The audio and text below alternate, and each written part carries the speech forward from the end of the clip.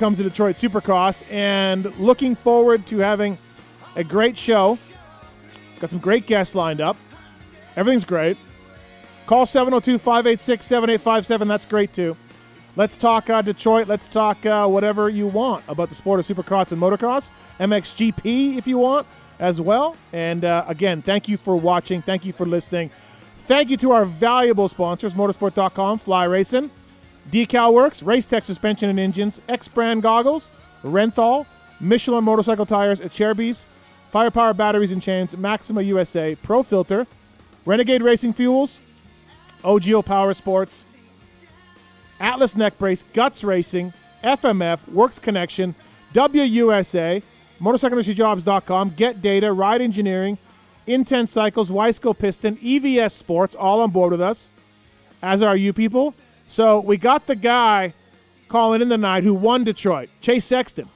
Factory Honda's own Chase Sexton. He's calling in tonight because he won the race. Second win of the year for Chase, and a long overdue win for Chase Sexton as well. He's calling in. And then we got the would-be winner of Detroit Supercross, Aaron Plessinger, an absolute gutted reaction afterwards from AP on a lap and a half away from winning his first 450 Supercross ever. We all saw that. We were all cheering because, yeah, it's Aaron Plessinger, man. He's calling in. Props to AP for calling in. Four-time Arena Cross champion Kyle Peters will call in as well. And we added Factory Honda manager Lars Lindstrom as well. We're going to call Lars later on in the show. His rider, Hunter Lawrence and Chase Sexton, winning both main events as well. So we'll talk to Lars about that and more. And, of course, Jason Thomas as well will be calling in, of course, from Fly Racing, flyracing.com. Don't forget, go through the PulpMXShow.com website to look for the codes to save on whether it's Wiseco, whether it's W, whether it's Works Connection, whether it's X-Brand Goggles, Maxima, all of that. Codes are there. You can save by PulpMXShow.com, use the codes, and support us. And we really appreciate that, people. That would be great. Yamaha LCQ Challenge. Top 17 from the LCQ points go to the race in Denver. We have a brand new YZ450 up for grabs for people for $30 raffle ticket. We got 19 other great prizes. All the money goes to the privateers. 17 racers out of the point standings, and then we're going to take 5 wild cards as well. So the tickets are available on my Instagram bio. They're available on PulpMX.com. Maybe win a dirt bike. If not, support some big privateers as well. So thank you to those guys for you people that buy those. It's great. So Amazon as well. If you're buying something from Amazon, go through the widget on PulpMX.com. That helps us out a ton. All right. In studio, for sure, a long overdue visit. You know him from Racer X. You know him from Keefer Inc. Testing. Kris Keefer, what's up, buddy? Packed house tonight. It's going to be fun. Love it. Welcome back to reality from Texas. Good God.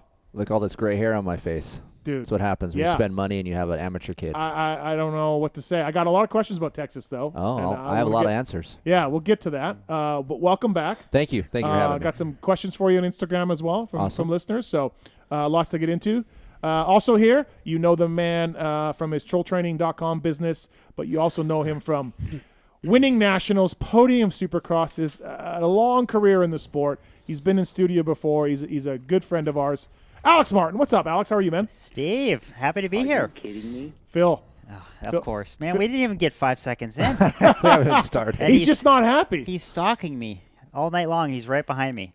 It's Alex terrible. is a liberal. It's terrible, isn't it? Oh, God, just hit the button one more time. Thanks for coming Alex is a liberal. Thanks for coming in. Thank you. Yeah, it's fun to be here. So you ran the LA Marathon yesterday. I did, yeah. Yeah. And my wife's like, did you run the whole time? That's what I asked him, too. Did you stop? She asked me after. She's like, what time are you doing it? I'm like, 2 hours, under 3, yeah. 2:59. Yeah. And she's like, so did you run the whole time? I'm like, oh, yeah. Yeah. Yeah. Good job. Congrats on that, man. Yeah. How do you feel? You feel all right after running it? Yeah. I was just talking to my brother about it. He's like, he was getting the race report as well. How do you feel? Yeah, and I'm like, honestly, my quads are wrecked. Yeah. They're absolutely destroyed. But there's been races, supercross and motocross races, where I think I've been more tired and more wrecked than a marathon. Yeah, right. So. Good to have you in. Thank you. We'll talk about trail training in a little bit as well. Also in studio, a longtime friend of mine and industry person, and sponsor of the show as well from WUSA. He's been in a few times now. It's been a while. John Anderson, what's up, John? How are you, man? I'm well, thank you. Thanks for having me in. Yeah, thank you. I'm stoked to be here with my friend Kris, and big fan of Alex here. Yeah. So I'm excited to be here. Thanks for having me. How's everything at WUSA? Everything's great. Yeah. Yep. Good. Yep. Everything's good. Look at his wife. He's fine. I was just gonna. I feel like We're you 6 minutes should have in. introduced Kristen and then John. That's what you should have did. That didn't take long. No, that didn't take long at all. All right. I mean, we had a great conversation before this started. Yeah. It was awesome. Yeah. Look, And it wasn't creepy at all. There was no That's creepiness. right. yeah. Well, we know about you and Kristen Anderson. All right, you've Kris, stated. There's nothing to be known. I just think she's very beautiful, and John is basement, and that's the end of it. That's it. No.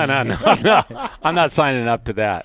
No, And- your and- and your listen, basement. Your basement. Kris, Sorry, I got man. to tell you, Yeah. Oh, no. Kristen was a little bummed she didn't get a kiss on the lips. I don't think she was. I think she was just fine. So Yeah, You can't do that, dude. That's I'm going to be in trouble on the way home. After dark already. That's a whole thing. Yeah.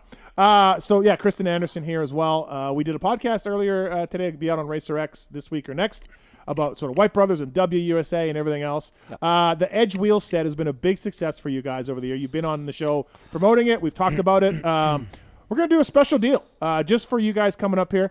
It is a $200 Edge wheel set discount.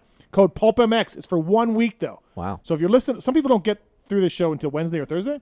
So if you're listening, 1 week, $200 off, an Edge wheel set from WUSA.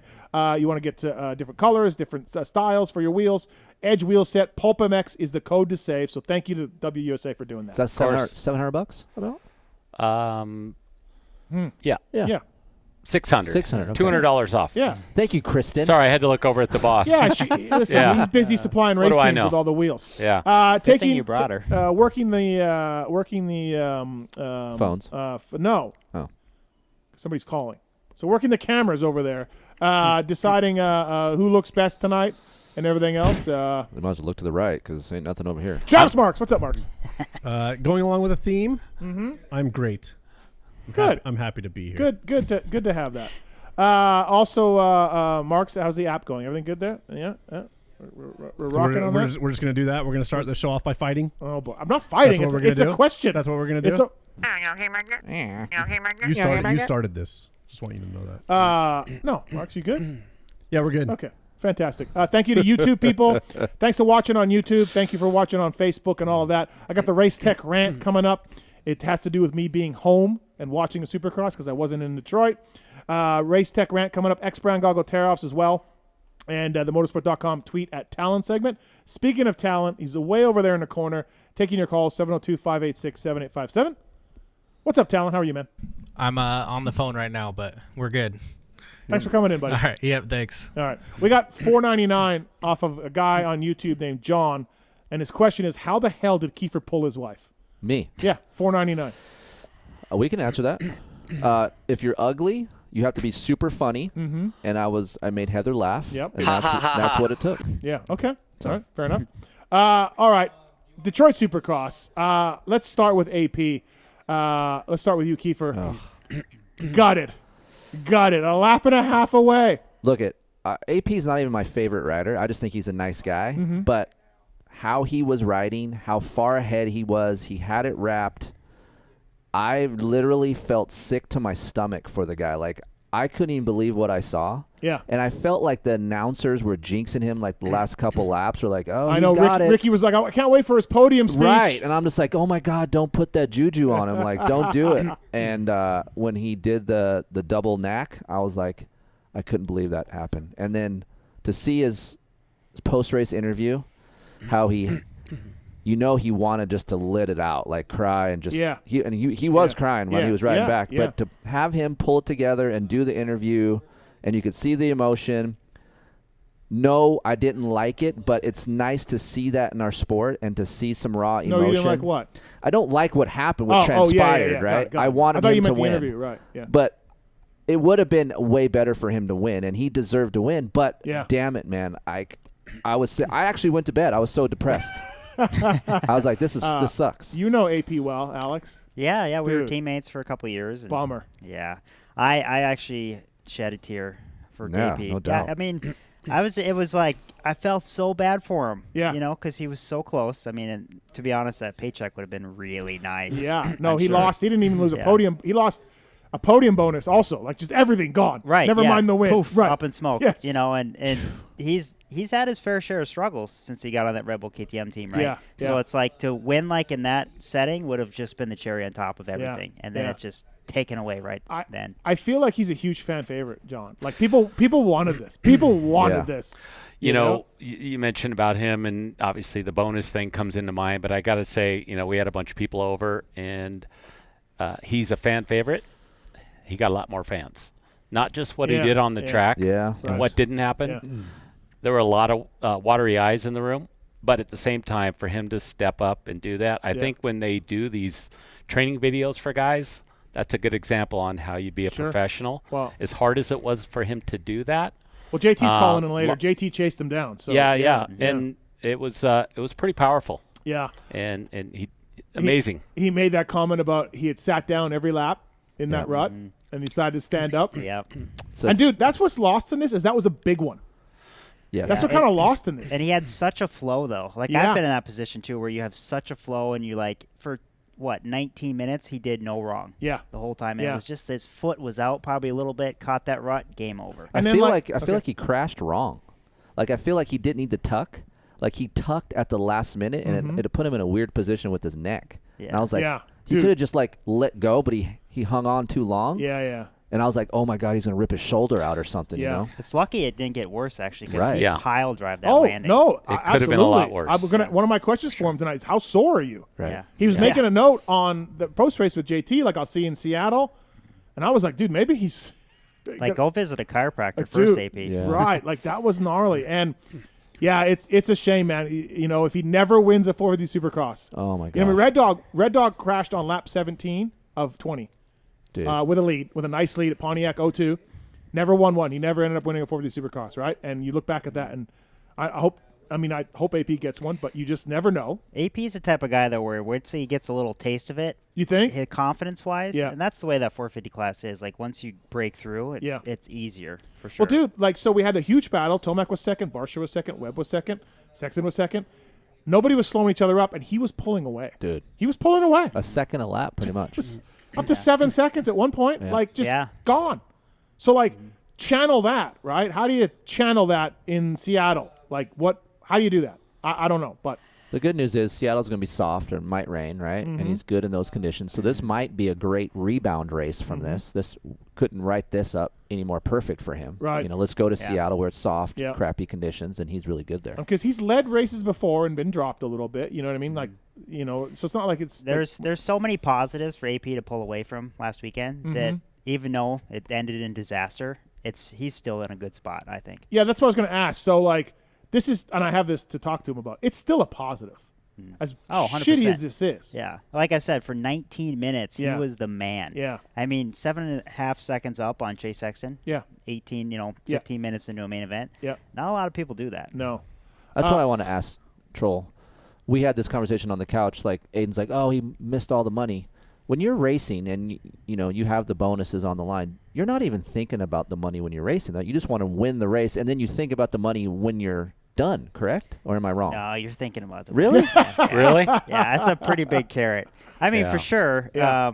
I mean, like when I first had my factory, I was Star in 2016, and I remember like leading Glen Helen, and I went 2-2 for the overall that day. But like that whole last lap, I'm like, oh my God, just keep it on two wheels. Thinking about that, like the check. Yeah. Wow. Was it is it $50,000 for a 250 motocross win or 100? Yeah. It's 50. Yeah. It's 100 for 450s generally speaking. So yeah. So I mean, you'd have to be kind of crazy not to think about it, Keefer. Yeah. But at the same time, you really try hard to get that out of your brain, But Yeah. it's like it's creeping in whether you like it or not. it's a big one for him. But on the flip side, a guy who has not had the brakes go his way and has had weirdo crashes is Chase Sexton, and then he benefits from it. Like he's probably not. He likes AP. Everybody likes AP, right? Yeah. There's nobody who doesn't like AP.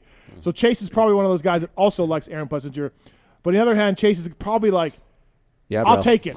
I'll take this because I know as he's going by AP, he's like, yep. Well, you saw him on TV. Chase was celebrating pretty hard after that one. Right. So good for Chase Sexton and Honda. Lars is coming on. Chase is coming on. Good job for those guys. The penalty, 7 points, puts them from a 10 back to 17 back. 10 is like, 17's a lot. Yeah. So I'm just curious why they give him a points penalty, but they don't move him back in a position or anything because they feel like maybe he didn't advance his spot anymore? Yeah, he didn't advance his spot. Okay. And so about 3 years ago, they revised the rule. They used to take positions away, but they revised the rule, and it's if you don't gain a spot, then you get docked however many seconds they think that positions, and then you get a 2-point. So they look at your infraction and be like, well, he would have lost this many points or he gained this many points on the time advantage, and then they give you a 2-point penalty. Okay. So whatever they determine by looking at the video, they time it, right? Then they go 2 more points out on top of that. Yeah. And one more thing I just wanted to mention. Like real Kenny quick. lost 5 Okay. a couple years ago. Yeah. So, yeah. And just not to backtrack here, but with Aaron, what do you guys think about? I mean, it was an amazing night. He was on his way to a win, right? He hasn't really done what maybe he wanted to do or the team wanted. Does this change anything for him moving forward with, a ride? I know it's one race, right? But I mean, the whole stadium they were on their feet, right? He's clearly a fan favorite, which from a sponsor's perspective, sometimes people like, that type of guy is more valuable than the guy winning the race. I think, now that I think KTM knows he was up there for that long. Here it is. Here's what I can do. Yeah. And everyone still loves me. Yeah. I think it's still a win-win for him moving forward. Yeah. Well, and how many podiums does AP have on the season? Is it one or two? One and then 2 career. Yeah. Okay. Yeah. So, I mean, even that podium he had in Tampa, I think he shared with Cooper Webb. 3 career. 3 career 450 Supercross podiums. I think he's in a much better spot this year, just going forward for his career. I think so too. Well, first of all, he's not been injured, and he's been injured every year so far on the 450 class. So that's a positive. He's made 10 races, and it's a positive. So, I still, the silly season's crazy because everyone's up. But besides like Craig and Adam, and maybe Mookie. I'm not sure. I think he got. I don't know if he got re-signed. I heard he did. Oh, you did? Yeah. Oh. But so who knows, right? Yeah. If Sexton's going there, which is what we think, then Webb wins. They're not going to let Webb go, and maybe Webb resigns, and then do they have room for Aaron, and who knows? And then, or do they bump Aaron to gas, and Barsha hasn't?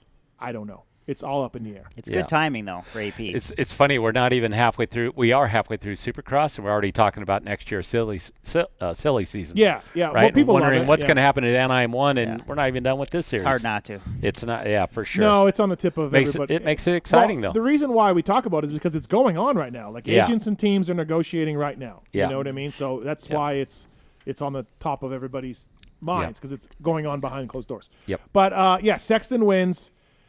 AP goes 1st to 13th. Coop gets 2nd.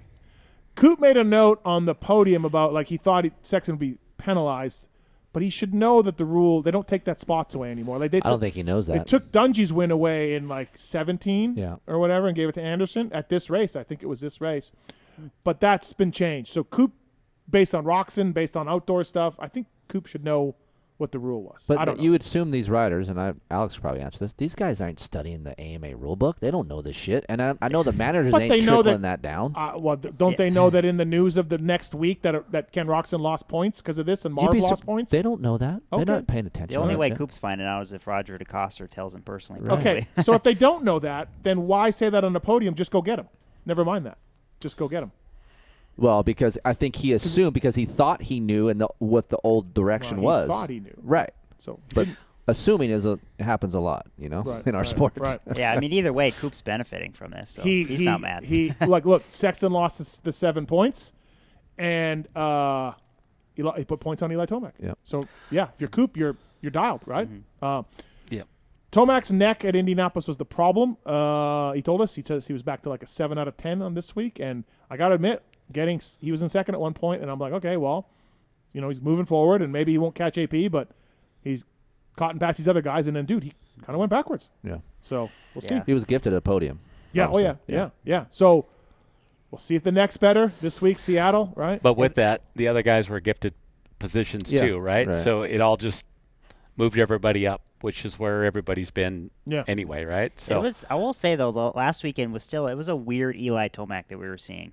Like 5 minutes into the main event, where he was kind of a pinball between Barsha and Kenny, Webb and I'm like, and he was kind of going backwards. Like I think he got passed twice in 2 straightaways. Yeah, I was like, this is not your normal Eli. No, that's what I mean. So, like, we'll give him the benefit of the doubt. The neck was bugging him. Do you remember a few years ago when we used to talk about on the show about how Eli was good and all of a sudden he was 8th? Yes. The old Eli. Yeah. That's old Eli. Well, it has been. Right. Yes. I mean, he told us the neck was a problem. So, we got to give him a bit of benefit of the doubt. But I even think he said he was all good in the pre-race interviews. I'm all good. I'm ready. And then still wasn't the same guy we saw him this year. Yeah. Yeah, I definitely don't think by any means like you're hitting the panic button on Eli. No. No, we're not. But he's only won 2 out of the last 8 races. He has had some rides at Tampa and at Indy that you didn't know what's going on. He's clearly not faster than Sexton. Sexton is the fastest guy. And now Webb has passed him a couple times. Just Eli getting passed is weird. In your eyes. Barsha passing him? I mean, he got him back, but it is weird, yeah. Absolutely. That doesn't happen. Yeah. If right now, who you calling for the championship between the 3 guys? Well, I've been calling Eli all year. I got to stick with that. See, maybe, I agree. You know, that last year of Dunge's title, he gamed that one. Dunge won 2 races, really consistent. You know, he wasn't the fastest guy, but he made it work. Maybe that's what Tomac's going to do. Like, no more balls out Eli speed. He's going to game this thing, count on mistakes, and take a title. Who do you got, Alex? I'm kind of curious. The position that Cooper's in right now, has he ever lost a title in this position where he catches fire halfway through? Has he ever thrown it away? Because this is a really dangerous Cooper Webb we're seeing right now. And what's crazy to me is when you watch him ride, he doesn't look like he's going to win or he's going to podium. He never looks that. Coop? Oh, yeah. No. He's just. Like, I think at Tampa, we've seen a different Cooper Webb since Tampa. Yeah. I mean, it's scary. Like, the way he was able to track down Chase or, like, catch Chase, right? Mm-hmm. In the later ends, like, even James Stewart on the broadcast was like, no way Cooper's going to catch Chase Sexton right now. And he managed to, like, reel Chase in. And, like, we all know how fast Chase is. Yeah. And the fact that Cooper was able to do that, I was like, okay, things are changing right now. Yeah. It would be interesting to go back because what's happened is when Coops won those 2 titles, Eli's had off years. We've never seen sort of both guys at the peak of their powers going at it, right? And then when Webb had the number 1 plate, he went out with injury and Tomac cruised. And then when Webb won the title the first time, Tomac wasn't. He had a couple of issues and whatever. So, and then when Tomac won the title, Webb got hurt. So we've never seen these guys at peak powers this late in the year, you know? But I think with Eli, right, did anyone really – he might have said he was okay, but do you think he's really going to say – that he's not okay? Yeah. And at the end of the day, he might have struggled 2 races in a row. He's 3 points down. Yeah, he'll take that. Yeah. So panic button, which Alex said, don't hit it. I'd be 3 points. What's that? I'm still on board with him too. Yeah.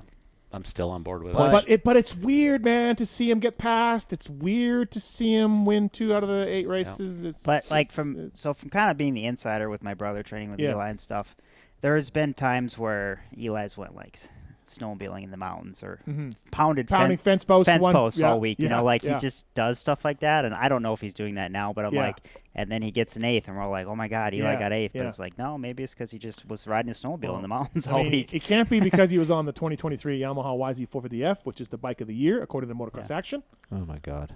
I rode it yesterday. It's so good, dude. Oh, you rode? I rode. Thanks to Jason at Western. Did my nudge help you ride, or are you riding already? Dude. No, I was riding already. Oh, okay. Well, I got a text saying, hey, private ride day track's going to be prepped. So that helps. Do you want in? I'm like, yeah. Right. So. Congratulations on riding, though. You're going to need it for live swap. So. It's a great bike. Yeah. Dirt was good. Oh, yeah, I bet. Dirt was good. So it rained a lot up? Yeah, it rained out there. Awesome.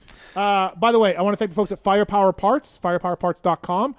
Dino and Max Dancy didn't have great weekends over there, but Firepower Parts Honda have been doing really well for the most part.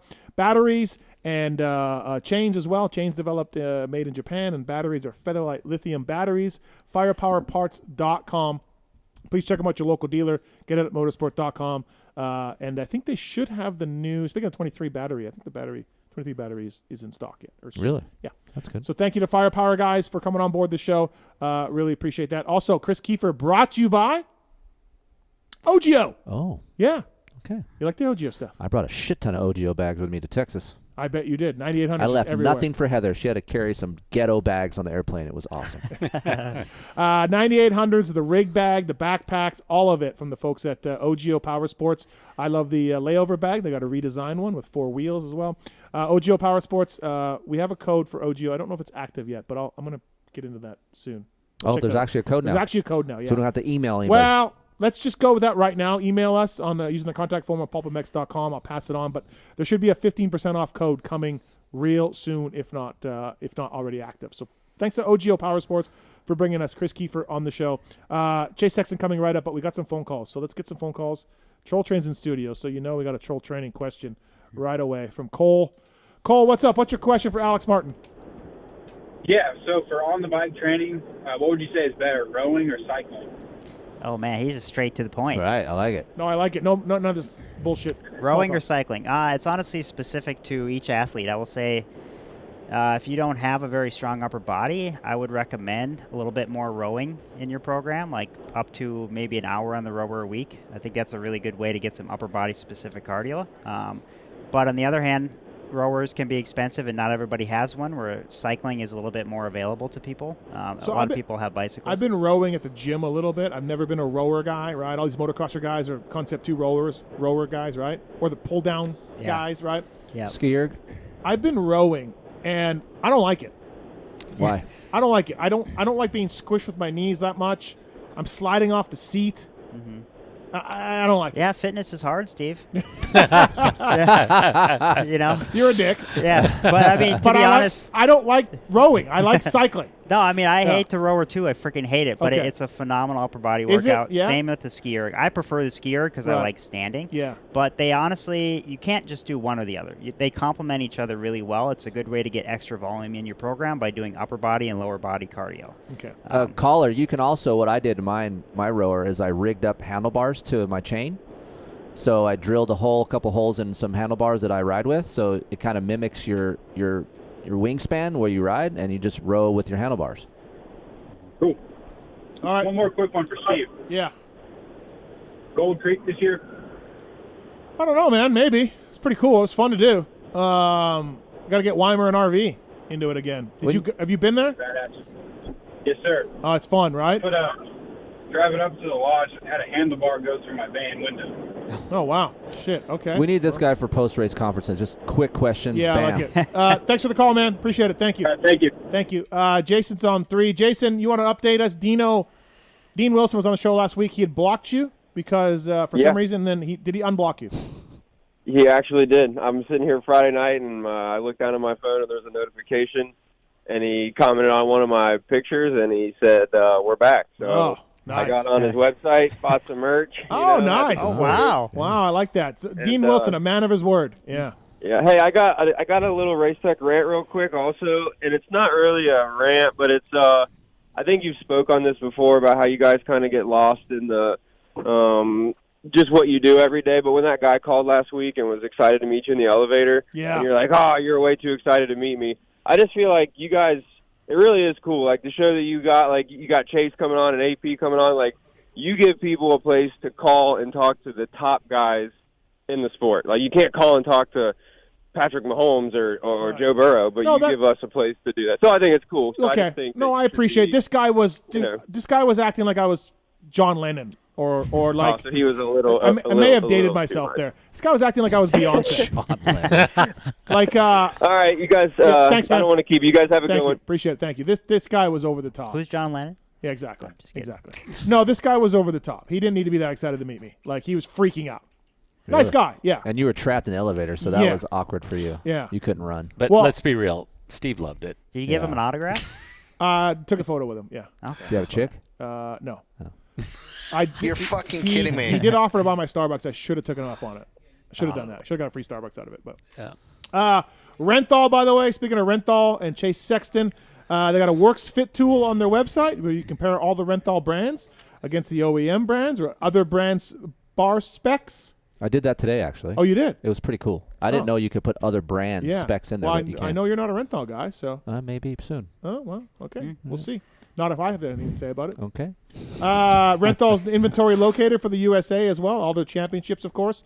The winning brand and manufacturing design for the last half-century, Renthal continues to lead the world at the very top level of the sport, amassing more championship titles than all the other brands combined. Mountain bike stuff as well, John. So mountain bike stems and bars. What Renthal bend are you, Troll? 999.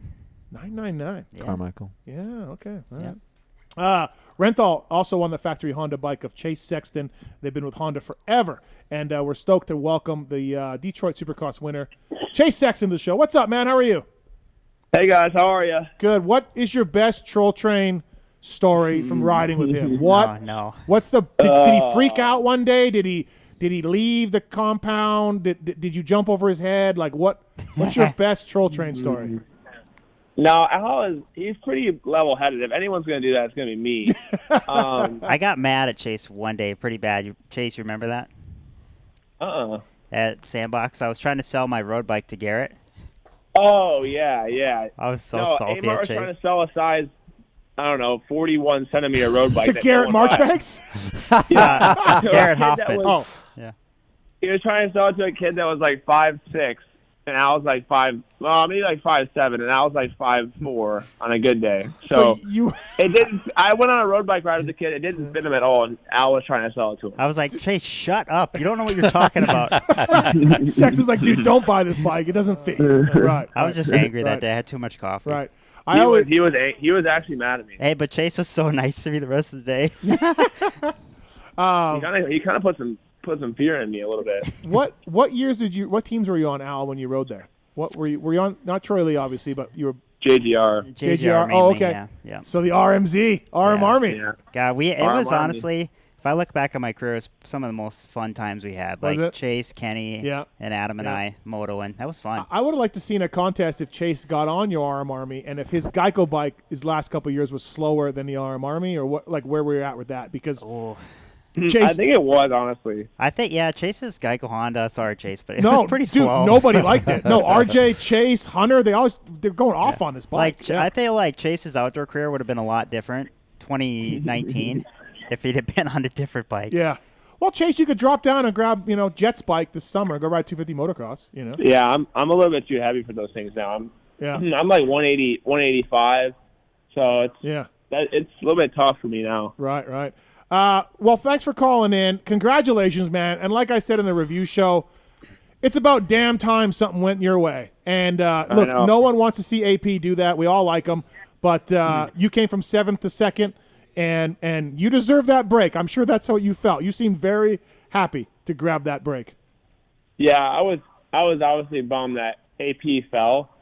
But after, I was obviously I was happy that I won, but I was happy with how I rode. Especially after the last couple of weeks has been rough, and honestly, that main event, I finally felt like I was riding how I do in practice during motos. So I don't know. I had that one section on the track where I was faster than everybody, and I kind of just kept passing guys there. And I don't know. I felt I was really happy because I passed the guys that I needed to pass that I'm racing the championship for, which is obviously key. But I don't know. For me, it was about time that I had a good race. It's been a while since I've been. I guess Arlington was pretty good, but really since Tampa, honestly. So I was pumped, and honestly, my whole game plan was just to see if I could get close enough to Aaron, just because it was like his first. It would have been his first win, and I know I've been in that position a lot of times. And when guys get close to you, it just makes you a little bit uncomfortable. And for me, at least in my experience, like Minneapolis last year, Jason was just close enough where you have to keep pushing, and it's late in the race and stuff can't happen. So, like I said, I was bummed to see him crash, and obviously I knew how that felt because I've been in that position multiple times. No, for sure. We were talking about that. But Alex told us on the last lap, you guys are thinking about your win bonus. So there is that. There is that going through your mind also, right? For me, I just want to win. I just want to win races just for my own. I guess I put myself through hell pretty much going through boot camp and all this preparation. For you to go out there and not perform where you should be is the hardest part. So when you win, it's more of like just giving yourself that present that you put yourself through. I guess all Chase has won a lot of races, so he's not even thinking about the money anymore. Right. So Chase, when you're on your last lap and you have let's say you have a big lead, do you even think about your win bonus, or you just think about it after the checkered flag? After the checkered flag, I've told. I don't know. I don't know if it's just. I mean, a lot of people obviously the money is a driving factor because obviously we got to get paid to live, and I mean it's not easy. It's not a cheap lifestyle to live. So, but for me, I don't know. It really just makes me happy winning. Like that's right. I mean, like I said, I put myself through a lot of crap to not win. So, and that's where I expect myself to be. So it's more just makes me happy that I can go out there and perform and win. Mm-hmm. So, I mean, after the race, you obviously think about that, but it's after the fact of crossing the finish line. Yeah, for sure. I've said this publicly. I've given you a lot of props. I've been covering the sport a long time, and I was in it as a mechanic as well for a long time. I've been covering the sport for a long time. I give you props publicly here. I've done it publicly, but to you on how you've been handling some of these failures. And you've been out front. You've been talking to the media. You've been discussing it. There's no locking yourself in the Honda truck or telling everybody to beat it. Yeah, I give you lots of props because a lot of riders, just like in your position, have just been so frustrated that they don't want to talk to anybody, they don't want to deal with anybody, or there's excuses or all of that stuff. And I can't say enough, Chase. I have so much respect for the way you've been handling the mistakes and the issues and the things that would drive other people insane. So props to you, man. Seriously, I think that's been really classy of you to be the way that you are. Yeah, I appreciate that. I mean, for me, like, I don't know, because you never really know what people are going through, especially when you have hard times. And I think, like, for me, if I can go out there and kind of at least to give some people some insight and not obviously have that never give up attitude is the main thing, because it's so easy to, when you're down, to kind of like feel bad for yourself and have like self-pity and whatnot, but it's never the answer. And for me, I just knew that if I can keep in my same routine and keep working hard, that you can get through it. And that's kind of where my mindset was the whole time, to kind of be up front and then kind of take people through the journey. Because I said, you got to enjoy the process more than the destination. So it's always ongoing. Just because I won this weekend doesn't mean it's not going to be a challenge, but I appreciate that though. And it's been a little bit frustrating the last couple of races. Oh but yeah. Like I said, you got to keep your head down and keep working. Listen, dude, back in the day, if Stu didn't win, you weren't getting any words from Stu. You were not seeing Stu. There was no comment from Stu. Chad was not going to come around. Chad also was not coming around. Even Eli, honestly. Yeah, Eli too. Eli's been better, but Cowie years, Eli was not. He's told me I'm not talking tonight, and I respect that. That's his right. I've never been mad at that. He comes up and says it. At least you get a straight answer. Yeah. But again, you've never said that I know, Chase. You've been like, yep, I'll talk to you. I'll do another interview. I'll give you guys another interview about why I threw this race away. Here I go. You know what I mean? So it ain't easy every single time. Yeah, it ain't easy. You know how they say shit flows downhill, right? So I guess for me, I would like to know who is the person or people that gets the shit first when you get back to the van. Who is the guy or the woman that is there for you, like, and has to deal with you for the rest of the week? Because look, let's face it, like, people had 9 to 5 jobs. They have a bad day. They can kind of mask it at work. You guys can't really do that. If you're having a bad day, it kind of hurts you. So who are the people that you kind of unleash on all that on? Well, yeah, Al knows my dad and I have a very close relationship, and he's been there through my amateurs and every pro race I've been to. So it's really just like it's him, because he's the one at the races, and then if I'm not happy with the bike, it's the team that's gonna hear a little bit of negativity. But one thing I've been better with this year is just not blaming the bike. There is obviously things that I've complained about, but it's the bike that I'm riding, and I know I can ride it good enough to win. So it's really my dad. I try not to take it out on people though. I kind of I try and put it back on myself and because like you said, you can't really on race day you can't explode. You have to be able to manage whether it's a bad practice, bad heat race, bad main event. You have to be able to kind of take that in and not let not let the bads get too bad and not let the highs get too high. You kind of have to stay somewhat in the middle, and that's something I've been working on a lot. Do you realize how many Hondas you sell? Because look, let's face it, I watch you ride a dirt bike, and I'm like, fuck it, I'm going to go buy a Honda because that's how I'm going to ride when I buy a Honda. And there's so many people that I meet, they watch Chase ride, and the bike looks amazing. He looks amazing. And then, we hear, obviously, hey, the bike wasn't how I wanted it. I need to do this. But it looks unbelievable. So are you aware of, like, how much you influence other people to buy a Honda? I mean, seriously. Yeah, I mean, that's that's kind of my goal. I want to obviously to sell bikes, but I want to kind of lead by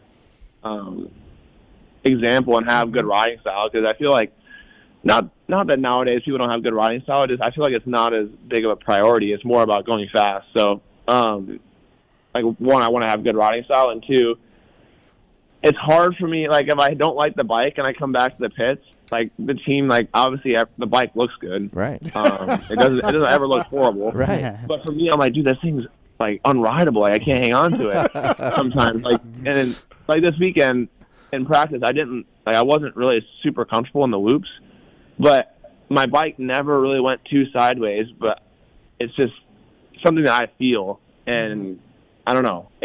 I've always been told, too, I never look like I'm trying, and that's kind of frustrating as well, because sometimes I look like a vet rider. Not anything against vet riders, but you definitely do not look like a vet rider. Yeah, you don't look like a vet rider. Troll, Troll, you rode with Chase all the time. Why don't you just ride like him? Why don't you just watch him and be like, yeah, I can do that? Slower's faster. Yeah, Chase made me feel like an old man a lot of times in Florida. I mean, there was times, like, I was watching him in 2019, and I'm just like, because I would, actually, I'll never forget, like, we trained in 2019 off-season all together. Yeah. Went to East Coast, and, like, I got fourth, he got fifth. He was faster than me, but, like, he crashed, like, 2 times in the main event, and I'm like, yeah, like, No, Al took me out in the main event. Did I take you out? Oh, remember good. you missed that rhythm section. You didn't take me out, but you missed that rhythm, and you came to a stop, so I hit your rear tire and fell. He was going so much faster than me, and I just moved over on him. Like the Autobahn. Yeah. He just came up on you like an Autobahn. But I remember after that race, I'm like, oh, yeah, that's right, Chase. Like, who's daddy? Yeah, yeah. And then he ended up winning the title that year. Right. Al was the king of, like, he'd be like 3 seconds slower than me in practice, and then come out in the races and be a lot closer. But that was when, like, Chase first started coming into his own, you know. And it's hard being the older guy then, because it's like you don't know Chase Sexton like he is today. You know, it's a different Chase. Like, back then, he's just like this little kid that, annoys you. Right. You know? Well, I was a punk. we had Christian on the show a little while ago, and obviously, were you here for that one? No. Oh, but I know where you're going. Yeah, like Christian mentored Chase a little bit and helped him, and you lived with him, right, Chase, for a little bit and all that. And, I lived with him. And with him and Jeff at one point. We were telling Christian, what's that like now, man? Way to go, dude. Him and I had some. I went and rode with. Well, obviously I stayed with Christian for a while, and dude, we had some times at the track where him and I wanted to, like, go to blows, and then it just, like, back then I wasn't a punk, but I was super competitive, so, like, I don't know, I get in a bad attitude if Christian was faster than me, and it just would boil over not very well. But then I went and rode at A-Mart and J-Mart at, what was that, Al? Were you there when I came to Minnesota that one time? Yeah, I remember actually Chase was riding around with me in the water truck as I was prepping the track like the day before. Oh, really? Yeah, just like a little kid. Yeah. Yeah, I think it was 2015. Lake City. Yep. Who was J-Mart riding with you guys, and then he left because Sandbox was too smooth? He was all mad? I wasn't there, but maybe Chase was. Yeah. I'll never forget the turn track at one day I have, like, stuck in my head about Jeremy is he cycled to the track, which is like an hour, and we're all riding this outdoor track that's, like, super sick, like, prepped all nice, and he goes and the turn track is hammered, like, sketchy, super rough, And he just does 340s on the turn track and then rides his bicycle home. Yeah, I remember getting the phone call that afternoon. Yeah. He's like, "Oh, they prepped the whole frickin' track. There wasn't a single bump on it." Yeah. So he's like, "Fuck it, I just rode the corner track." Yeah. 340s. Yeah, he told me, I left. I said, "You're still at Sandbox?" I left there. Those guys, they prepped the track too much, too smooth. And I'm like, Jesus, J-Mark, calm down. Like, go ahead, John. Hey, Chase, this is John from W. Hey, I can also say that not only do you sell a lot of Hondas, you sell a lot of gear because thanks to you, my teenage son has a couple sets of Alpine Star gear. Yeah. Oh, okay. So I just wanted to let you know that. Right. So job well done. But a question I had Thank for you. you was kind of away from the bike. My kids follow your vlogs that you do. I have teenagers, and they've showed me, and I'm a little older to be watching a lot of vlogs, but I watch it. One thing I notice, right, in your day-to-day, what you wear, right, and where I'm going with this is when you roll up on race day and you're kind of stylish in your dress and all that. I was just curious, is that something that is inspired or brought on by you and your management, or is that like inspired by Formula One? Because if you ever watch those guys or stick and ball sports, how they're all kind of dressed real nice, whatever. Is that just something that's fun for you, or where do you get that from? I would say, I mean, it is like obviously the team around me. I just want to be as professional as I possibly can, and part of the reason I do it is to not elevate the sport, but try and, I guess, have a little bit lead by example, just not taking it and wearing the same thing every day. Because you say, like you said, F1 and all those guys, they all have their own personalities, and I think for me, it's just something I do like to do, and also just kind of trying to not look professional, but bring a little bit more personality into the sport and something that I can control. It's not like someone's telling me what I have to wear. So it's fun, and just trying to have a little bit more personality. Well, it's really cool. So you're doing Even very I well. going to match one of these times. Yeah, we're going to do a collab, Chase and I. We're just trying to work out the details, but it's coming. Yeah. And then coming. honestly, you guys be the judge on who looks better. I know I will, but you guys can vote. We'll see. But Steve, I was almost thinking that we should do, like, I should almost wear what you wear. Yeah. A hoodie, shorts, and cargo shorts. Well, Chase, let me tell you, I'll be at Atlanta, and Steve won't be there, and I'll be dressed up as Steve, so you'll know exactly what he looks like. Yeah, there we go. It's already in the works. Hold a Chase. Starbucks cup, and then just walk around, bugging riders. That's really the most fun. Just bugging the shit out of riders. Hey, But so I got a question for you, Chase. Round 10, you just won.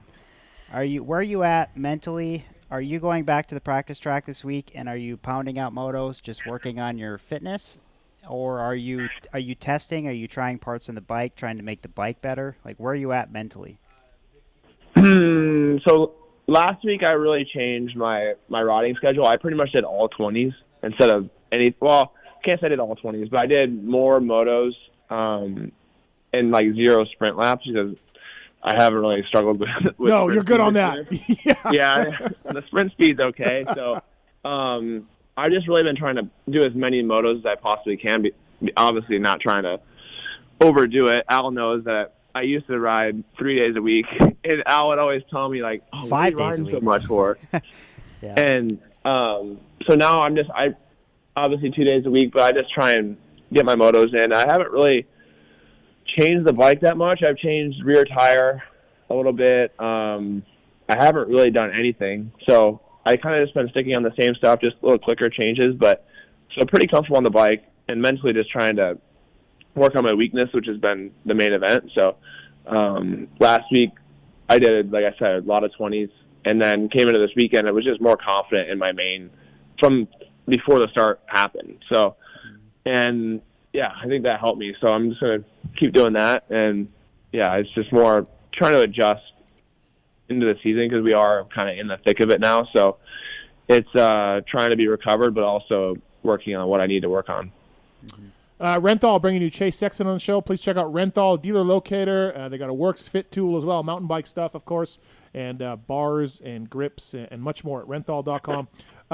Check it out. So yeah, going to Seattle. Going to be Indy-like, right? Soft and ruddy and all of that. How do you feel about that? Yeah, I like Seattle. I mean, I've only raced it twice. I raced it in 2018. It was a mud race. AP actually won it, and I got second. That was my rookie year. So I raced it then, and then I got last year I crashed in practice and didn't race the night show. So yeah. Oh, that was a the track bad crash. That was a big one. Yeah, that was. Yeah.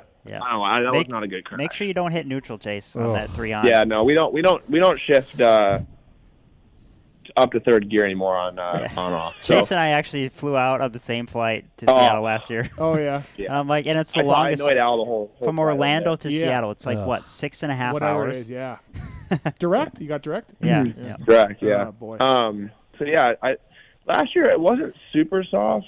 I guess it really just depends how much rain they get, but I don't know. I'm looking forward to it. I like the outdoor stadiums. I do like for some reason, but I don't know. Yeah, I'm looking forward to it, and then obviously have a break after that, and then all the tracks from here on out, the dirt and everything should be good. So yeah, I'm trying to make up for the points I actually lost this weekend. So. Oh yeah, I was going to ask you about that. Oh, easy. How did you feel about that? Like, it's in the rule book. We've seen Kenny, Marv. 7 is a lot. It takes you from 10 to 17 down, which is gnarly. But I mean, I like it being somewhat of a rule, and like everybody behind you rolled it. So 7 is a lot, but I understand them doing it. Yeah, I mean, I don't know. For me, it was hard. I don't know, it's just hard because I came out of the corner. First, I rolled the first jump where Dean was down at. Yep. And I saw the flag. I didn't see the lights. And then I saw Dean rolling off the track, and I was almost looking at him. Oh. And then I obviously was going up the jump at that point, and I was pretty much committed. And I saw the light as I was like going up the thing. I'm like, I can't really shut off now. So I jumped it.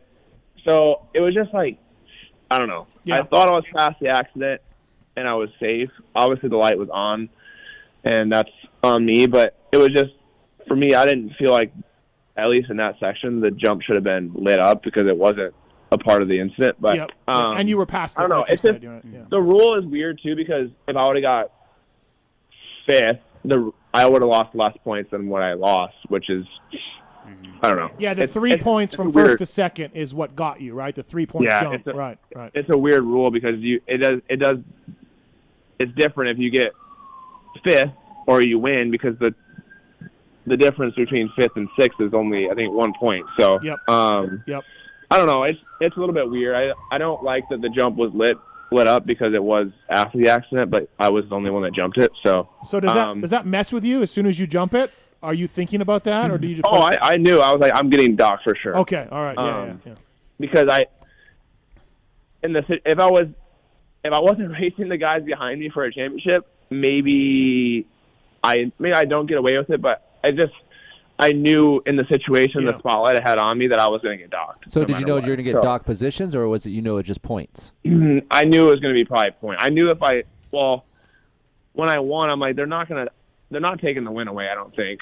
Right, they did, but they changed but. that. Yeah, they did. Remember, Dunge lost his win years ago in Detroit. Yeah. They fixed that. Yeah, they don't do that anymore. So yeah, I don't know. I've had a little bit of a rough go at it with lights. Because last year I got docked 1 point at Thunder Valley when there was nobody even down, but there's a light on that you couldn't see. Yeah. So I don't know. It's just the lights. I don't really like the lights because they're on the side of the jump, and with a flag you can see it because it's waving. But the lights are a little bit. I'm just not super used to them because growing up I'm always used to flags. Well, and also, like you said, if Cartwright jumps by Freddie Noren in that same situation, probably nothing happens.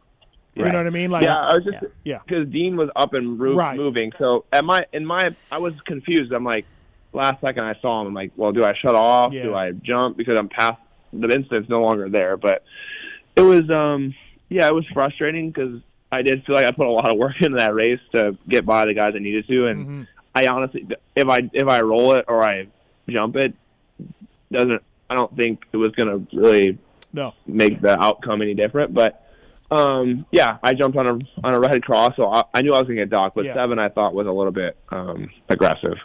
Well, and especially because you weren't, in my mind, I actually was talking with Phil about this at length yesterday, and you weren't endangering Dean. No. With that. And like as riders, like I can relate, like it's hard to see those lights. You can see a yellow flag, no problem. Cross flag, no problem. But a light. Yeah, because I believe they were flagging the first jump. Yep. But they weren't flagging the big double. So I actually saw the flag on the first jump, which I obviously knew to roll. And then, like I said, as you're growing up, you always, after you clear an incident, it's usually, it's all good. Right. And I cleared the incident. And like I said, everyone rolled it, which if everyone would have jumped it, it probably wouldn't have made a difference. But, or it would have been probably not as harsh, but I was the only one that jumped and I did gain an advantage. So, but my point is, like, the whole point of these flags is to protect riders, right? And like you were already past that, like you weren't endangering Dean at all, So it's like the light shouldn't even have been on. I've seen it where the light's on for a guy and he rolls it, and then the light goes off, and people behind him air it out, and now you're like, wait, like how do you do that? Like that's a 2-second advantage or whatever, not never for the lead, but. It's a touchy subject. I can see both ways. Dino was up, but he was backwards for some reason. So I think Dean actually rolled around the back to the chicane and rolled through his own red cross. So, poor Dean. It's crazy. Yeah. I don't know. I from what I've heard, I heard that I think people were telling them to turn the big double off the lights, but they obviously had them on. Yeah. So. Yeah. Whatever. Yep. It's over now, and I got to deal with it. So just got to win more races at this point. There you go. Yeah. So did someone protest you, Chase, no, or they just penalized? So was it reviewed by their 3-person panel? Yeah, I mean, I think I was going to get protested if they didn't say anything. Right. So, Ricky and Daniel didn't pick up on it, but watching it from home, which I was like, oh. That's not good. Yeah. No, I knew it as soon as I jumped. I'm like, I'm getting protested. I'm not getting protested. I'm getting docked. Probably most likely. So I spent some time with Trey not too long ago, and about a week, and he's a really good test rider. So I just want to know how much input and how much do you guys owe your setting that it obviously is getting better because it looks amazing on TV. How much is he a part of the process for you? Yeah, he's it's cool because honestly, like it's tough because he does do a lot of like R&D testing for like the stock bike. I feel like he almost does more of that like development for the new bikes coming out than he obviously does tests for us, but this year I think he was hurt for a little bit of time because I think he crashed and hurt his arm. He broke his wrist. So this year, not as much, but in the past, he definitely was big on like not so much suspension, but like chassis stuff. Whether it's clamps, all that hard part stuff.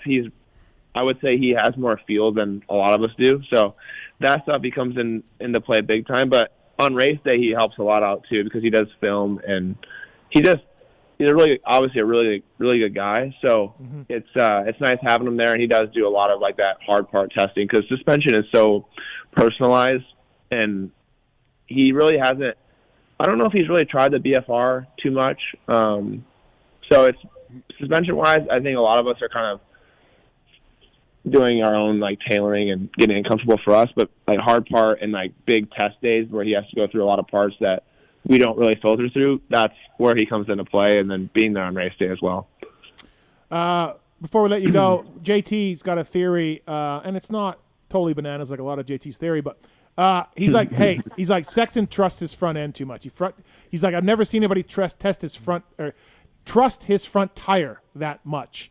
So do you find yourself with air pressure and fork springs and preload and all that kind of stuff fixing that, or is that an issue? Do you think that you've had that issue, or do you agree?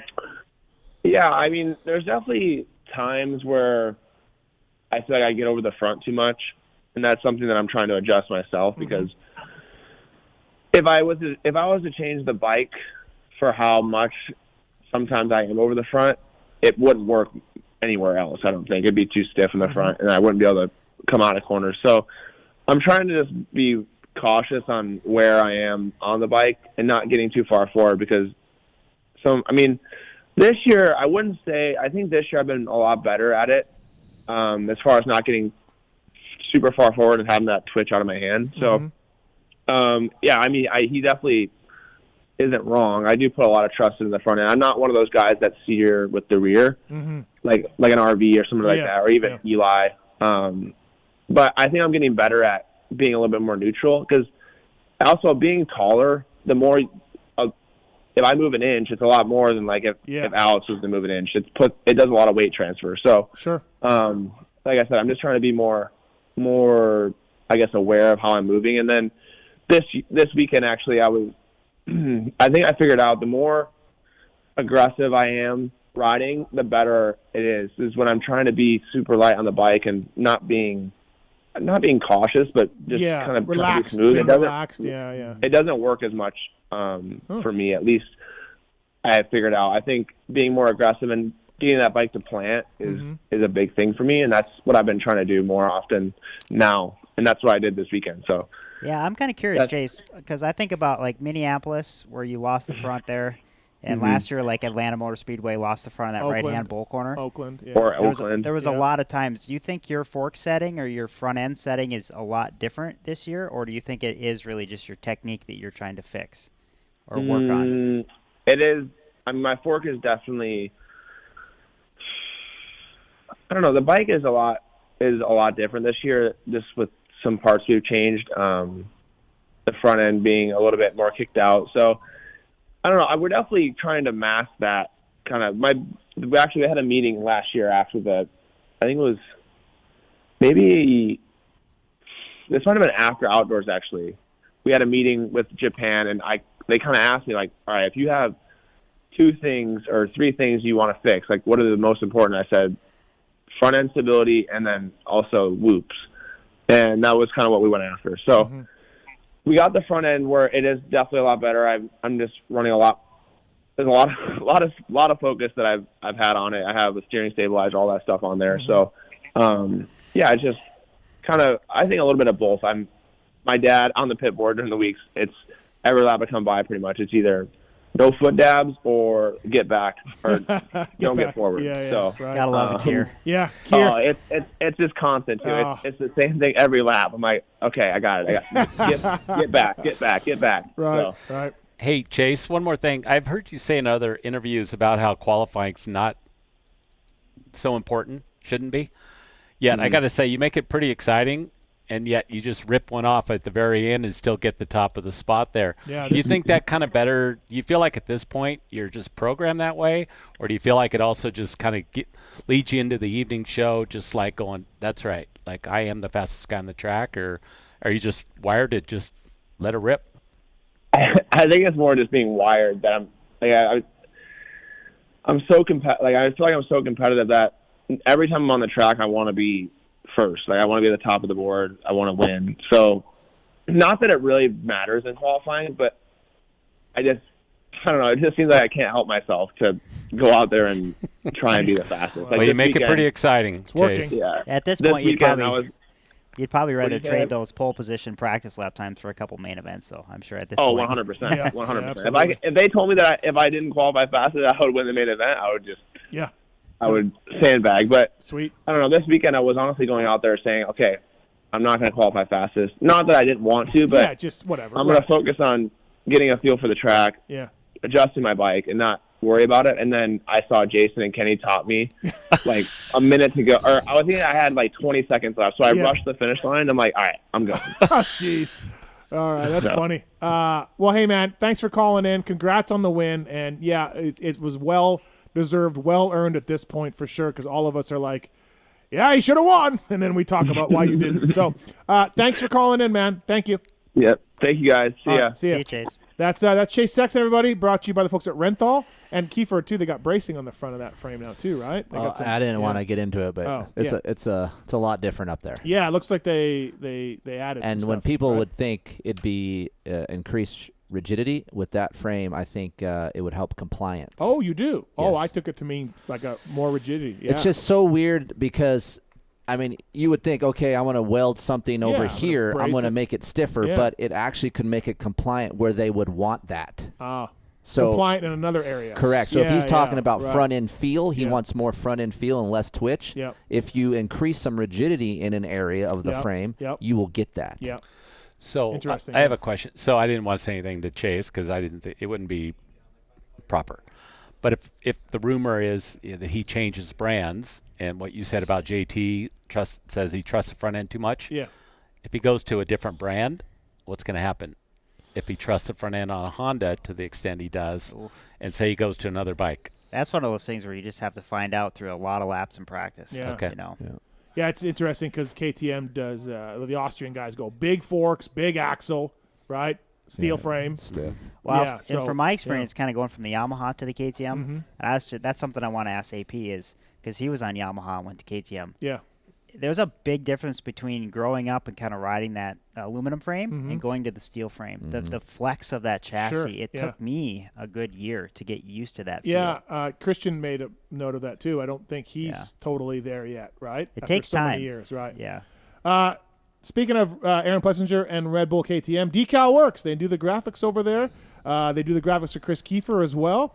Decal Works' mission is to cater to those who love to ride, upholding the true definition of quality, service, and knowledge. From beginners like myself to vets like Kris Keefer to guys like Aaron Plessinger, Decal Works has you covered. DecalMX.com, promo code PulpMX23 to get 20% off your custom graphics. Bringing you our story from Detroit.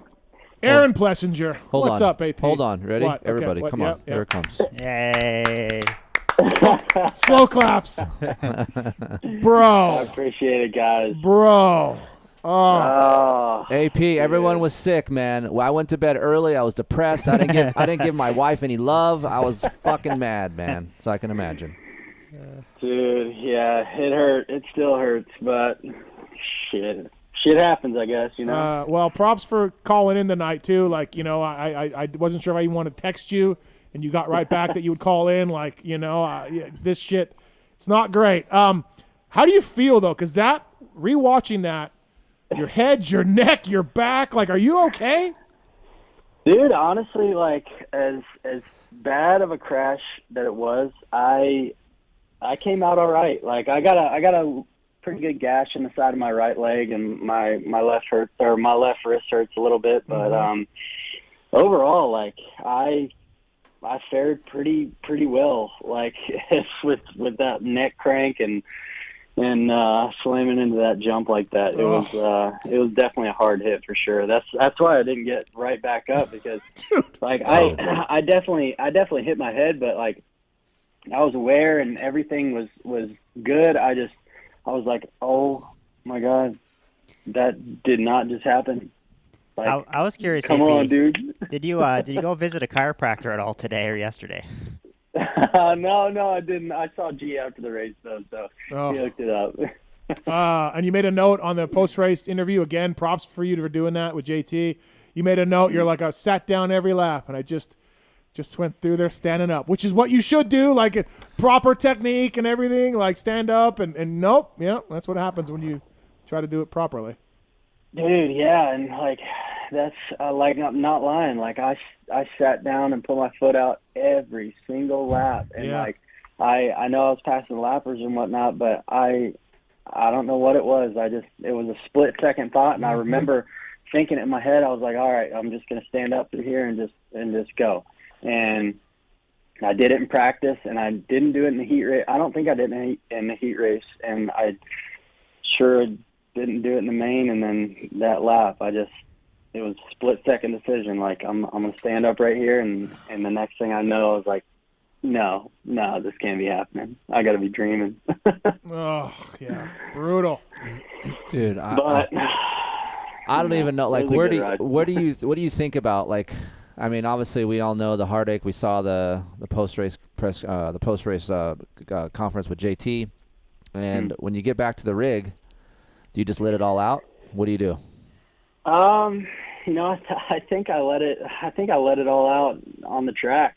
I mean, honestly, like I got back and I was talking to Jade and you know, I was actually not really that sad or mad. Like, I was obviously inside I was hurt, but you know, I was actually more pumped on my riding and how I was doing before all that happened, that I think I was just all right. Like, I definitely cried on the track, and it was tough to handle right then, but after the fact and everybody telling me I was riding so good, and just thinking back on it, like, man, I was riding unbelievable, and just for that to happen, like, like it did. I guess it just, I don't know. It wasn't my time to win that night. Did you change anything between the weeks? I mean, because the heat race was great too. Yeah, let's not forget about the heat race. Yeah, like you were just good all night, and it was impressive. I mean, you've been good this year, I feel like, but that Saturday night was unbelievable, another level. Yeah, no, I really didn't change anything. Honestly, I had a really good Monday riding and decent Tuesday, and actually Thursday was my worst day of riding, and I was like what's wrong with me? And then I went to the race, and I don't know, I got some good sleep, I guess, and just I don't know, that start with AC was sick, and I think that made me click into another level, and I was like, I know if I can get past AC and start building a gap, I was like, I know I can win this. I should be here. This is what I do. And to be honest, I've been feeling that this whole season, but with getting bad starts and not being able to come to the pack, it's hard from the back. And I don't know if Detroit just sat well with me, but I was feeling so good, and I was telling Alden, he called me yesterday, I was telling him that it felt like just another practice day. My heart rate was in really, really good spots, and I wasn't getting tired, I wasn't getting arm pump, I was just not cruising, obviously, but just in the zone. And I don't know, I was feeling really good. Alex, there is positive to take out of this. I mean, it's terrible. By the way, Alex said earlier, AP, that that he was thinking when he won his races, he was thinking about the bonus money the whole last lap. So I don't know if you were thinking about the bonus money, but anyways, Alex, there is some positive to take out of this. Well, yeah, AP, we were talking about this earlier, and last year in the 450 class, for me, it was you're riding your balls out for 10th and 11th, right? Yeah. And, last weekend you find yourself 7.5 seconds up from Chase Sexton, 15, 16, 17, 18 minutes left to the main event. I mean, that doesn't happen by accident, but at the same time, you've spent your fair share these last 2 years, in 10th, right? Battling Dino. And it's now you're in the best position possible. I mean, even though it didn't end in a good note, you still have to be in a pretty good headspace. No, yeah, and that's why I think when I did get back to the truck and I was thinking about it, I wasn't sad, I wasn't mad, I was just damn, I was riding good, man. That's something to take away from this. Not everybody can say they, put 7+ seconds on the best Supercross racers in the world, and just thinking about it like that made me feel a lot better. And it was. Yeah, I mean, it was surreal. we're looking at the season laps led, AP, and you're literally up there with Kenny, Chase, Eli, and actually you have more laps led than Cooper. At 20 on the season. Yeah. And I mean that's something to hold your head high at. Yeah, for sure. And as much as I would like to see 22 laps led, I'll take it into this weekend and build on that momentum. Just imagine, Chase Sexton, how he feels. I mean, he's had this how many times? Yeah, he's been in this spot more times than we can count, and he's still pushing on and still going. What did Roger or Ian say to you when they got back? What was the vibe there? No, it was. I mean, obviously they were feeling for me, but they were like, dude, you literally had the fastest segment time to the whoops. Mm-hmm. You put 8 seconds on these guys, and you were holding it. It wasn't like you were struggling to keep that pace. No. It was like it was natural to you, and that's where you are. That didn't happen by fluke. And that's where you should be, and you should believe in yourself that you can do this over and over again. It's not something that just happened. So they were really supportive, and yeah, they were just telling me, you know, we'll get them this weekend. Did you rewatch the race? I did. Oh. Man, I did. Oh, I did. Hey, he watched it for 18 minutes, and then he turned it off. Oh, dude, yes. Yeah, honestly, I was thinking about it. I was thinking about that. But no, yeah, I definitely did. And I watched the replay of the crash, and I was actually texting one of my buddies, and he was like, "What are you doing?" And I was like, about to watch the race and thinking about what I'm not going to be doing next weekend when I'm leading the main. You know, actually, when they were replaying your crash, AP, that rut had developed so much throughout that main. Like, if you probably would have been okay even halfway through the main, standing through there. Yeah. But that rut got really deep there towards the end. It had, and like man, just thinking about it, like I remember just seeing that rut and oh man, I don't even know. He's not going to be able to sleep all week now. I blame RC. RC's going, I can't wait for his podium speech. Yeah, I can't wait to hear what he says. This is great. This is awesome. I blame Carmichael. Yeah. You know what? I honestly feel bad for Ricky, because literally on almost every picture, every video I've seen is like, yep, commentator's curse. Ricky did it again. Yeah. Ricky did it again. Yeah. And I'm like, dang, dude, like, yeah, I feel for him. Yeah. So I'm kind of curious, AP, did you get the call from Eldon on Sunday? Mate, ready to go Monday morning, 10 a.m., let's go. Well, yeah, honestly I did. Well, no, he was like, dude, I'm so sorry that happened, and you know, like we got to keep going, and he was just like, how are you feeling? Like you good? Because that was a devastating crash. Like I'm pumped you made it out of that, and I was like, yeah, dude, I'm good. You know, I got my leg is hurting a little bit, and we kind of decided last night that it was maybe good to take today off and just do a little spin and kind of rehab the leg a little bit. But no, I definitely did. I got the call from him for sure. Yeah, it was, man, it was exciting. It was, like Keefer said, it was so crushing. Like, all of us were just like, he's gonna do this, and oh man, that's the agony of sport that they talk about all the time, and you just never know. You know, Aaron, you've got a lot of fans out there, obviously, right? And they love your personality and, you know, just your openness. And I can tell you, after Saturday, you got a lot more fans than you had when you started the night.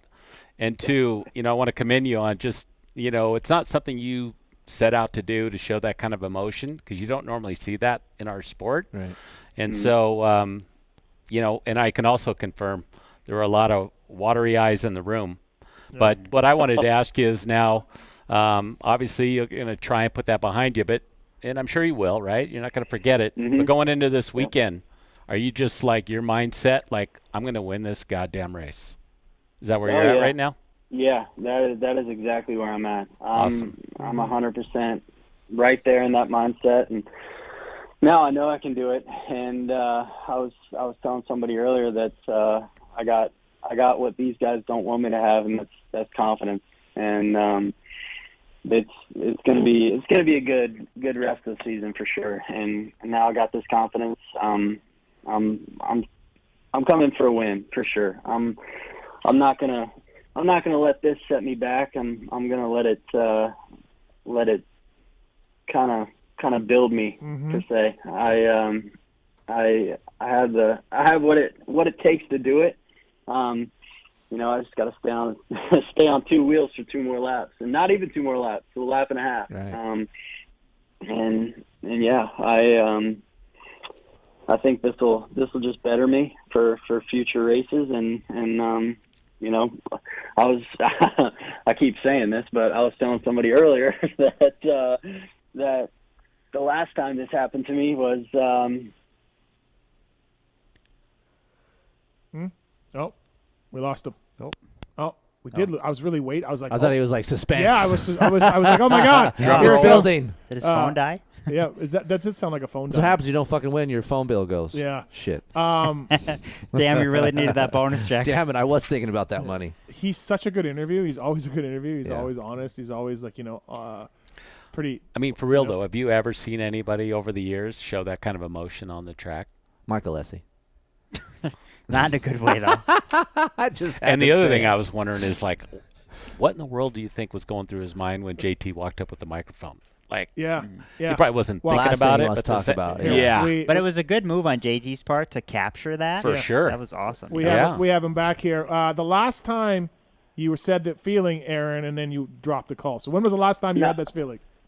Oh yeah. Sorry guys, my service is crap here. But no, I was saying the last time that this had happened, it was Salt Lake City in 2017, and then the next year I came back and won the championship. So as bad as it seems right now, the future looks bright. Did you think of telling JT to fuck off, or were you like you know what I mean? Like he gave us the rundown about his thoughts. Like he was getting told, go ask Aaron if he wants to do an interview, and he's like, shit. Well, AP wanted that podium interview one way or the other. He got it. Yeah. Oh, dude, No, I but wanted to get on the TV. look, I've been in JT's spot with riders, and when riders say I don't want to talk, I fully respect it. I understand that. I don't think JT would have judged you 1 second if you had said no. So props to you for doing it.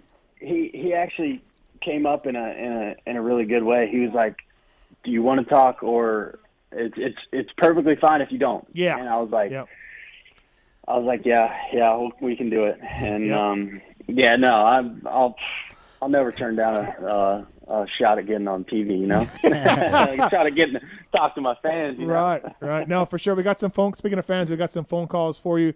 Christoph, you're on the line with Aaron Plessinger. What do you want to say to him?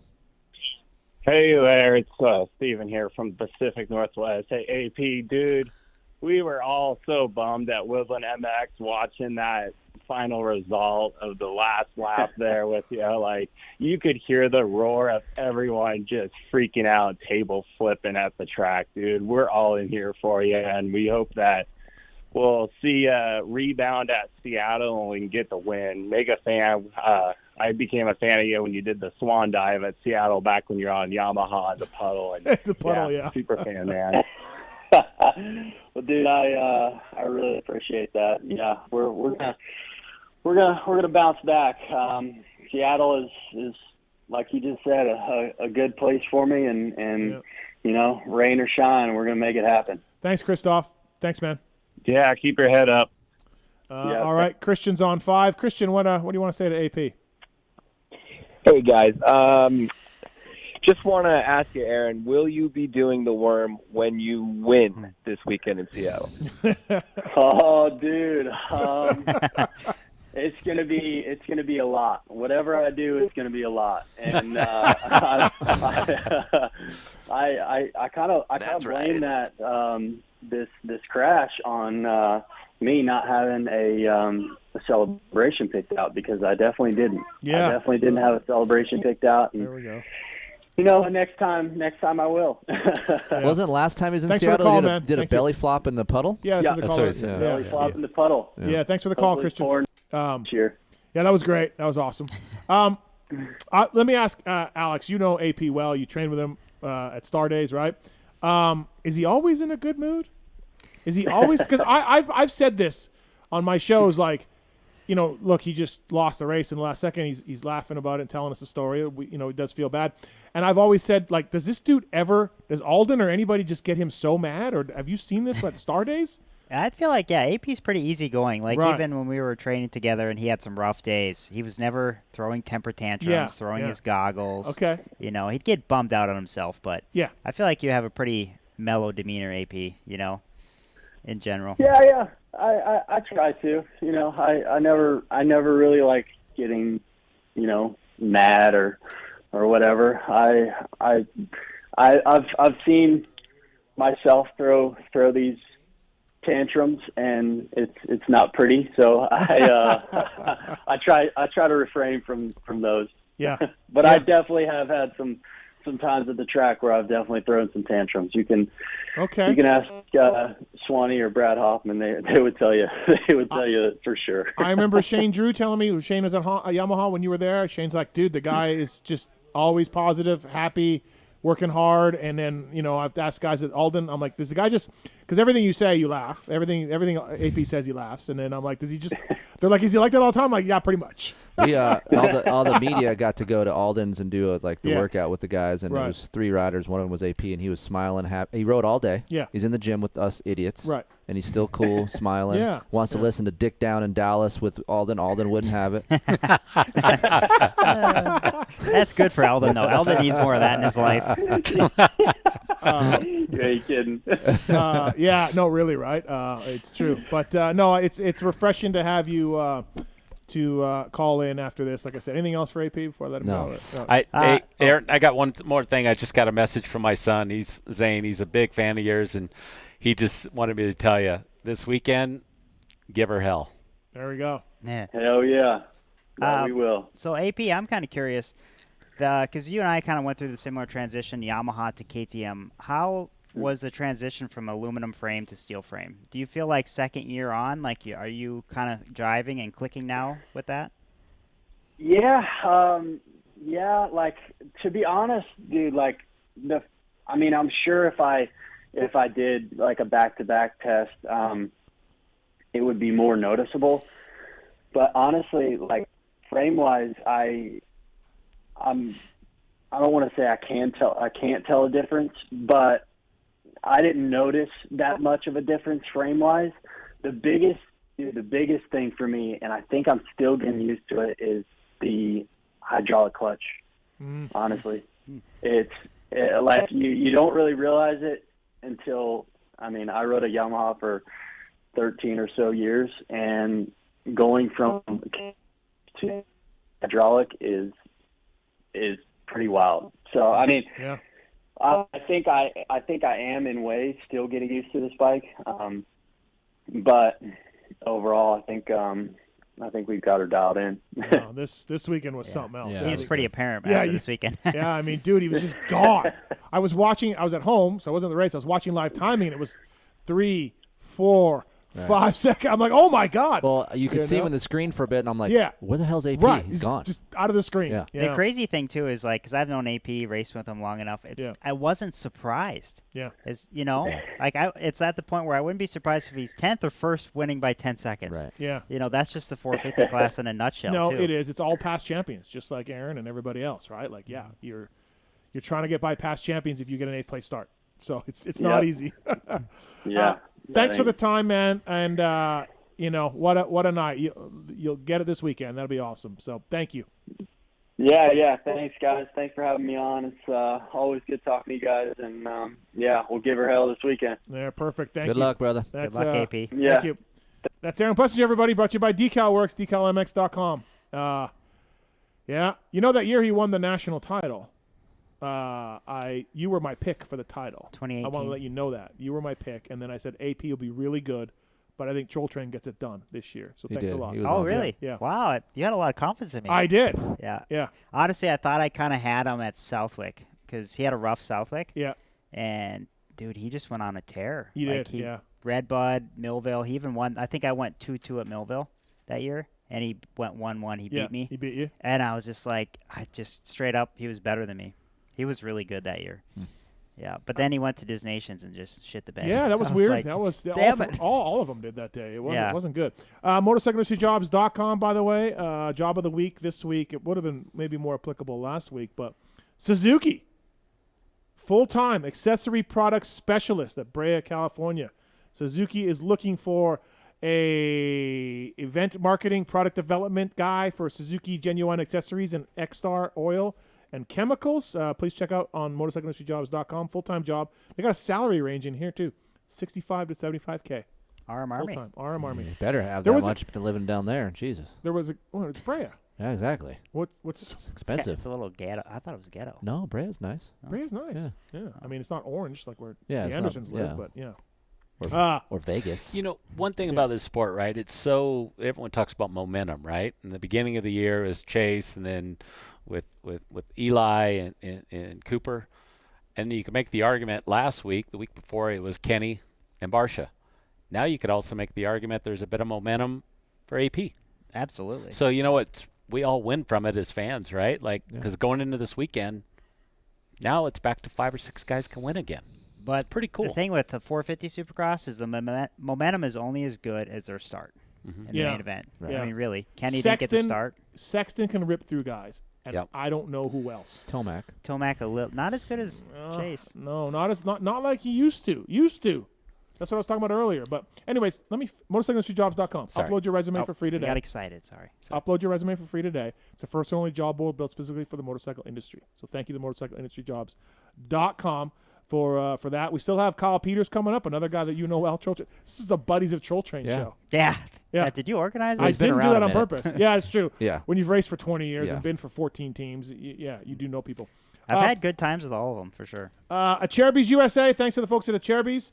Hand guards, disc guards, frame guards, and more. Whether it's Adam Cianciarillo and Anderson over there at Cowie, Barsha, Webb at the Austrian brands. Cherubies is fine-tuned their products to offer the highest level of performance and protection in the industry. At Cherubies on social media, at Cherubies USA, I should say. Great stuff. Yesterday at the track, Keefer, a gentleman that I was pitted not far down from, and I was talking to, had the Cherubies fork lug protectors on his bike. No, he didn't. Yes, he did. Really? At Cherubies USA for the blue fork lug protectors. Great stuff. Thank you to the folks at Cherubies. Did you just jerk off all over him? No, that would be rude to start doing that, but they're out there. Cherubies track markers, too. Those are legit. Yeah. They're everywhere. Yeah. Chris, if you had to run one of the other fork leg protector, swing arm protector, you got to run one. Which one are you running? Oh, I'd run fork lugs. They have swing arm protectors? Yeah, they do. Yeah. It's not a Cherubies, but there's a company that does that. Do you remember, but I think they sell a lot of them. Do you remember Mayer? Oh, yeah. Like Teddy Mayer? We sold that stuff at White Brothers. A plastic company way back in Mayer the manufacturer, yeah. I thought you meant the rider. Yeah. No problem bringing up a competitor on the show, though. That's cool, right? There's no competitor. Mayer's not a competitor. Right after I do the read. That's fantastic. Thanks for that, Chris. Yeah. You want to talk about another wheel company you're running in? No, another training company you're running in? Mayer's not in business. Okay. Alex, so you clearly know. They are? They're still in business. No way. Yes, they are. Really? Yes, I'd look for vintage stuff. They're still around. Yeah. I'll be damned. So you clearly know Aaron really well. So going into this weekend, you think he can pull it off? AP's the type of guy where if he gets a little bit of confidence, a little whiff of that success. He did say that, yeah. He's dangerous. Yeah. And I know firsthand, battling with him in the championship, and even as his teammate in 16, there would be times where he'd be behind me, but he'd be running lap times 4 or 5 seconds lap faster than anybody else in the race. Yeah. And I'm you know, podium. I remember those days. He had a couple of races where it was he was like a Baggett-ish, where it was all of a sudden just on fire. But he would literally, I shit you not, he'd come back to the truck and he didn't even, he didn't know how it happened. How he was going that much faster than everybody else. Yeah. And watching him at Detroit, I'm that's the AP I remember. Yeah. You know, admittedly, he's a bad tester. He said that. And other people I know have worked with him say he's not a good tester. Needs time to set up his bike. Yeah, you know? He's not the type of guy you'd want to go to for a riding school because he doesn't know how he's doing it. right.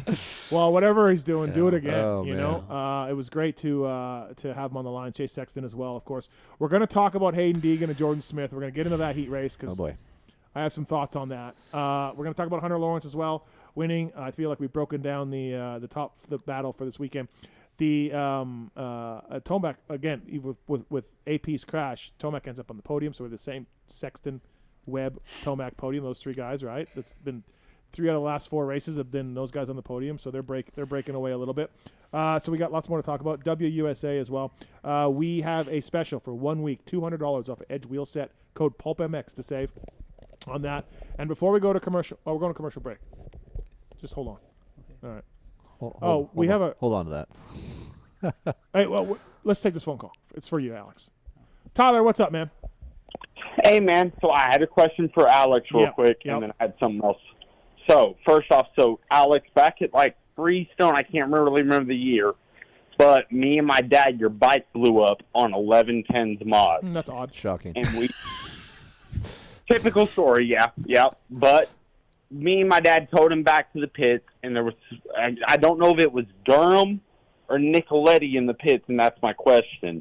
But we pulled up, and just somebody said, what the F, happened? Yeah. And I just wanted to know if Alex remembered if that was Durham or Nicoletti. They were never teammates. So if it was 2011, it would have been Durham. If it was 2012, it was Phil. But I Did your bike break at Freestone 2 years in a row? It's possible. I remember Phil actually was like... Phil at Freestone on a 450 ran out of gas, both motos. Or was that 250? It was 250. 250. Yeah. No, I think Phil was like top. So if Phil top was on a 3. 450, that would No, make sense. Phil wasn't on a Phil 450 that would have day. been at the pit. No. Phil was like top 3 or top 5. Yes. And like he was running up there for like 20 minutes, Yeah. I want to say, and the Yep. bike ran The out bike of gas. ran out of gas both times. Yeah. But I do actually remember somebody told me back to the pits. Oh, well, it's Tyler. Yeah. Yeah, that was me and my dad and my other buddy. There we go. That's awesome. Thanks, Tyler. Cool that I get to talk to you. But 11 hey, I years got later. one more thing real quick. If Okay. you got a second. Sure. Hey, so Mr. Side, and I'm hoping he'll call in to answer the question at some point.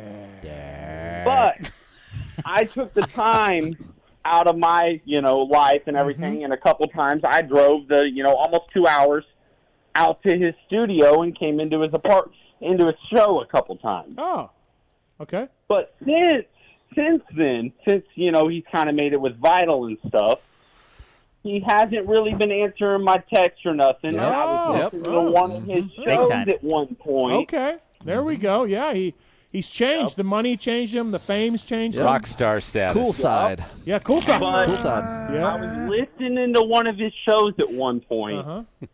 and he was asking the Mr. Chase Sexton and the Cooper Webb why they weren't coming on his show that much. Mm-hmm. So I just had the same question for him, why I couldn't ever get the text of, hey, this is why I haven't really been asking you back out. Yeah. I'm not upset. I'm very grateful Sure, but for you being just able to come out I think there. you sound like a decent guy. You're owed a response. You're owed something. Yep. Yes, something. Right. No. So I just wanted to, that's my question All from right. Mr. Side. Yeah. Why did I never find out why I got stopped asking to come out there? Well, so, and I'll leave it at that, and maybe Mr. Side will call in at some All right, point. well, thanks for the call. Appreciate it. We'll address this with Mr. Coolside. The money. Yes, sir. Mr. Coolside. I like that one. Yeah. All right. Thanks for the call, man. Thank you. Y'all have a great night. Thank you. I don't. Yeah. I mean. See, no problem. Yeah. No. He's too busy updating his Tinder profile page. Yeah. I mean, what happens when you move to Vital? You just. That's what Dark does. Yeah. Dark. I mean, I have a lot to say, but we got to break. We got to break for commercial. Do you want to say it? Tinder? No. What? Want to say Dark? Dark. Now that's creepy. We're gonna. That's awesome. I love it. We're gonna go to commercial break. We're gonna talk more about Detroit and 250 class. JT's coming up. Kyle Peters, Lars Lindstrom, Alex Martin, Kris Keefer, John Anderson in studio. We'll be right back after this, everybody. You suck, Matthew.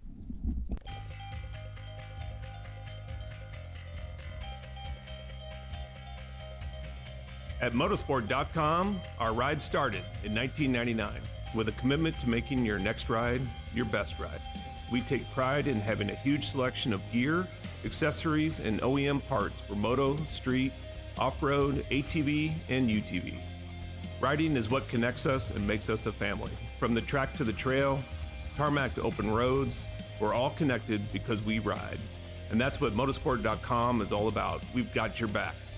Our unrivaled and dedicated team of gearheads are willing to go that extra mile. No gimmicks, just high quality parts, the best customer service in the industry, and free shipping on all orders over $79. Our passion at motorsport.com is to ensure your next ride is your best ride. This is our invitation to you, from riders for riders. Visit us at motorsport.com.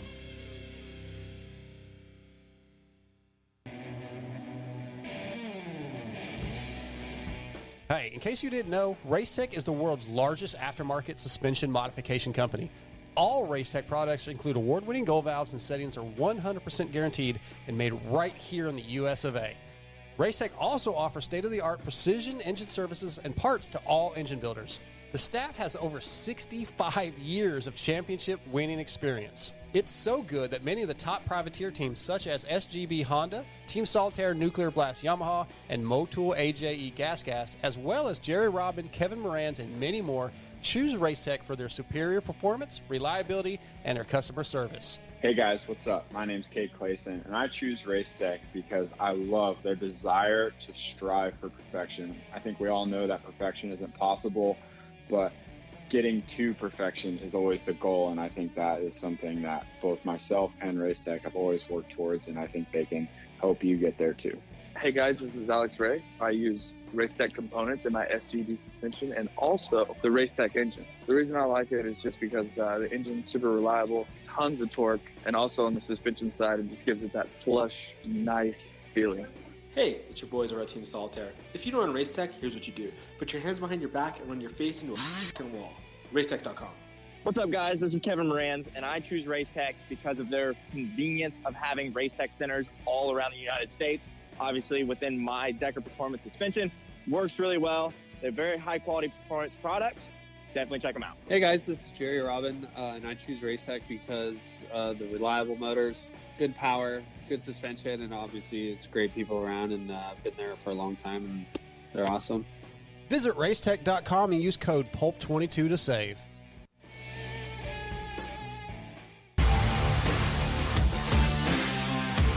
Love the guys at Works Connection. They continue as a 10-year sponsor of this show because, yeah, just like you, they're committed to the sport. For 33 years, they've been designing and distributing leading-edge performance products like the Elite Axle Blocks, Elite Clutch Perch, Pro Launch Start Device for performance, radiator braces and skid plates for protection, along with a shock pump, a tack, hour meter, and more for maintenance. Works Connection, great guys up there in NorCal, and super cool company. We're stoked to be associated with them. When you take a look around the AMA pitch, you'll see Works Connection proving ground for products under the canopies of Team Honda, HRC, Star Racing, and other top teams. And the best part of this whole deal is if you use the code PulpMX20, you get 20% off your order. Visit your local dealer, check out motorsport.com, and ask them to see the Works Connection product line for 2022. Great company, great products. Check it out. Thanks to Works Connection for coming on the show. PulpMX20, the code to save.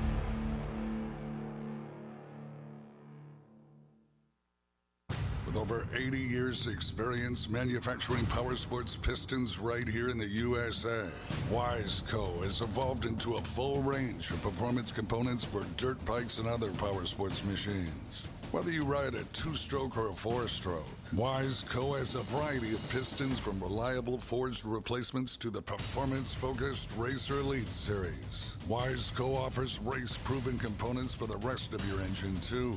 From garage buddy engine rebuild kits, clutch and valve train components, USA-made Racer Elite connecting rods, and their CB4 thermal protection line. Wiseco is proud to be a technical partner with Factory Honda HRC for the 2023 Supercross and Motocross, driving professional-level product development that gets passed down to you. Visit your favorite online or local dealer or wiseco.com to find products for your machine. Maxima Racing Oils was created for world-class racers who challenge the limits of possibility. Their demands on equipment drive us to look beyond conventional ideas and to exceed industry standards. It's in our DNA to identify problems, formulate solutions, and execute at the highest levels of competition. Case in point, the championship-winning Factory Kawasaki race team, longtime Maxima partners who extensively use Maxima throughout the bike. Maxima's USA-made products exceed JSO requirements and can be used in all motorcycle brands: Kawasaki, Honda, Yamaha, Suzuki, KTM, Husqvarna, and more. Maxima Racing Oils. Experience the difference. Visit MaximaUSA.com for more information.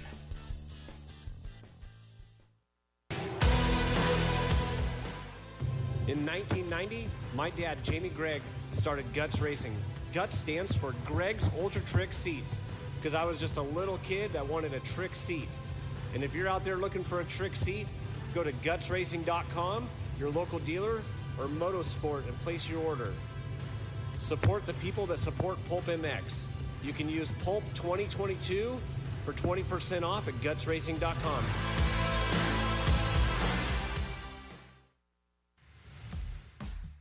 FMF Racing is proud to celebrate over 45 years of fun, building every FMF exhaust right here in the USA.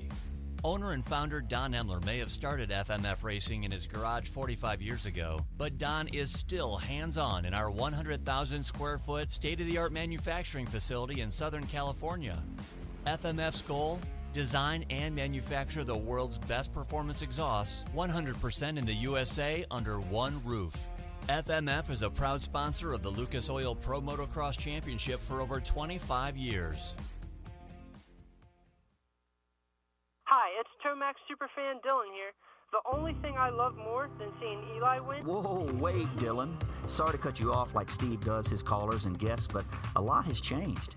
Similar to your favorite rider being on a new team, the new Michelin Starcross 6 tire range provides significantly improved performance and durability. Designed to win. The new Michelin Starcross 6 tire range offers up to 16% more traction when new and up to 19% more traction when worn in comparison to the previous generation. This means consumers will not only benefit from improved performance on their first few rides, but that this performance increase will continue throughout the extended life of the tire. Michelin is a legendary innovator in motorcycle tire technology, and thanks to Michelin silica technology, the Michelin Starcross 6 tire range provides up to 11% more durability than the previous generation. This means consumers will enjoy the significantly improved performance throughout the increased life of the tire. Take it from me, as I too have to buy my own tires, this added value is great news. The new Michelin Starcross 6 tire range is available in 6 versions, specifically sand, mud, medium soft, medium hard, and hard versions, with the naming designation corresponding to the type of terrains and conditions where the tires were designed to win. Another innovation is the Michelin adaptive design, with specific positioning of the tread blocks in 3 zones: central, intermediate, and lateral zones, with the single goal to offer exceptional grip for the front tire and exceptional grip, traction, and longevity for the rear. To learn more about the new Michelin Starcross 6 tire line and all the quality products that Michelin offers for motorcycle segments that Steve cares nothing about, visit michelinman.com/motorcycle. And then visit your local dealer or online retailer to choose Michelin product to maximize your riding experiences. Also, too, make sure to follow @Michelin Motorcycle on Instagram and Facebook. Attention riders! Welcome aboard the all-new Atlas Vision. We hope you enjoy the added mobility, quicker flight time, and additional views. Please follow along as we outline the safety features of this revolutionary device. The first thing you will notice is the added headroom. The fore and aft positions no longer come with annoying restrictions, so feel free to move about the cabin. Quicker flight times can be achieved by unmatched comforts and unencumbered movements. Yes, we're built for speed and comfort. And now available to all customers is a 360 panoramic view. Go ahead and look around the cabin. These new angles are available at no additional charge. Located on the underside of the frame is the gold standard of impact absorption, D3O. In the event we accidentally take a trip to Indonesia, we suggest that you remain with your neck in the underextended position and allow this proven material to do its job by reducing the forces over 50% better than ever before. Although the Atlas Vision will not be noticeable, it will be there when you need it. If you are riding with a child or someone who requires assistance, secure your vision first, and then assist the other person with a Prodigy, Type, or Brole. We ask that you keep your brace on until your moto is finished. We remind you that Atlas makes flexible neck protection. Tampering with, disabling, or destroying the product is prohibited by the limited lifetime warranty. You will find this and all other safety information in the user manual located online at atlasbrace.com. At this time, we ask that you remain standing with throttles in the wide open position with your elbows up and hips fully unlocked, whatever that means. On behalf of the captain and entire crew, thank you for flying Atlas Vision. Enjoy the views. From beginners to seasoned vets, race teams, project builds, and magazine tests, Decal Works' mission is to cater to those who love to ride, upholding the true definition of quality, service, and knowledge. Visit decalmx.com and use promo code PulpMX23 to get 20% off your custom graphics. Decal Works, #1 for many reasons.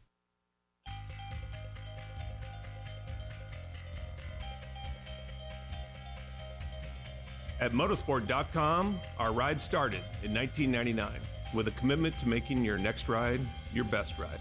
We take pride in having a huge selection of gear, accessories, and OEM parts for moto, street, off-road, ATV, and UTV.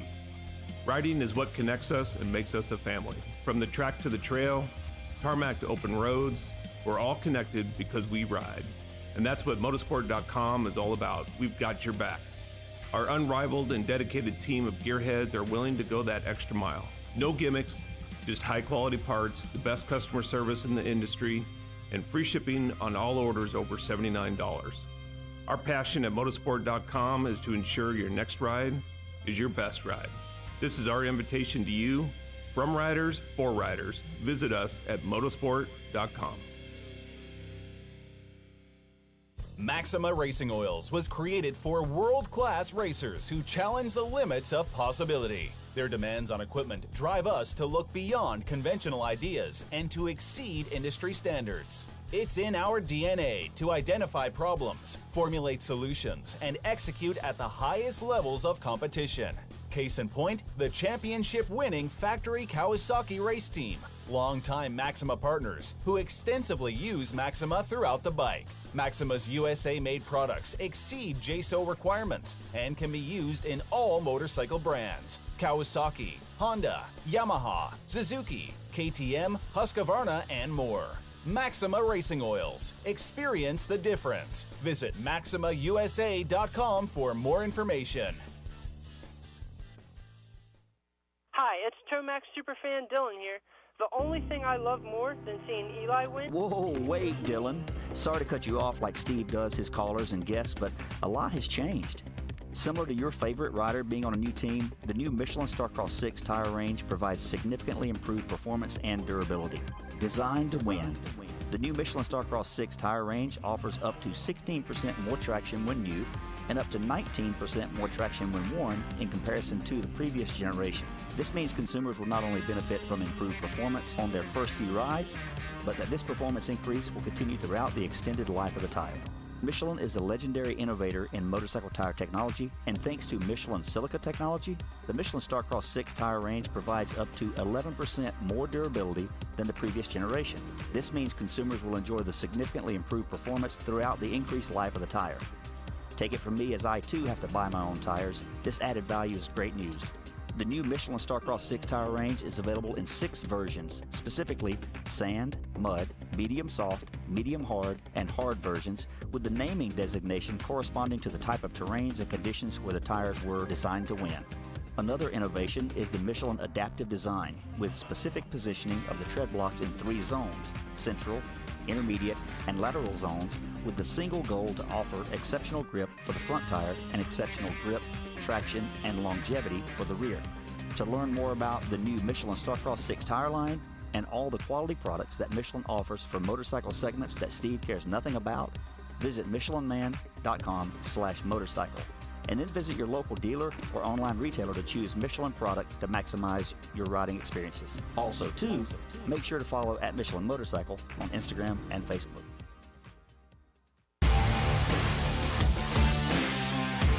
Love the guys at Works Connection. They continue as a 10-year sponsor of this show because, yeah, just like you, they're committed to the sport. For 33 years, they've been designing and distributing leading-edge performance products like Elite Axle Blocks, Elite Clutch Perch, Pro Launch Start Device for performance, radiator braces and skid plates for protection, along with a shock pump, attack, hour meter, and more for maintenance.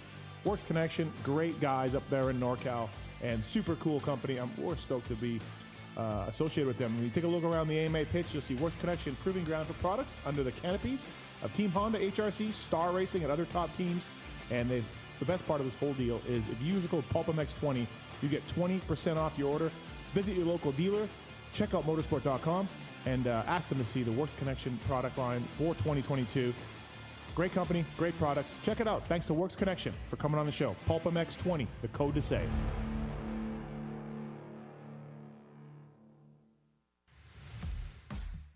FMF Racing is proud to celebrate over 45 years of fun, building every FMF exhaust right here in the USA. Owner and founder Don Emler may have started FMF Racing in his garage 45 years ago, but Don is still hands-on in our 100,000 square foot state-of-the-art manufacturing facility in Southern California. FMF's goal? Design and manufacture the world's best performance exhausts 100% in the USA under one roof. FMF is a proud sponsor of the Lucas Oil Pro Motocross Championship for over 25 years.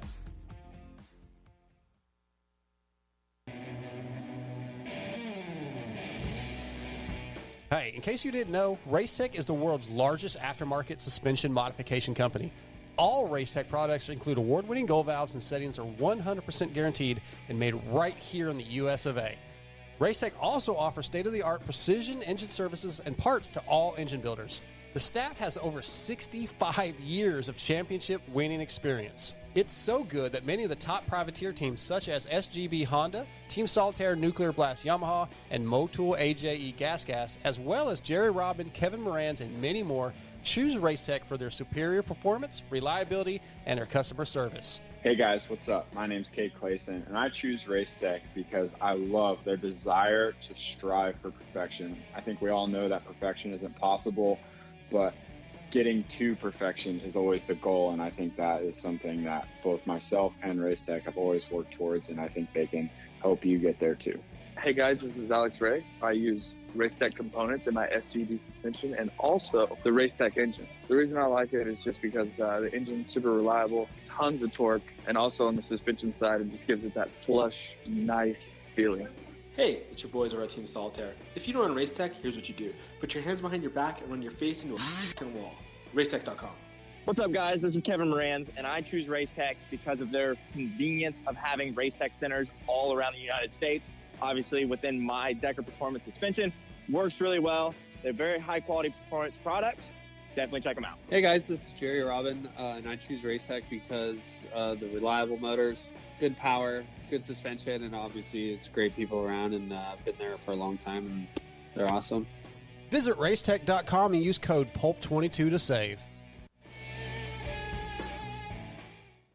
With over 80 years' experience manufacturing power sports pistons right here in the USA, Wiseco has evolved into a full range of performance components for dirt bikes and other power sports machines. Whether you ride a 2-stroke or a 4-stroke, Wiseco has a variety of pistons from reliable forged replacements to the performance-focused Racer Elite series. Wiseco offers race-proven components for the rest of your engine, too.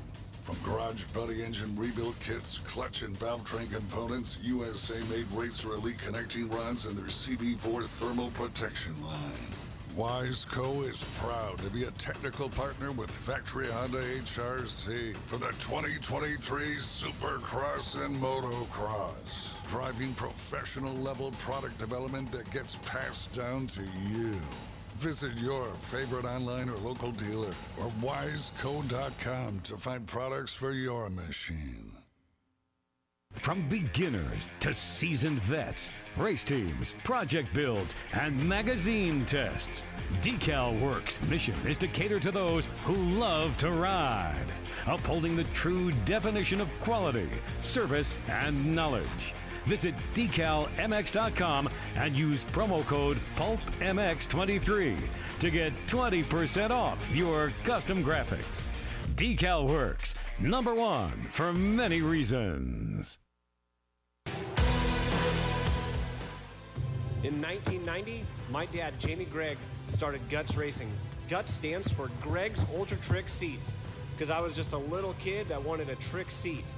And if you're out there looking for a trick seat, go to gutsracing.com, your local dealer, or Motosport and place your order. Support the people that support PulpMX. You can use Pulp2022 for 20% off at gutsracing.com.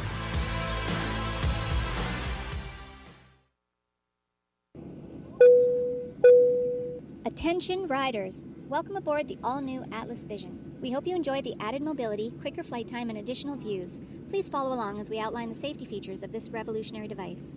The first thing you will notice is the added headroom. The fore and aft positions no longer come with annoying restrictions, so feel free to move about the cabin. Quicker flight times can be achieved by unmatched comforts and unencumbered movements. Yes, we're built for speed and comfort. And now available to all customers is a 360 panoramic view. Go ahead and look around the cabin. These new angles are available at no additional charge. Located on the underside of the frame is the gold standard of impact absorption, D3O. In the event we accidentally take a trip to Indonesia, we suggest that you remain with your neck in the underextended position and allow this proven material to do its job by reducing the forces over 50% better than ever before. Although the Atlas Vision will not be noticeable, it will be there when you need it. If you are riding with a child or someone who requires assistance, secure your vision first, and then assist the other person with a Prodigy, Tyke, or Brole. We ask that you keep your brace on until your moto is finished. We remind you that Atlas makes flexible neck protection. Tampering with, disabling, or destroying the product is prohibited by the limited lifetime warranty. You will find this and all other safety information in the user manual located online at atlasbrace.com. At this time, we ask that you remain standing with throttles in the wide open position with your elbows up and hips fully unlocked, whatever that means. On behalf of the captain and entire crew, thank you for flying Atlas Vision. Enjoy the views. Welcome back, everybody. Thank you to Chase Sexton and Aaron Plessinger for coming on the show so far. We have Kyle Peters coming up. We got Lars Lindstrom as well. We're on. We're hot. We Kris Keefer, Alex Martin, John Anderson from WUSA on board as well. Hey, before I get too far into this, I teased this on social media the other day on Twitter. So our guys at Intense, I've ride a Intense Primer and an Intense Taser. You mountain bike? Yeah. Oh. Yeah, I do. We'll never know that. Strava Steve.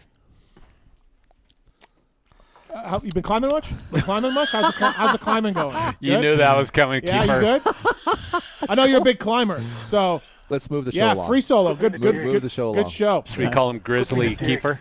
Free solo. Okay. So, anyways, our guys at Intense love the bikes. Great bikes. Keefer has a Taser as well. And they are doing a big deal. It is a limited time. We're going to do this about a month.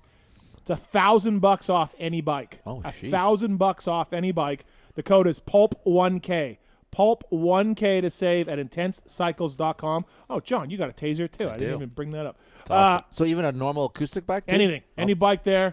I think it's got to be over $2,000. Okay. I don't know what they have under $2,000. But Pulp1K to save at the Intense Cycles. So please check that out. Use that code. It is limited time only. So thank you to those folks at Intense. We'll pop this out on a social media post as well. Craig Martin wants to talk about the firepower. Brand, what's up, Craig? How are you, man? Oh, nothing. How are you? Good. Hey, by the way, the last caller before the break, 2 hours to go on Dark Side Show. Yeah, I'm that guy, and my phone's not ringing either. Right. Okay. So another guy that Mr. Side, since we got his haircut and since we got him a bike and we got him in the industry and he got a job at Vital, you're another person that's just kind of he's kicked off the yeah. Yep. Just cricket. Yeah. Too busy. Yeah. Cool Too side. busy. Cool side. Yep. Hey, I got the number for the 2023. Your phone's breaking up, Craig. It's as good as you hear me. Not really. You sound like a robot. Hang on one second. All right. Okay. So while Craig's moving around, Maxima USA, 927. It's fantastic. The number one selling performance two-stroke oil in most markets around the world. MaximaUSA.com. The Monster Energy Pro Circuit team and the Factory Kawasaki team use Maxima oil, FFT, SC1, suspension clean. Do you use premium 1040 in your YZ? What do you use for oil? Okay. That's how much he rides, people. He doesn't even fucking know. Well, where he's running his bike. no. So this is riveting. I have the. It's a semi-synthetic. It's 1040, but I don't know which one it is. Semi-synthetic. Okay. Yeah, but which Pro one? Plus, probably. Pro Plus. Yes, that is it. Is that okay? I mean, I would run premium. I would run straight well, do you petroleum. feel like for me, how I ride the bike, maybe Pro Plus is fine? 4-time Manitoba should run premium. I had fun riding yesterday. I might ride some more. Good. Yeah, I'm glad. it's good. You're gonna have a shit ton when you get to my house. Did all the jumps, felt really good. You did all the jumps? Yeah, I was airing shit out. The track change? Yeah. Okay. Track's good. He combined the two tracks. Better good than dirt. Mesquite? No. Yep. Nope. Yep. Mm-mm. Yep. All right, Craig, you there? I'm here. Can you hear me now? No. No? No. What's the part number? 490. Yep. 2402. 2402. 490. Okay. 2402. 2023 battery, YZ450F battery from Firepower. Yep. All right. All you have to do is put little pads in the bottom of the box. Okay. All right. Sounds good. Thanks, Greg. Sounds good. You're fucked. Yeah, Craig. I mean, we gotta go. We gotta go. Yeah, we gotta go. Listen, we have Kyle Peters coming up. We got Lars Lindstrom coming up as well. Lots to get into. Of course, Pulp1K to save $1,000 off a bike. It's a great deal on the Intense Cycles. JT, what's up? How are you, man? I'm all right. I just heard Craig Martin just selling stuff over the radio just now. Yep, fantastic. Beautiful thing. Wow. Giving out part numbers. You know what else is a beautiful thing, JT? When I went riding yesterday in the still new Fly Light stealth gear. White. All white. Yeah. Looking good. Yeah. Did you get a white helmet? No. What do you have? My regular helmet. Lame. Well, Keefer, the white fly stuff, which is something that you wanted. Yes. It is there, and it's beautiful. It is and good too looking. bad for you. You can't try it. Hey, Mark, cover your ears, buddy. Keefer, come on home. We miss you. Yep. Come on home. Bring it on home. We're all about family too, bro. Yeah. Like it's Yeah. totally fine. Just bring it up. Bring it on home. Yeah. Great, And great Be like gear. the prodigal son. The prodigal son. And You left. You tried out. You went out there and tested Mm-hmm. the waters. You yeah. went out and shook your ass at the club. But we will we will gladly bring you back in. With arms wide open. And Troll, you too, Troll. I mean, come back home. I have 7 good years over there. Yeah. Yeah. Come on in. Come on in. Come on in. Bring it on home. Yep. Bring J-Mart. Bring the whole team. Bring everybody. Yeah. Yeah. Greta. Brandon. Bill, Greta, John. Greta, Oh, John. Mama Bear. Everybody. Yep. Bring it on in. It's convincing. Hell, bring Milt. Bring Milt. Bring it on home, Milt. Come on, Milt. Yep. Hey, JT, we had AP on the show earlier and was talking to him about obviously his race and everything else, and mentioned the interview. And he's like, "Yeah, I'm never going to miss a chance to get on TV," is what he told us. But no, but you were doing it in the most polite way. Like, hey, if you don't want to do this, you don't have to. I really didn't know how that was going to go. My first thought was that I was scared he was hurt. Like, he hit hard, really hard. And I was scared he was like, concussed or something. And I'm like, if he has any hesitation on this, I'm not forcing this at all. And I was like trying to translate that back to the production truck, and they're like, no, you got to get him. I'm like, man, like that, I get it. Like, this is going to be great TV and all, but like, you guys are not down here in the moment.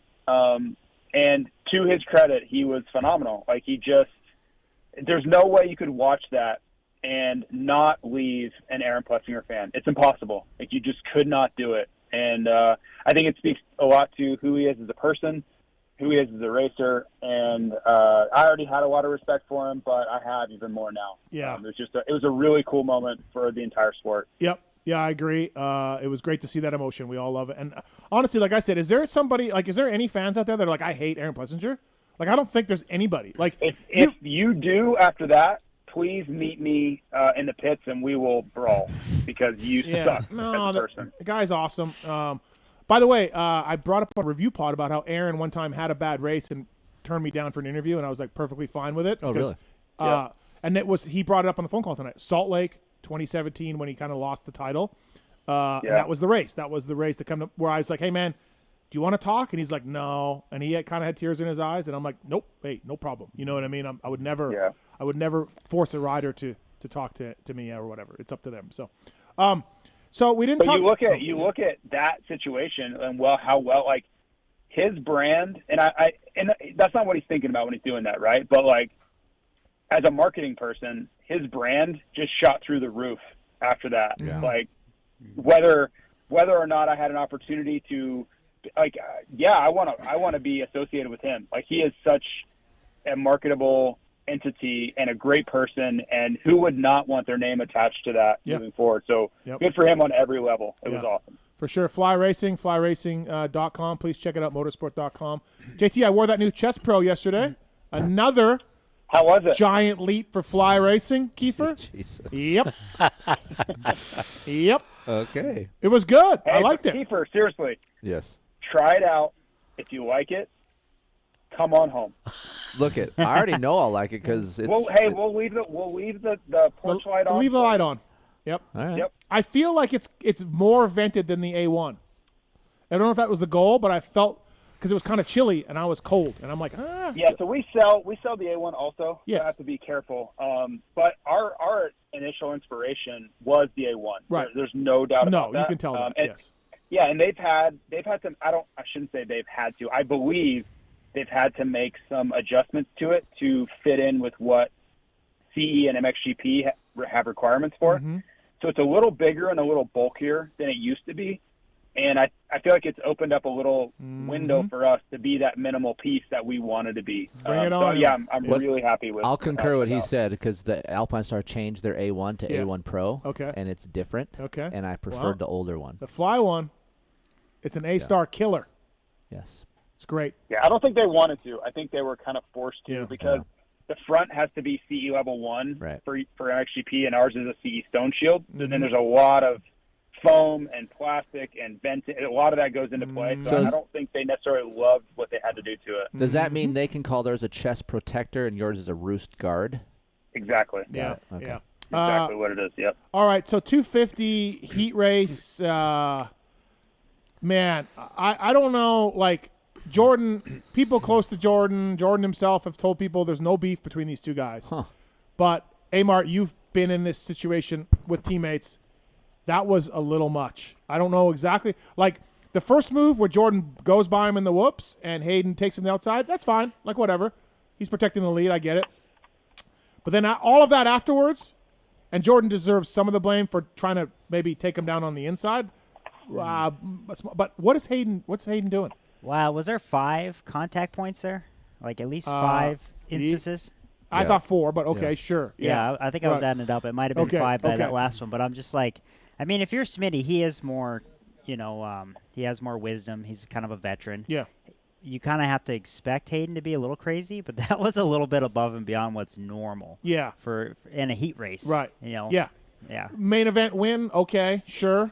Let's talk. But yeah, last lap for even a podium. Yeah. Even a podium. Yeah. Totally. But, and especially that like kind of Smitty is like supposed to be the title guy, right? Him and Thrasher, they're the older gentlemen on the team. Well, not if you listen to the press conference. Yeah, no. Yeah. But yeah, now it's just like, well, I mean, he doesn't even, and then it's worse because he didn't even make the main. The turn before that Jordan went down, that was, I mean, Hayden stopped, was going to go the inside, and then just drove it out to hit him, to hit his teammate. You're like, what are you doing?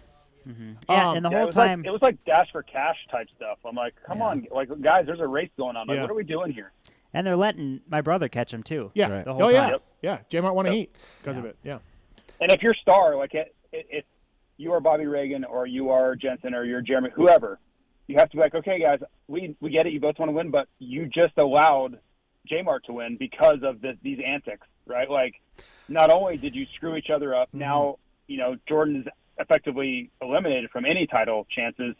We lost the heat. We had the heat won. Like, it was over. One of you two was winning, and we didn't even pull that off. So you know damn well Bobby Reagan. Down. Bobby Reagan was not happy. Do you think so? Or do you think they're like, no, Hayden's our future? Like, don't do that again. Well, but in the moment, they both fucked up and lost the heat race, right? No, Jeremy I know. won. The former Star Rider ends up winning on a different team. Yeah. So in the moment, it's not a good But look. I wonder if Star was like, I bet they went soft on Hayden because of that.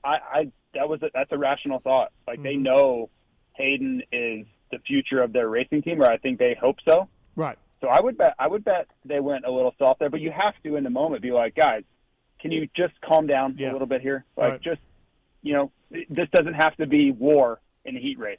And I think a lot of us forget that he's only 17, right? Yeah. Like he's going to have to learn, But yeah, and and Steve said this in the review pod. I excuse some of his comments because he is 17, but it's also like, man, I don't know, just like let it go. Just be. It's not that hard to just be like, yeah, probably went a little far there. Yeah. And you don't have to. I'm not asking for an apology. I'm not saying you have to say I was wrong. Say, yeah, we probably got that. Probably let that get a little bit too far. And that's it. Like, I think everybody, for the most part, would be like, all right, let's move on. Yeah. Probably not the smartest move, but at least you showed some sort of humility or remorse or whatever. When you just say, I wasn't even paying attention, I don't know what happened. Or say the guy's 5th in points because then everybody rolls their eyes. Like, you just opened the door for anybody who wants to take a shot at you. Now they're going to. Yeah. And I think you could have diffused it to where everybody would just be like, all right, I get it, whatever. It really comes down to, I think, it's a maturity thing. But what is odd, though, is he's 17, sure, but he's grew up with a camera in his face, and I felt like up until this point he's handled everything really well on camera. I did interviews with him. He was on the show a couple weeks ago. He's really well-spoken. He's funny. He's young. Everything has been pretty good. Yeah. But you could tell he was, in my opinion, he seemed very uncomfortable, like the laughing, and like he seemed very uncomfortable with the line of questioning and how it was going. Like the tone of his laughing, you could just almost sense the tension in him. So I'm sure he didn't love how any of that was going. He probably just didn't know exactly how to handle it. So we can't put a 17-year-old on trial for this move. I just wish for his future, like looking down on him as like, an adult that could be my child. It's like, man, we could have handled this better. Yep. Do you think he does that same thing to Thrasher, who's in the championship battle right now? If same situation, heat race against Thrasher. It's a good question. Does he do the same thing? I don't think it really mattered even if it was actually his teammate. Yeah. And now, because Steve, I think I've heard you say or someone else said, like, he's the young kid coming in, right? Yeah. You got all these veterans, some young guys, right? And they're going, man, this guy's getting all the spotlight. He's getting podiums. He's making us look bad, right? Do you think there's anything within the team? You rode for him, right? You know what goes on in that truck. I think you probably saw it firsthand. I know Jordan pretty well. I feel like Jordan's pretty mature about everything. Yeah. Pretty classy guy. He's paid his dues, Yeah. I mean, he was like this close to a Supercross title in 2017. I feel it's disrespectful to your teammate and a veteran and a classy guy that Jordan has been. This isn't, somebody that's had a lot of controversy or someone that's, he's a good guy from all account. You were teammates with him. I think it was a little bit disrespectful to be like, why he's fifth in points? Well, because he didn't qualify because, Yeah, he was ahead of you in points at that point of the night in the series. And then to just be like, I wasn't paying attention, it's all fun or so, like, Jordan doesn't think any of that, by the way. So, here's the deal. Well, I think Jordan, in the moment, Jordan's like, what in the world is going on? Like, I truly think that. He was like, what is happening? Yeah. Why are you doing this? What are you doing? And I also think this is a case of like his YouTube videos, the vlogs, like he can control the narrative. He decides what's getting released to the public. When you're in a press conference like that, there's a lot of pressure, and whatever you say sticks. Yeah. Right? So, and that's, he probably maybe wishes, I bet you Brian was like, hey, you could have handled that a little bit better, Hayden, but you just have to learn. Yeah. At that age. Yeah, totally. And we have to always be mindful of the fact of how young he is. I'm very big on that. If he was 27, I think he handles it totally differently. So, I definitely don't want to put him on trial for, he is really, really young. I think he really missed an opportunity to kind of change the whole tone of it had he said a couple things differently at the press conference. And he kind of almost doubled down a little bit. Well, the press conference is one thing, and that's where I give him a bit of a break for being 17 and maybe not handling it. I thought David Iser, who's a friend of mine, asked the question, and then Iser seemed a little heated following up with that. I wasn't a fan of that. Like, just you got to ask him about it, sure, but if he laughs at you and doesn't give you the answer, you just move on. Like, don't attack him. You can't be the story, right? No. If you're Iser, you can't be the story. So I didn't like David following up on that. I didn't like Hayden's answer. But take the press conference completely out of it. Why are you riding like that in the heat?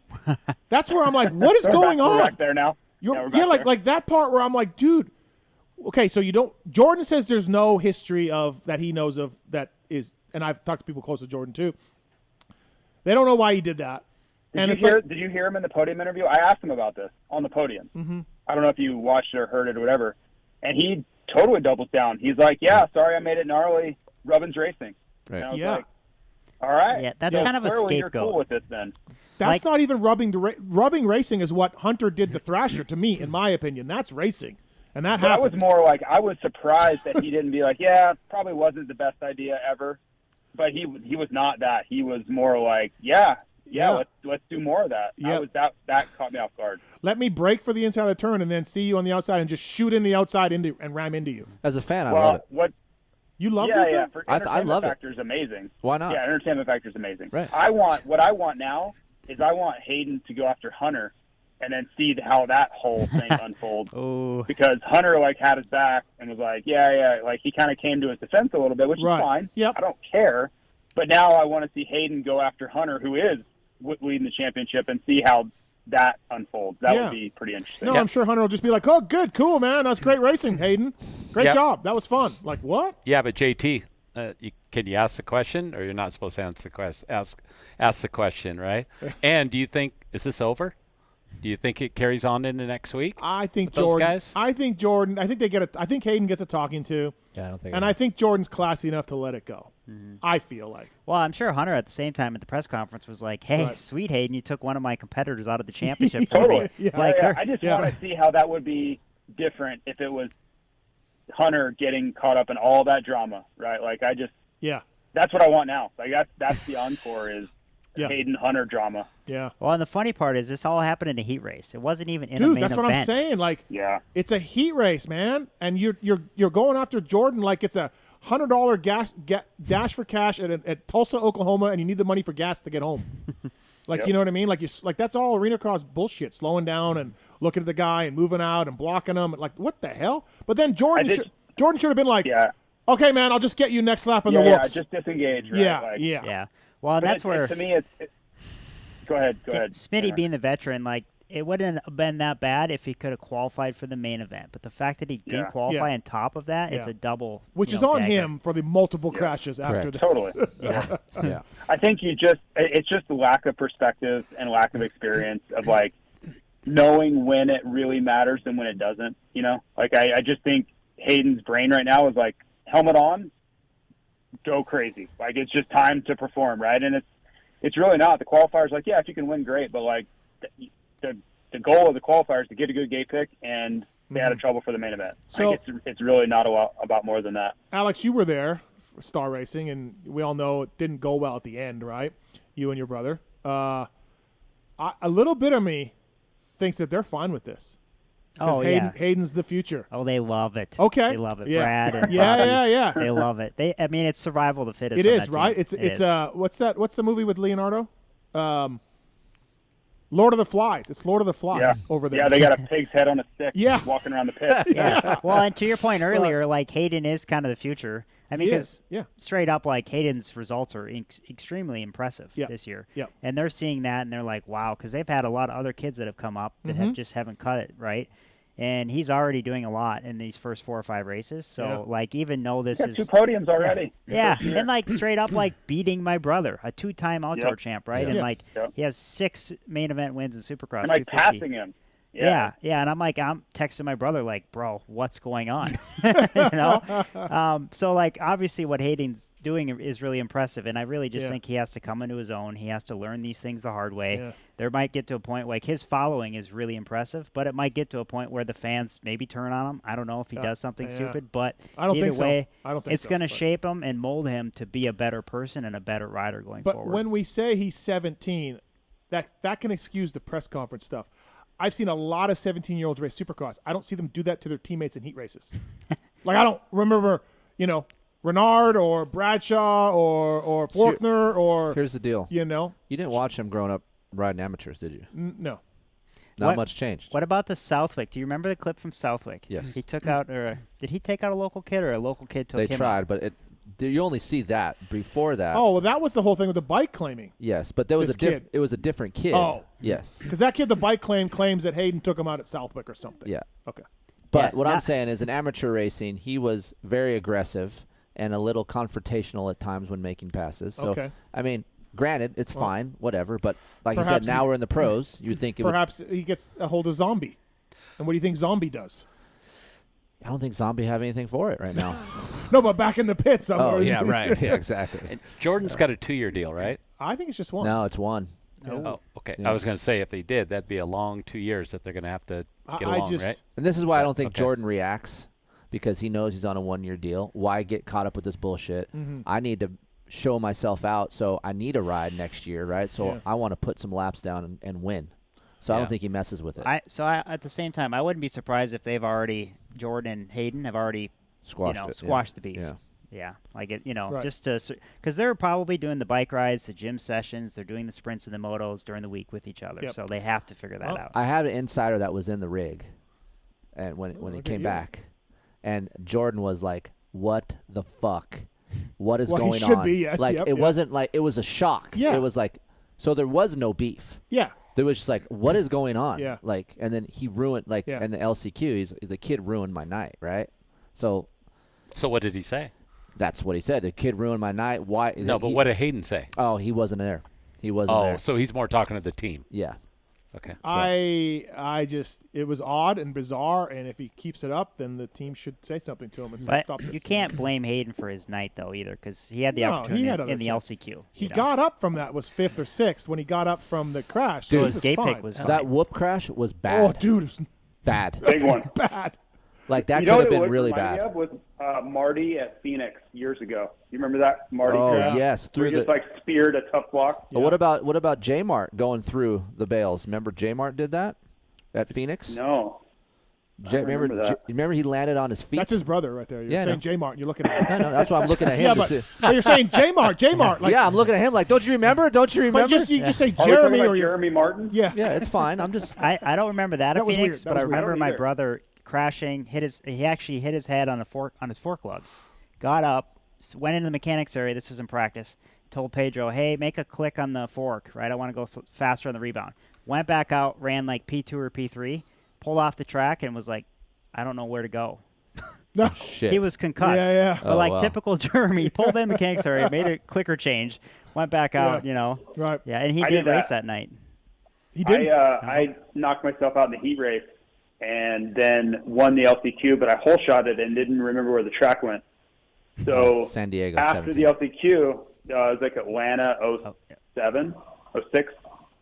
After the LCQ, I ended up getting first or second, and my dad's like, "What were you doing on the first lap?" And I'm like, "I didn't know where to go.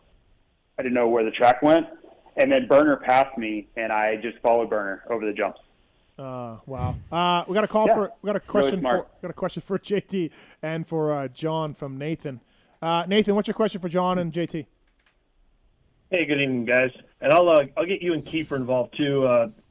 Mathis, you're a Team Yamaha guy, and Keefer, you can be KTM. But for the first time since 2016, we could have a 450 rider take the number one plate to another team. And I just want your guys' opinion. And JT, I know they're probably not. He's not going to. If Webb takes the plate, he's not going to switch gears, but gear deals. But who wins in that? You know, as the current team, you get to get up on the podium and you have the T-shirts and the champ and whatever. But then, you know, after that, you're done with celebrating this title, and then the new team and the new gear sponsor gets to run the number one for an entire year. So who wins? Who loses?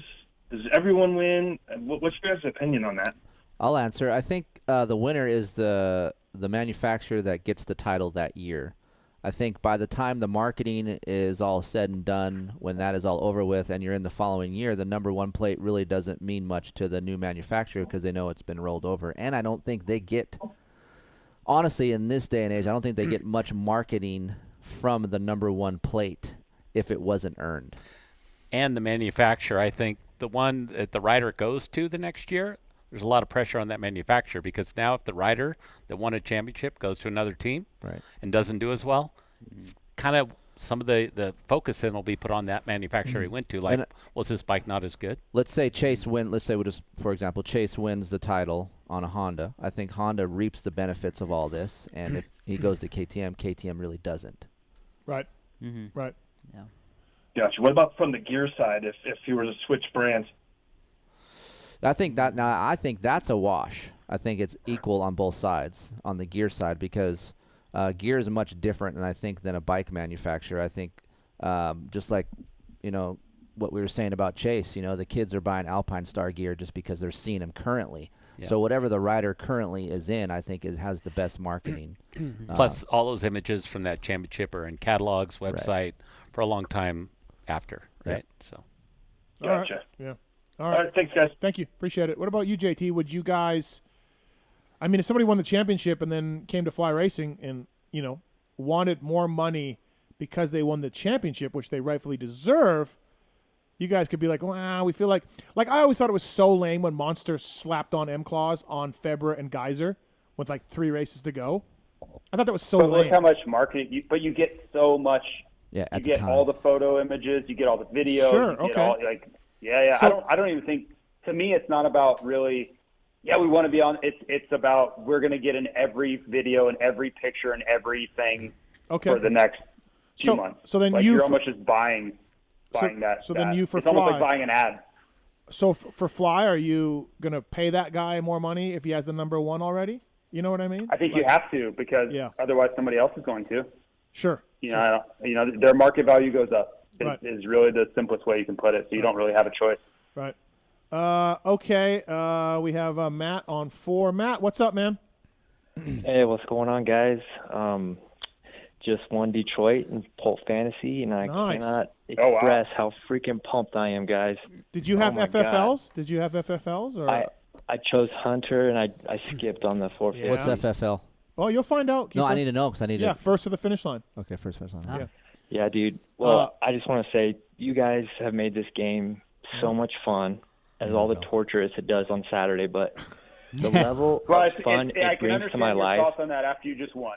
I can understand. Yeah, it's easy to But when say. your team It's sucks easy to, and you have 6 guys in the main event, it's not as much fun. trust me, I've been there a ton. I've been playing since you guys started. Actually, Marks, maybe we can make Matt the positivity campaign member, like the PulpMX. Let's slow the roll on that and have Matt call back next week and get a Yeah, true when I put testament like of, 168, that'll be great. of his feelings on the game. So Put Austin Root on his team, Marks. See how that goes. I would love to. So Matt, you had Cade for sure. Cade had 52 points. Yep. It had to been a. Yeah, I had Cade and Cartwright, and then I had oh shoot, I can't really remember, but I asked my son who's 6 years old. I go, hey dude, I was like, should I pick Cartwright or Starling? He's like, Cartwright, I guess. I'm like, bingo. Bingo. Yeah. This is how the game works, everybody. 6-year-olds pick winners. What jersey is it? I don't remember. Marks, do you remember what jersey it is for him? For Matt? I do not. I don't remember. I think it was Mosman. Ah, so you guys that's did right, a review on the Yeah. on the fantasy pod. Yeah, Mosman. But dude, I gotta say, and JT, I got to hang out with you a little bit in 2014 at Thunder Valley. I did the BTO Sports package thing. Okay, cool. I'm sorry, I was That was probably an pretty asshole, sick. so I That was a apologize good in time. advance. But, You. Oh, by the You way, were an asshole? Why? Matt, you picked Chambers I don't know. too. It's just how I roll. Matt. Yeah, dude. Trust me, dude. I was yelling. You picked Chambers. Yelling at the LCQ, and my wife's like, "What the fuck is wrong with you, dude?" I was like, "Dude, this just hit big time." I was like, "Fuck yeah!" And then she's like, "Not get excited around me." I'm like, I know. Sorry. God, you pulled it off. You got Chambers, Cat. You picked the Cat. The Cat only got in because of Hayden sending Jordan down. It would be awesome for you guys to have like live fantasy cameras in these houses Yeah. to watch these fucking families go Yeah, apeshit. yeah. It's God, it something was else. awesome. Well, congrats, Best man. night of my life. Thank you for Yeah, playing. I'm so pumped, man. Thank you. Yeah, and dude, and Mathis, I gotta say, I've been listening to you guys since like 2008 when you had Paul Lindsay cracking the bottles of Yeah. Red Bull, you know. Yep. So I'm a huge fan. Love all the shit you guys do. Keep up the good work, man. Thank you very much. Thanks, I appreciate All it. right, Thanks, cheers. buddy. Yep. Hey, man, you beating off? What a positive. What a That's positive. a call. long-time listener right there. It Gosh, is. dang Yeah, it. Yeah. Tony's on one. That's Tony, what fantasy does to you, man. Yep. That's what fantasy does. Tony, what's up, man? How's it going, guys? I happening? just wanted to call in and say hi to my good friend John Anderson and his lovely wife Kristen. Oh, she's over there looking beautiful as Oh, always. that's creepy. Yep. That's creepy as As hell. always, is that creepy? Hey, man, you beating off? He didn't say gorgeous. That's right. Kiefer, behave. I hope John's in between Kiefer and Kristen. Yeah, she's across the other room. She's Tone Rod, I got her covered, bud. Yeah. Good, smart man. Yeah. Smart man, John. Yeah, yeah. Smart man. Hey, John, did you bring your drone like I told you so you could fly it around there with them big high ceilings during Well, the show? I was going to bring that up earlier, and good. Thanks for reminding me. So I haven't been to your new place, right? I so thought you had been here. You know yeah. how Pookie's telling you to get a friend. Yeah. So Yeah. you know maybe Still not working, by the way. Yeah. Fair enough, but Yeah. maybe a new hobby, maybe drones, because you got enough airspace in your living room. You could just practice in the living drones room. around. Okay. Yeah. I don't even have enough money for a complete second floor. It only goes quarter of the way. Who do you think Yeah. you're kidding? The maid quarters. Yeah. Yeah. He's got a beautiful home, T-Rod. It's very nice, but he works hard for it. Awesome. Yep. Yeah, definitely. It's not easy talking shit on riders on the internet. You Yeah. know? I mean, it's not easy. Yeah. All right, Tony. Well, thanks for calling, man. I just no, thanks. I just wanted to call in and remind everybody, WUSA, best wheels in the business. You're either rolling on W or you wish you were rolling on W. Fantastic. This guy's awesome, yeah. I agree. Hype man. He's the hype man. I like that. You know Thanks, what I mean? Tony. There's like rolling W is like getting on the podium. Everybody else is in the LCQ. Yeah. There you go. Yeah. And we got a $200 off an Edge wheel set for 1 week. Code PulpMX. So. Oh yeah, even those are sweet. One last thing I want to say, Keefer. Yes, sir. Keefer, it's a brick shithouse. Yeah, I know. I screw that up a lot. Shit. What did he I say it a lot. Brick. I shit say shit brick house a lot. Yeah, shit brick house. Yeah. We got to give you a break. Us motocrossers, the elevator doesn't go all the way to the roof. But our Hanky wrists Jory turn a was little in there for farther a than while. most. Yeah, Hanky Jory. Hanky Jory. Yeah, I screwed some shit up. Hanky Jory. Yeah. Cream rises to the crop. Yeah. I said that? No, Steve does. I did. Yeah. Thanks, Tony. That's a Steve one. Yeah. Thanks a lot, guys. Thank you, man. Tony. Appreciate it. Thank you. Fly Racing, by the way, flyracing.com. JT, thanks for calling in. Appreciate it. And we'll see you in Seattle this weekend. So, yeah. Yeah, thank you guys. Hey, last thing I want to say, seriously, Keefer, Here we go. Amar, the whole crew, just come on home. Bring it back in. we miss you. You are always welcome. Well, I'll get you a key made. You can have a key fob. Oh, wow. Okay. You can have my desk. It's fine. We miss all of you. You're always welcome back at the ranch. And the kid, too. Bring the kid, too. I've never heard don't know JT what that this means. loving. Yeah. It's talking about Aiden. JT, for what it's worth, I'm home. Yeah. You are. You are I'm a fly guy. long-standing member, John, and you're very valued. Thank you. It's more of like a message I just want to share of like openness and a kumbaya. I like how you come with white gear after I'm gone. That's bullshit. Listen, sometimes you just got to tempt, like we have to wave a little temptation at you. Yeah, be patient to bring you back. Yeah. Yeah. All right, thanks, JT. Appreciate it. See you, JT. All right, See you, Fly JT. Racing, flyracing.com. That's Jason Thomas, by the way. Thanks to Tony for calling in, too. Bringing up the ceiling. Very nice. Ceiling heights. Yeah. I feel like I'm always getting ambushed with that. EVS Sports, the original protective gear company. They've been protecting champions and riders for over 30 years, and they don't plan to stop anytime soon.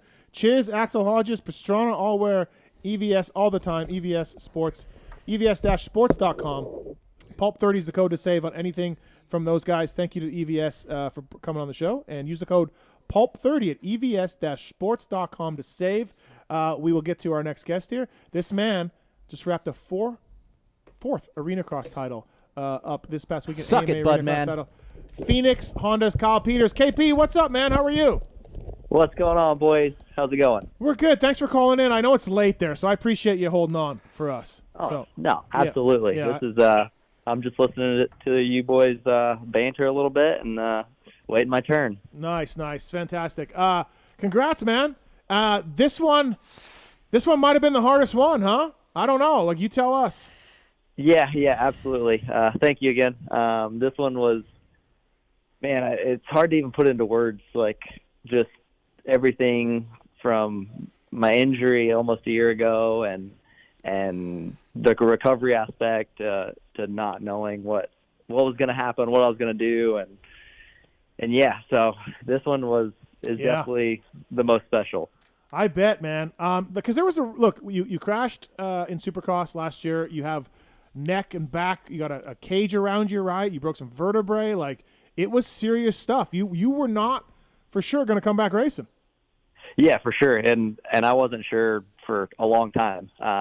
April 9th last year at St. Louis, I burst fractured C5 and C6 in my neck. Went into surgery the next day.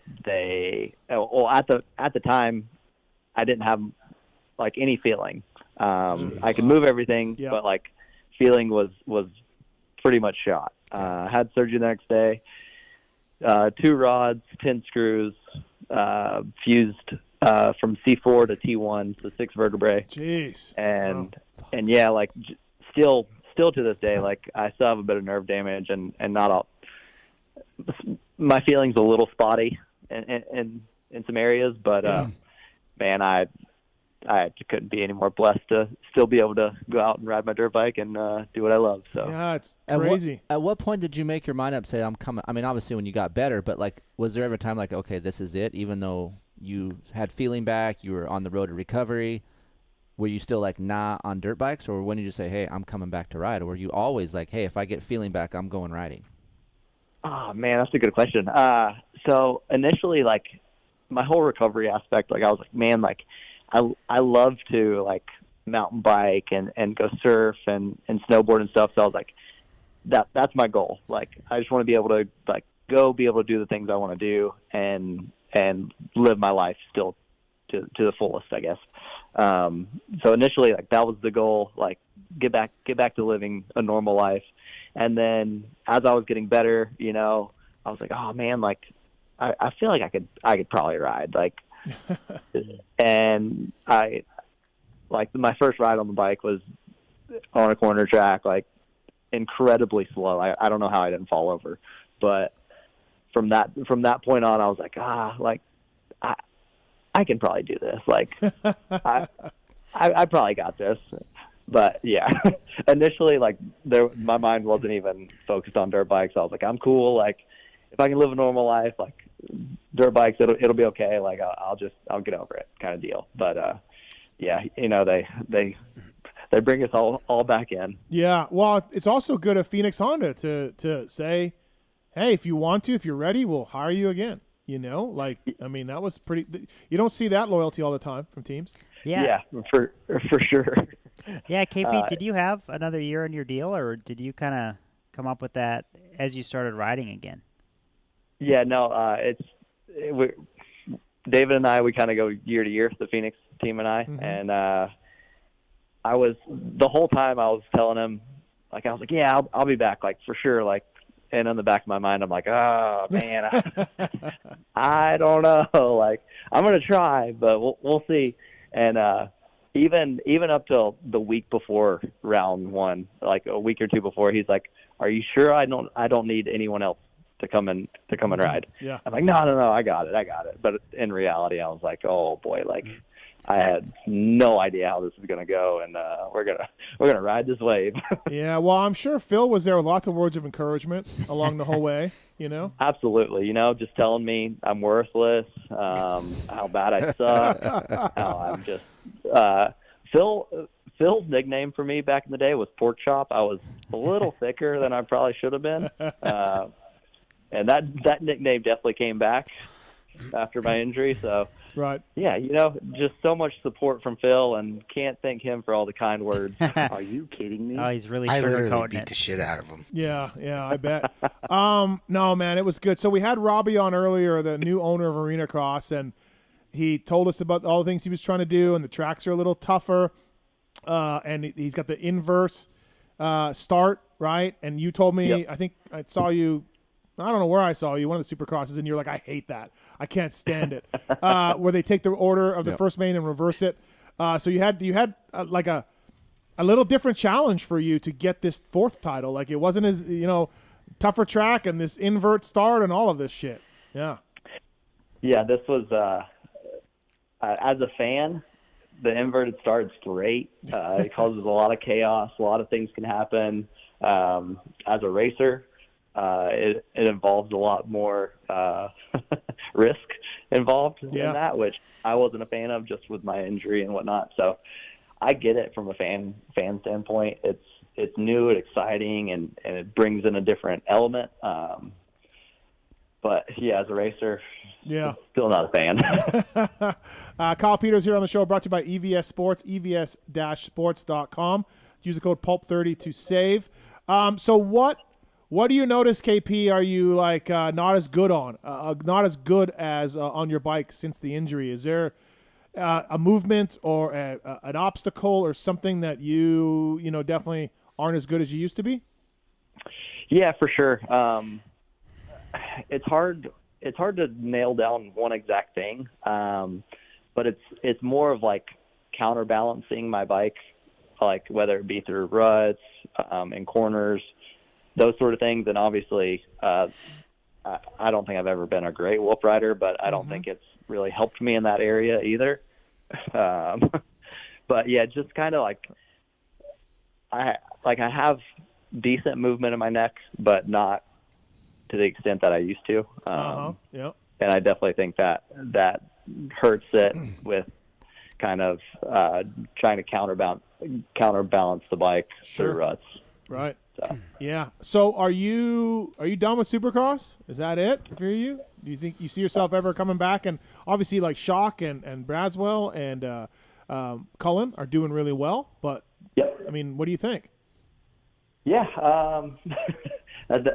I'm not really sure. This year was kind of recover and kind of see how it went kind of deal.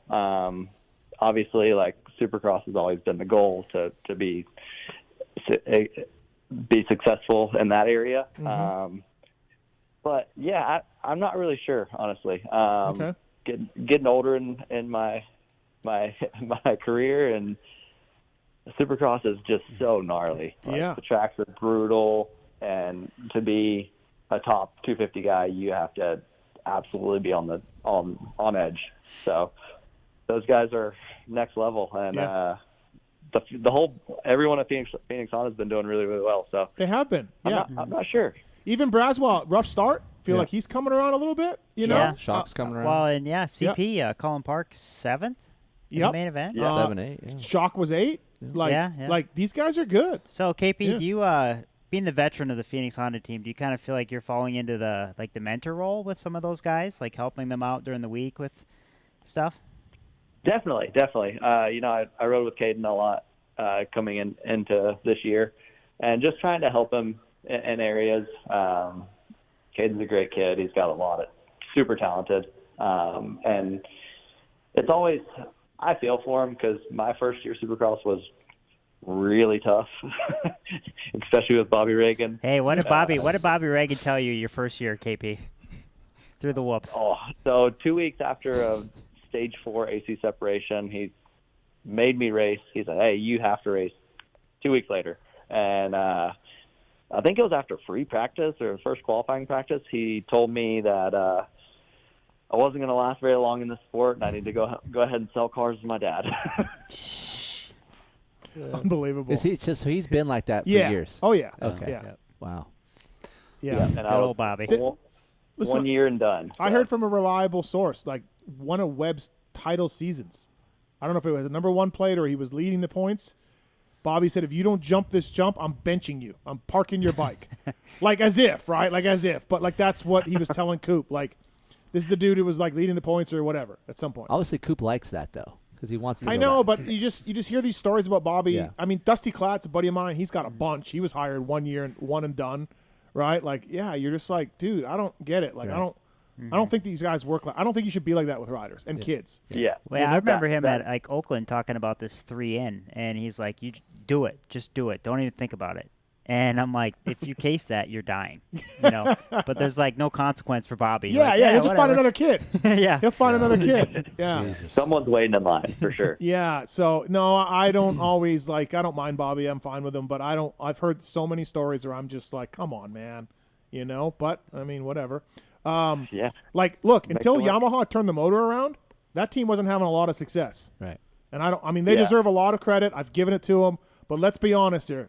They weren't doing much until Yamaha reinvented that 250 platform by turning that motor around. And there's a lot of people over there that think they're the reasons for this success. And I was the year before that. Right. Yeah, KP, you needed the motor turned around. Badly. Because you look at Coop and Jer after the motor, that new bike, they were unbelievable, you know? Yeah. I don't even think we realized back in 14 and 15 how good that bike was. No, it was so ahead of the time.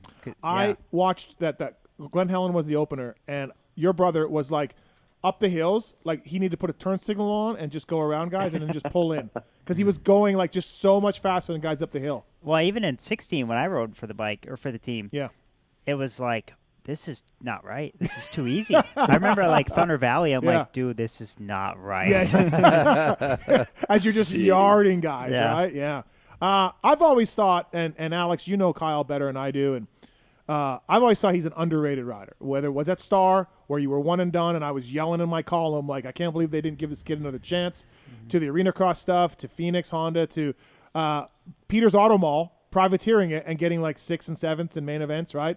I've always thought KP is an underrated guy. Well, that's why I get such a kick out of like the Bobby Reagan story. Like, oh son, just pack your you ain't gonna make it more than a year. Yeah. Like, what was it? two years later, he gets a podium as a privateer. Right. The next year. Yeah, the next year. Yeah. I mean, KP's had what 3 or 4 Supercross podiums. Yeah. 4-time Arena Cross champ. Yeah. You know, and not to mention like just the longevity. Like, what is this? Your 10th or how many years, KP? First year was 2012, so this is. Wow. 11th. Yeah, coming up on 11 years. So shit, I didn't know he was that long. Yeah, honestly. so like that, there's something to be said even just about the longevity. You know. Yeah. Like you have to have grit to do that. I agree. And Kyle, there was a time I think Phil or maybe Alex told me this. Like you were thinking of throwing it in a few years back and selling cars and doing all that, weren't you? Like you were a little bit close to that. Oh, he was there. He was doing it, wasn't Well, but that was when Phil tried to make a deal with him for a truck. No, and it went south. KP, you were working like all summer one time, right? Yeah, it's been a couple summers lately, but yeah, there's definitely been years when, you know, you get injured, you're not making any money, everything's just not going your way, and it's going downhill quick, and it's just like, man, like this sucks. Yeah. By the way, do you want to clear the air with Phil's story on that he told on the air about trying to buy a truck from you and you switching the prices and not giving him the out the door price? And Listen, we all know Phil here. Yeah. We all know Phil. Mm-hmm. And Phil's that guy, like, you don't want to sell something to your friend because he's just going to bring it right back to you. Yeah. Something's going to be wrong. Yeah. And and Phil wanted a truck. I told him what the price was, and my man tried to Jew me down like $10,000. Yeah. I'm like, Phil, like I can't lose money. I'm sorry, buddy. Yeah. I love you to death, but well, now I can't do it. I think he said that you gave him one price and then you gave him a higher price, and he was very upset about that. I think that's what his story was. And I think Phil's a little delusional sometimes. Okay, all right. Phil doesn't know what he wants. Right. Are you kidding me? Well, he's one of the cheapest human beings around. We know this, you know. So Not as bad as we. No. But no. Kyle Peters on the show, brought to you by EVS Sports, by the way. Pulp30 is the code to save with that. So, yeah, KP, talk a little bit about, if you can, and again, 4-time Arena Cross champion. You just clinched your 4th. How much better was the series this year with Robbie and the guys taking it over? And, yes, we'll ignore the inverted start because we know your feelings on that. But how was everything else? How were they, as promoters, taking over this series? How did it work? Man, it was awesome. Robbie and the whole Arena Cross crew has done a great job this year. Just trying to up it to bring it kind of back to life to where it was at one point and grow it from there. They're bringing in the pro-only day back, so our tracks are a lot better, a lot gnarlier, which I think plays in my favor a little bit. Yeah.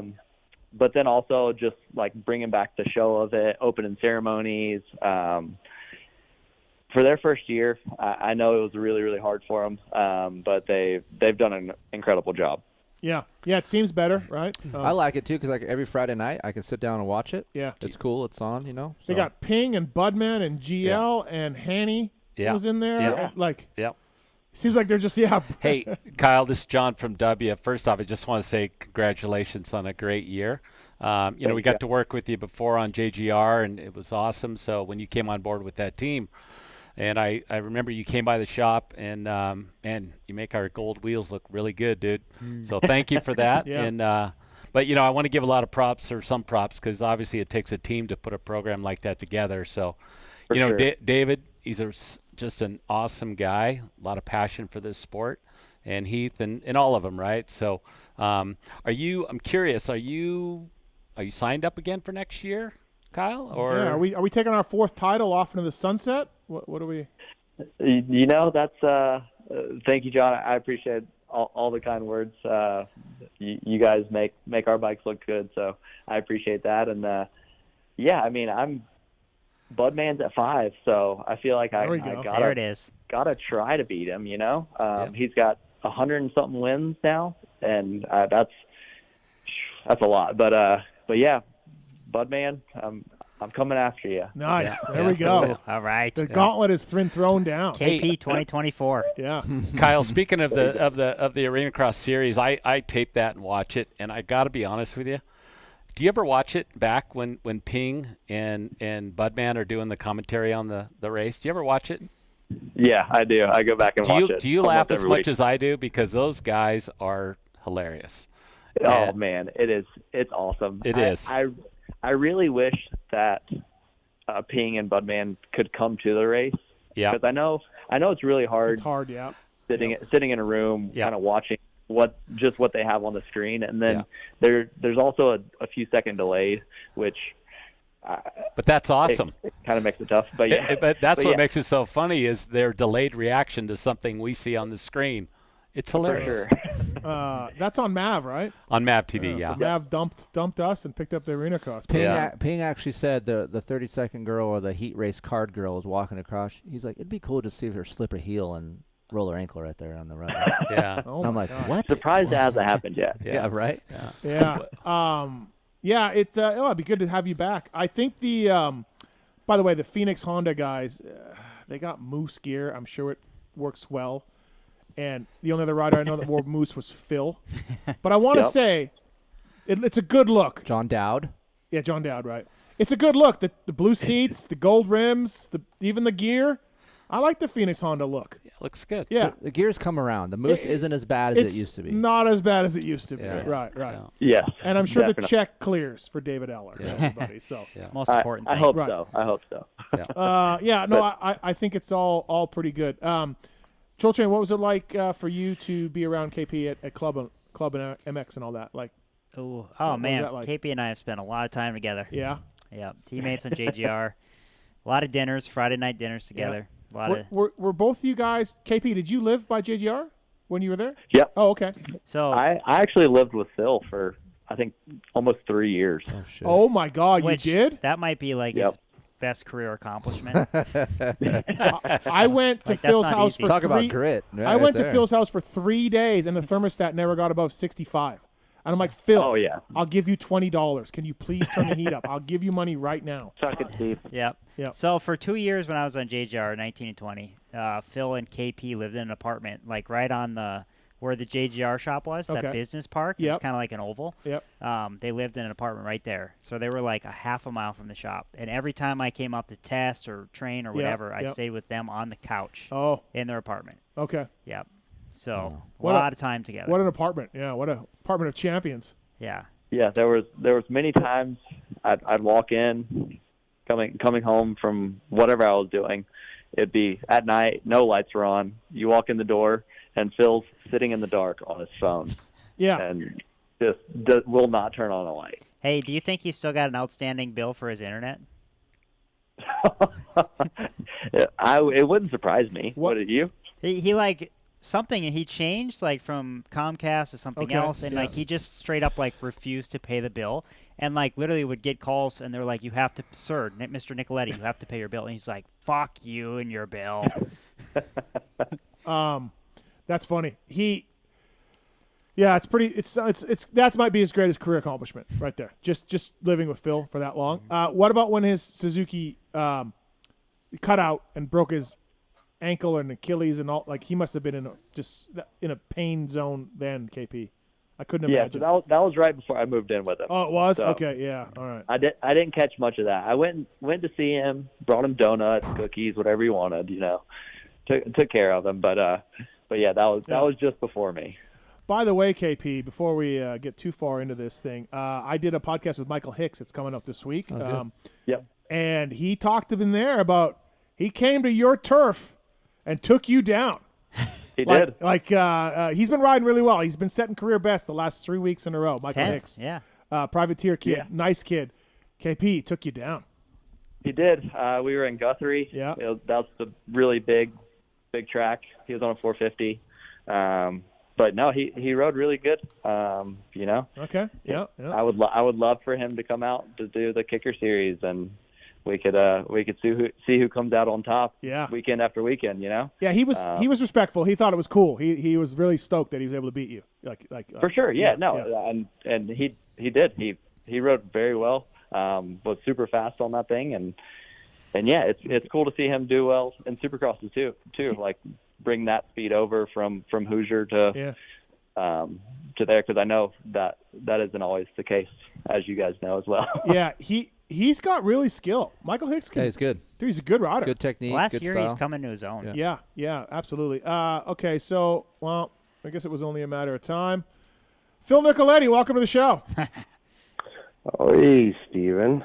11 p.m. Were your No ears burning? problem. Because there's been a lot of talk about you tonight. Why are you still up? Dude, I don't sleep anymore, Big Al. Stress? And I'm trying to sleep. Fuck, man. Can't ride, can't train, so I sit here and fucking twiddle my thumbs all day and all night. We need to get the counter. What are you guys doing? every time he says F, put up a counter. Yeah, maybe. Yeah, we could do that. So, Phil, we got KP on the line and trying to get to the bottom of this. KP. What's up, buddy? How we doing? Oh, I'm living. Not as good as you 4-time. Yeah. So we're trying to get to the bottom of this truck sale, Phil. Like, we don't quite know what happened with this truck sale that went south. I don't know. It wasn't a truck sale. It was the Mustang sale. A Mustang? KP. Yeah, for Alexia's Alexia. Mustang. Oh, I never heard about this. I heard about a truck sale. Like a year ago or so. No. The only one that really bought a truck was Weston and from KP. I went up there to trade in Alexia's Mustang. And it just went south. Well, we weren't going to give him what he wanted or what Alexia wanted. Yeah. It wasn't like Alexia ended up getting like $19,000 for this Mustang. KP only wanted to give us like $13,400 for it. Oh, it was $16,500. Get a grip. You're so full of shit. See, that's what he's a used car salesman by blood. You know? So Peter's Auto Mall needs to clean it up and make money on it. Like, he's not going to give you exactly what she's going to be able to get on a private sale, Phil. I mean, you know that. Steve, this thing was roached. It had scratches, dents. Phil ran it off into the ditch on the way there. Covered in mud. Full of shit. You're so full of shit. You stink, man. That thing was mint condition. There was not one problem with it. You know, and the best thing is that we're in there, and KP, like, he would go to like type something into his computer, and he'd be like, "Oh, hold on, let me go talk to somebody real quick." And then he like go out, and then like his brother-in-law would have to come in and like double check everything.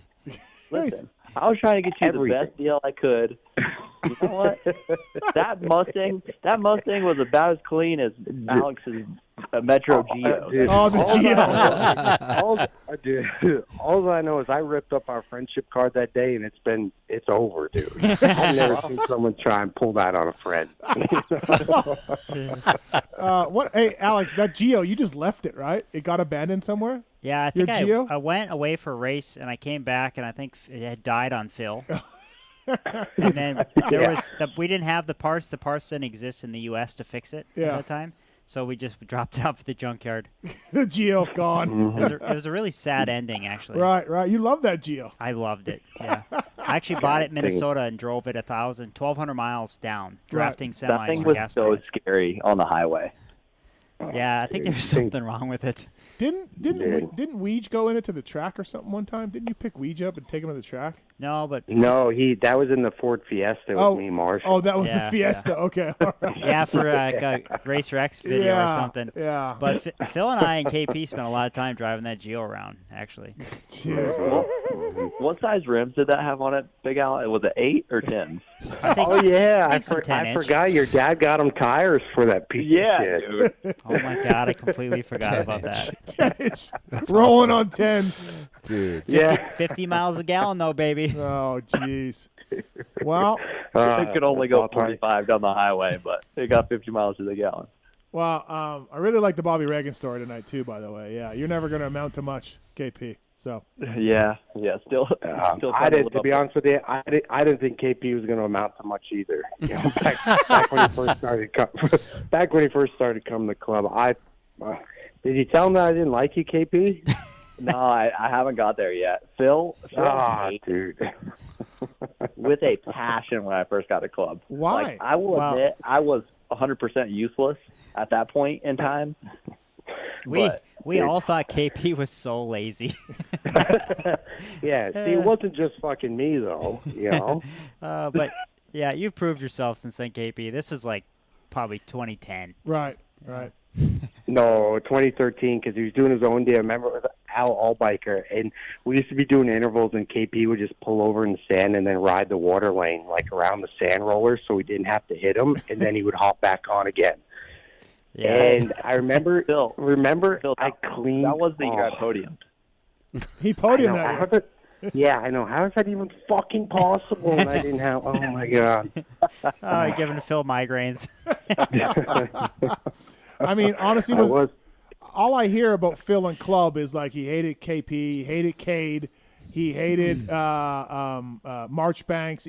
Everyone that comes into club at one point, Phil hates him. Yeah, it's tradition. At Right? This point. Yeah, absolutely.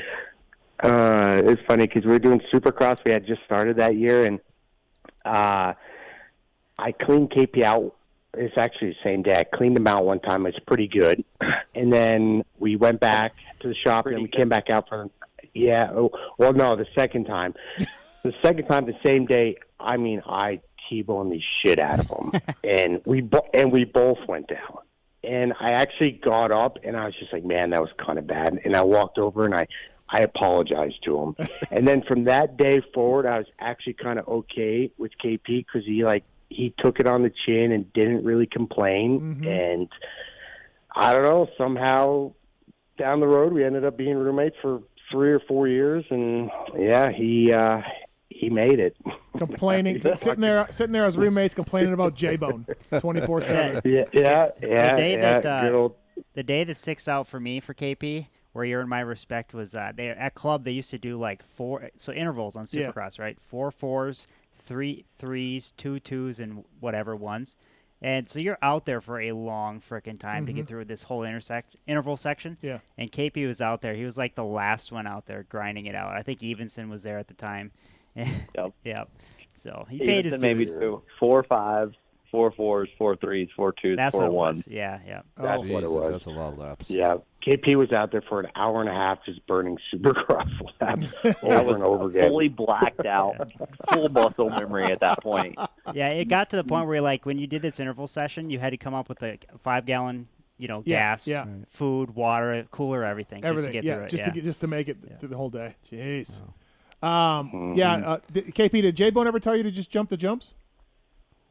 I think about every weekend. Okay, all right.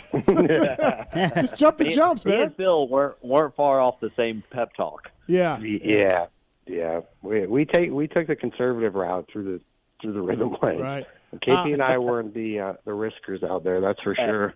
If there was ever a double race, Phil or I would win 100%. Double only race, it's over. Let me ask you guys this, a hot topic before we got you on the phone. Us four were discussing it with JT. Hayden Deegan and Jordan Smith heat race. Thoughts on that, Philip? Well, if it was me or KP or me or Alex or me or Enzo, I'm doing that for a heat race for $5,000. Why not? Okay. All right. No problem, Phil said. I literally beat the shit out of him. I know how we were talking about main event wins the last lap. Phil would be thinking about a heat race in the last lap. Yeah.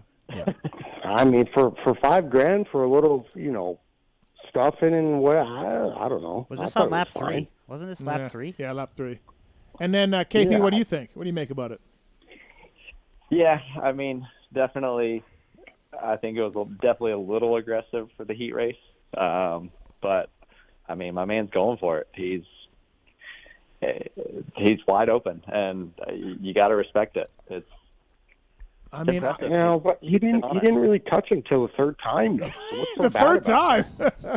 They touched 5 times. I'm not saying what he did was that dirty. He but didn't even touch him. Phil, what are you smoking? Huh? He hit him. Yeah, he hit him. They touched in the turn after the whoops. And brake checked. Oh. Dude, that was bare. That wasn't even a touch. No, but dude, that's something. That's not. I'm not saying that's dirty, but that's one. There's one touch. I didn't even count that. But okay. Okay. So they touched. So they barely touched there, and then the second corner they didn't touch, and then the third corner was like, all right, that was a bit of a hit. Yeah. But Jordan just tried running into the back of him, going into the last one. The last part that wasn't the smartest move. That would have been. That was not the smartest move at all. But I didn't really have an issue with the cat and mouse. Okay. Thing, so no, I don't know. Well, it allowed Jeremy Martin to win the heat. Jeremy collected the 5K or whatever his heat race win bonus was. So yeah. I don't know. I mean, if 5K was on the line, what would you really do? 450 guys get $10,000. So what's? I don't know. Come out to Arena Cross, you'll get smashed for free. Yeah. Well, exactly. Phil raced those. It wasn't the AMA one, but whatever that was, Phil, the Victory Sports one or whatever. So. Yeah, Asheville. But Asheville. Dude, that's actually a bloodbath. So what? Do we? Any updates on our buddy Taco? I was gonna on say- how his arena cross chase is going. Taco did more smashing last weekend than anybody. I saw the video. Someone sent me the video of Taco. Yeah, we sent it to you, Steve. We're getting them in the privateer challenge. Okay. All right. Taco can have an entry. Yeah. No, I know. I'm joking. Oh. I'm joking. He's in. You're in, dude. You're all in on Taco. I like Taco. he used the pulp code to buy parts that he destroys. Shit. So I'm down with it. Yeah.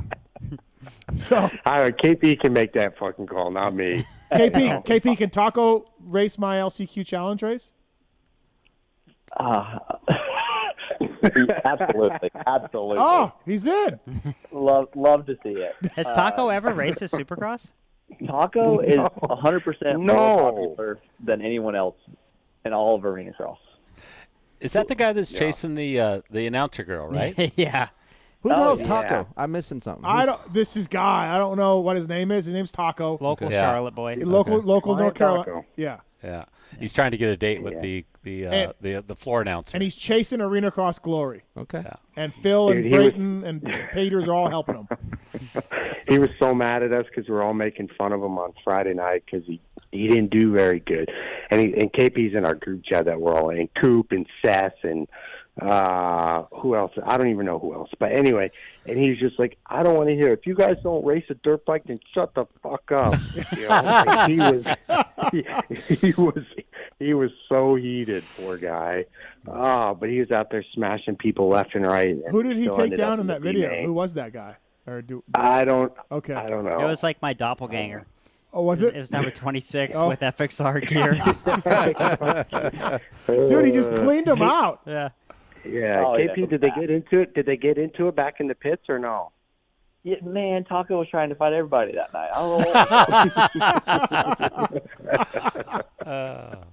So how He's a hazard. many mains has Taco made? I think there's 17 mains. I think we made 4. Okay. Maybe All right. 5. Okay. You know, So- maybe more. I don't know. It's been a little tough for him, you know. Yeah, He's yeah. been struggling a little bit. Right. The problem, he's not scared to hit anyone. I'll give him that. It's just he'll hit them and he'll crash with them. So that's the problem. He doesn't quite have everything down pat. Yeah, Oh. yeah. He's got the T-bone part down. He hasn't got the escape part yet. So Dude, he does smash some guys. Phil, I was Yeah. showing Keefer your video from Matt Burkeen. Oh my gosh. He's like a highlight reel of all the arena cross crashes last weekend. It's Dude. like one after another. My Somebody God. nose picks the finish line. And Oh, And that was- KP, wheels. I saw you that. just That got to was stay bad. out of this, KP. You got to somehow stay out of this carnage, right? That's the main goal every weekend. Every single week. Just ride around Taco's carcass and try to get by the guy nose picking the finish and just yeah. dude, yeah. Did you see that, Steve? No, I didn't. Oh my God! It's Alex. You show Steve that video so he Dude. can Okay, so what is laugh at this? it. Is this all Taco or is this It's everybody? highlight reels. No, it's a highlight Oh. reel from the madness this past weekend, and it's just like, what in the fuck is going on? There is a guy. Oh my God! Do you see him nose pick the Nose finish? That was bad. Oh my bad. God! Oh, dude, who's the guy on the Honda? Oh my God. Holy Dude. shit! Was that B-Ray Dude. that did that? Yeah, that stuck was it. that was B-Ray that freed in and just broke his femur. Dude, this could be a highlight reel. Oh, I give props to whoever put that edit together. Yeah. But I think it's worse. You see Yeah. the amateur day guys that come out. Like people are launching bikes Dude, into the stands. Is the guy who nose picked the finish? Is he alive? Is he okay? I don't know. He's all good. He's all good, Yeah. KP. Yes. You guys remember? He raced the next moto. Yeah, he did actually. Oh my God, Yeah. that's awesome. That's the greatest Yeah. Instagram I've Yeah. ever seen. I Wow. think. Oh, yeah. So And poor KP's just out there dodging. right, bullets right. left and right. KP's like, I'm just trying to survive. That actually reminds Yeah. me of Josh Hill's post from that amateur Oh, Future yeah, Supercross. right. One session where they were trying to get through the whoops. Did you see No, that? Oh. no. Oh yeah, the Futures kids just dying one after another. It's like you're just watching them drive off a cliff. Like, no. That's on the same level. That video's on the same level as the Daytona heat race whoop section. Yeah. After the night show, Yeah. when, Yeah. they fix, Oh, when they yeah. quote unquote fix the whoops. Yeah. Yeah. Yeah. One right after another dying. You can't say arena Jesus. cross isn't entertainment. Yeah. Right? So, Absolutely. Yeah, I think Yeah. I'm going to follow Matt Burkeen. If he posts more of that stuff, I'm on board. Yeah. He's been doing it. Dude, no, you need to go almost watch every week. Burkeen's YouTube. It's like, it's all time. It's like he sits there in the stands and just runs the camera the entire time. Like he went to Motorama and just filmed like all day, and he gets the most epic crashes of all fucking time. I'm like, how? I sit there on my couch and I laugh so hard I fucking cry. And I'm like, dude, I don't even understand how it's possible. We're gonna have to thank his YouTube channel for Phil's comeback Yeah. therapy. Yeah. Oh, yeah, good times. Good entertainment. Yeah, that's great. I love it. And then when you add Taco to the mix, it's Could you imagine what people think? They're watching Kyle, who looks perfect. Right. Everything's smooth and then you watch that side. Yeah. Now there's a lot of other guys on the track, Bitterman and those. They're really good. But some of those crashes, the guys are just off in the other lane. They get cross-rutted, and I guess they just get sent off into another lane. Yeah. Yeah. No, they jumped the catapult and they missed the landing. Right. How do you jump the catapult and miss the fucking landing? Like I don't understand how you hook it left or right off of a vert ramp and you miss a landing that's I don't know, 20 foot wide. One of the arena crosses this year, I had a guy emailing me. His daughter was racing amateur day. Mhm. She was on the line waiting for her race. A bike got launched in the race before her, and she broke her femur just sitting there waiting for her race because Just the bike was flew launched. off Yeah. berm. Oh Yeah. my God, that's Dude, that is right? awful. Shut up. Crazy. KP's had 4 of these arena cross titles. He's lived through all of this stuff. Yeah, it's honestly a miracle. Like, just getting through.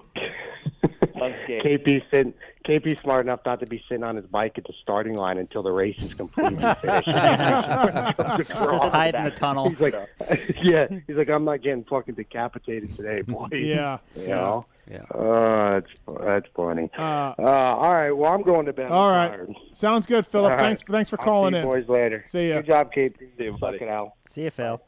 All right. Then I'm going to sleep. All right, Philip. See ya.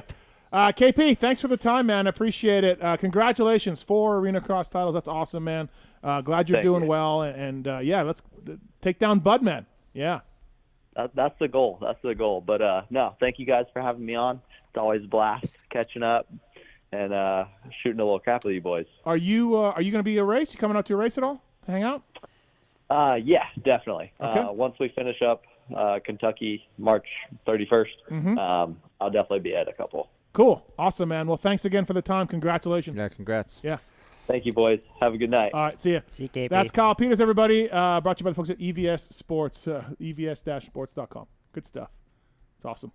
All right. X-Brand Goggle Tear-Offs. Let's do this. It's the X-Brand Tear-Off segment. 15-second rapid-fire Q&A. X-Brand Goggles, the choice of champions everywhere. Rapid fire. Dark. Listen, they. I wonder what Cool Side has to say about these allegations. MIA. GNCC 1-2 last GNCC with X-Brand Goggles. 1-2. Who won? DeLong. Okay. And then, wait, yeah, and then Strang got second, I think. Andrew DeLong? Craig DeLong. Yeah. Andrew DeLong. There's 2 of them. Is there? There is, yeah. X-Brand Goggles, choice of champions everywhere. Fast Freddy Norn, X-Brand as well. Putting it back in the main event with privateer proven X-Brand Goggles. The Lucid Goggles, fantastic. Great stuff over there. And, of course, the W Goggles. You still selling those? Yeah. That's been going well, and it was cool to partner with Rich. And certainly, as you know, he knows a lot about goggles. Yeah. So we got to do a little fun project and did a little W goggles. So it's been really fun and a fun little thing to do. And nobody better to work with than Rich. That's awesome. No, fantastic. Good to hear. Pulp Show 23 is a code to save with XBrand, EKSbrand.com. Please check them out. And these questions are submitted by Corey Moser. Do you guys know him? No. Moser sounds familiar. Yeah. I saw a shirt. Cookie was wearing a shirt. Yeah. Oh, Yeah. odd. All right, Marks, let's do this. Rapid fire. Keefer, which amateur event has the hottest moto moms? Oh, Loretta's. For sure. Oh, wow. It's warm outside. 0.8. They come out a little sauced up. Yeah, it's a good time. That was quick. Yeah. No. All right. Alex, where is Phil lacking the most with his training and or nutrition? Triple N's. Is there any training or nutrition that could help him go 3 in? Probably more coffee. Yeah. Okay. John, which OEM has the best stock hubs? It's a tough question. Good question. Yeah. Boy, I'm bogging here. Yamaha's pretty good. Honda's pretty good. The ones that aren't good, I'm not going to say because that wouldn't be right to do. I'll even give the Hept guys some credit this year. We were going to try and do a deal with them for Kenny.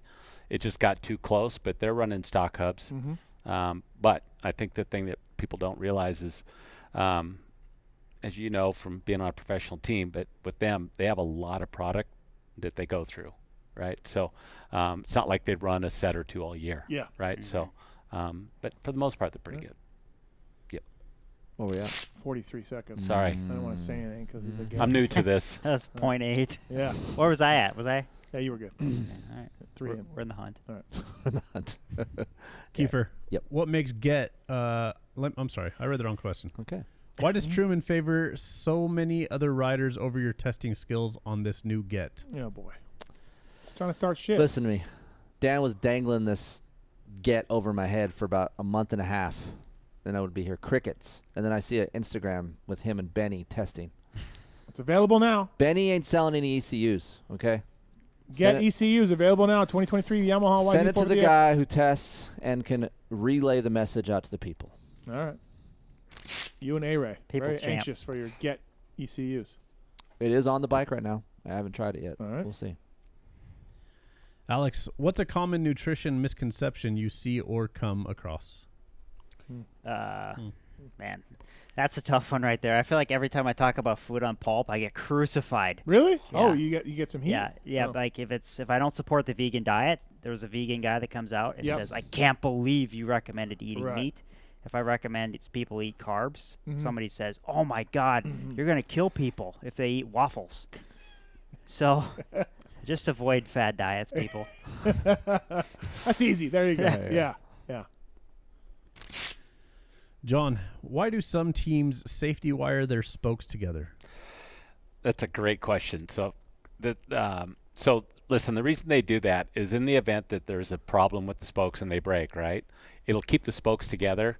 And I will also say there's a guy hanging on your wall here that was a big part, one of these jerseys, was a big part of why it's required by factory. KTM really started it because what happened was a rider broke some spokes. He pulled off the track. And if the spokes, because he heard a noise, DNF, look bad on the manufacturer, and that's why they do that. So it keeps. No. Who we got here? It was KTM. Was it KTM rider at the time? Yep. Osborne? Jeremy? I mean, I don't want to throw the guy into the bus. Well, yeah. Why? You can say it. It's just, he heard the noise. Because he's people love him. It was Brayton. Oh. Yeah, on the JB. BTO team. Okay. Oh, okay. Yeah, because we did their wheels and Yep. and he didn't know, right? I mean, he heard a noise, and it's required by a lot of teams now to do that. I never did. Yeah, on I think any everybody team. would pull off, you know. Well, for sure, right? But if the spoke is zip wired together, right? Yeah. Because it could break at the head. If it's Oh. together, it's not going to rattle all over, potentially get into the disc, Yeah. the No, it sprocket, makes whatever. sense. I For never sure. did it as a mechanic. And you know ever, who yeah. really, I'll be honest with you, the person that made that mandatory was Roger DeCoster. Oh, okay. Yep. Right. Yep. Keefer, what makes Get so much better than other ECUs? They don't seem to have any competition. Competition. I don't know if it's better. I haven't tested it yet. Mosers. Great question. Yeah. He must listen to the review pod or something, huh? Alex, what's your favorite cheat meal? Pizza. Yeah. What's on the pizza? Usually just pepperoni. I like pepperoni. Yeah. Pizza's really bad for you, and it's unfortunate because I love it too. I feel like it's not as bad as other fast food. I think. Oh, I don't know. I ran 26 miles yesterday, and I went straight to the pizza joint. Fantastic. Yeah. All right, last one. John, who would you feel more comfortable leaving alone with your wife? Keefer? Oh, God. Or Dark Side? I'm gonna say Dark Side. Wow. What? Wow. Because you know why? Because I think Dark Side's a little intimidated, and not that he's not got his game, but I Yeah. think he doesn't know her as well. I mean, Keefer's known Kristen forever. Right. But I don't know, something about, I was standing behind Kristen, and he was kind of looking at her, and I'm like, dude, she has clothes on.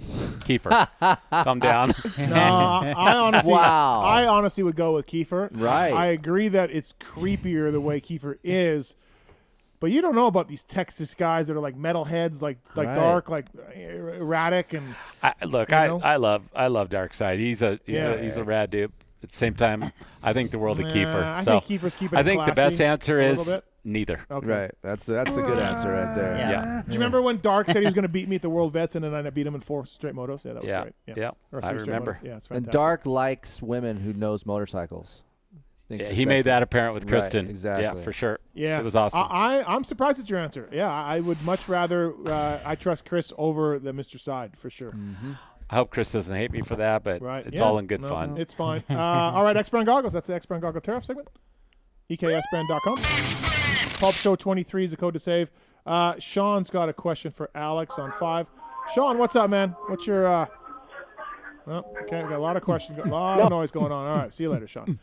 Yeah, he's doing it. That didn't last long. All right, Lars Lindstrom coming up here shortly on the show. But let's talk to this gentleman if we can.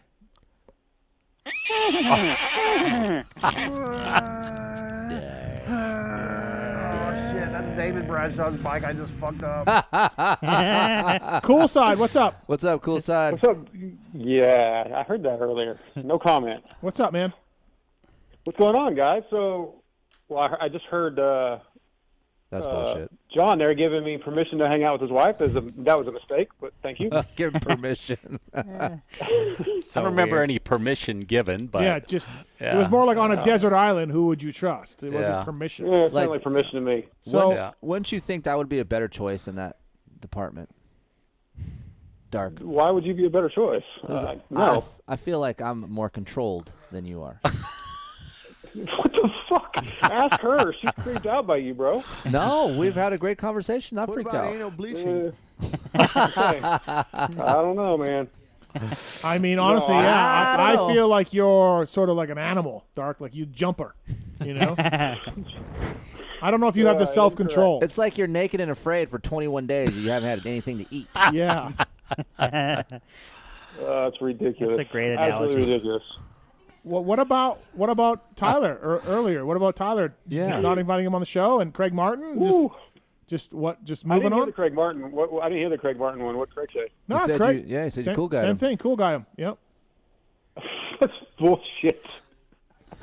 Wow. It's funny that Yeah, all the these Tyler people, one actually- have Tyler one- allegations, and Dark just laughs it off and Yep. says it's all lies. He thinks we're making it up. Yep. Yeah. I've certainly never intentionally cool guyed anybody. Yeah, the Tyler one kind of threw me for a loop. I thought he was joking. Apparently he's not joking. So, yeah, I'm going to not even want to comment on that one right now. Well, why don't you want to comment on it? Cool Side gets a job with Vital. Just, yep. Yeah, I think you guys know me well enough to know that's absolutely not the case. Snob Side. So, Snob side, cool side. Well, I mean, at least he called in tonight, you know? Yeah. Yeah. Give him props for that. He's trying to salvage his relationship with John now. Right. Hey, Yeah. Darkseid, have you signed any Yeah. autographs since your new role at Vital? Yes. Yep. I signed some. I like it. Lots of Yeah. pictures. Pictures? Oh, yeah, lots of pictures. Yeah. That's awesome. How many Yeah, dark? it's a How good many? How time. many darks have you gotten when you're out? Yeah. Not even a chance I could count them. It's constant. Darkseid, did you hear Alex do it earlier? Yeah. I did. Yeah. I did. Yeah, he texted me. I wish He I approved. wish I had a close up of that. That'd have been Yeah, awesome. I was actually laughing at another comment you made. You made I forget what comment you made now, Amar. You said something else that was real funny. I don't even remember what it was about me, but changing my Tinder profile or something. You said that was what I was laughing at. That was pretty good. Well, I mean, you're big time now. But, yeah. So No, I mean, when I Hey, I feel wanna like know- when we were in Texas, Darkseid came out to watch Aiden ride, Yeah. and we were talking. I go, I mean, does it feel like we changed his life? And Yeah. I go, Yeah. can you understand that? And he's like, he doesn't really fully grasp it. No. Like he just thinks like he had a big part of it, and I feel like he didn't. There's like two dark sides almost. It's like pre-pulp and then after pulp. Yeah. Yeah. Different people. Or even pre-ponytail He after starts ponytail. the pony pod. PP and PP. Yeah. Pre-pony, post-pony. Yeah, and he starts a pony pod, and he's on the outside of the fence looking in, and we got him in, and now he's just forgetting about us. Now he's just hanging out on the Vital forums. Right, he's stepping over us to to grab the loot. I'm happens. giving you guys lots of credit for the help you've given me. But you guys take it a little too far sometimes. You take a little more credit, maybe. We saw Mr. Side when he was in the clubs, when he was a small band, up and coming. In the throws. In No, the you clubs. didn't show up to the club, Steve. And you stayed in your hotel. Wow. Are you going to every race now, Darkside? No, I've done maybe 6, and I wasn't there this weekend. I won't be the coming up weekend. Lewis is back, so he'll be at most of them, or all of them. Okay. I'll be at Glendale, Salt Lake City, and Nashville. Nashville will be a good one. Maybe Denver. All right. Do we have a show in Denver? Live show, yes. I'm going to that one, right? Yeah. Okay. And we have the LCQ Challenge from Yamaha. Okay. Yeah. Yeah, that's why I want to go. Yeah, I want to go see that. Heather and Pookie are helping you. I doubt it. Okay. We'll ask them. They'll probably bail on it. That's true. What's your live show schedule? Just Denver.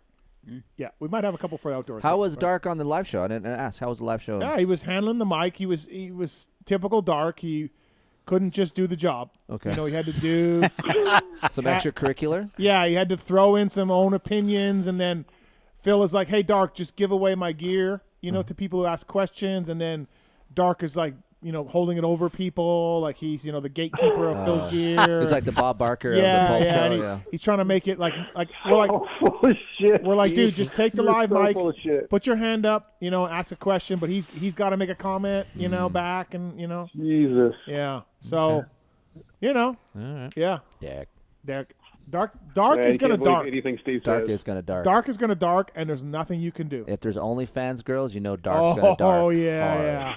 Yeah, there's Hard. lots of photos of that with OnlyFans girls. Yeah. Okay, lots.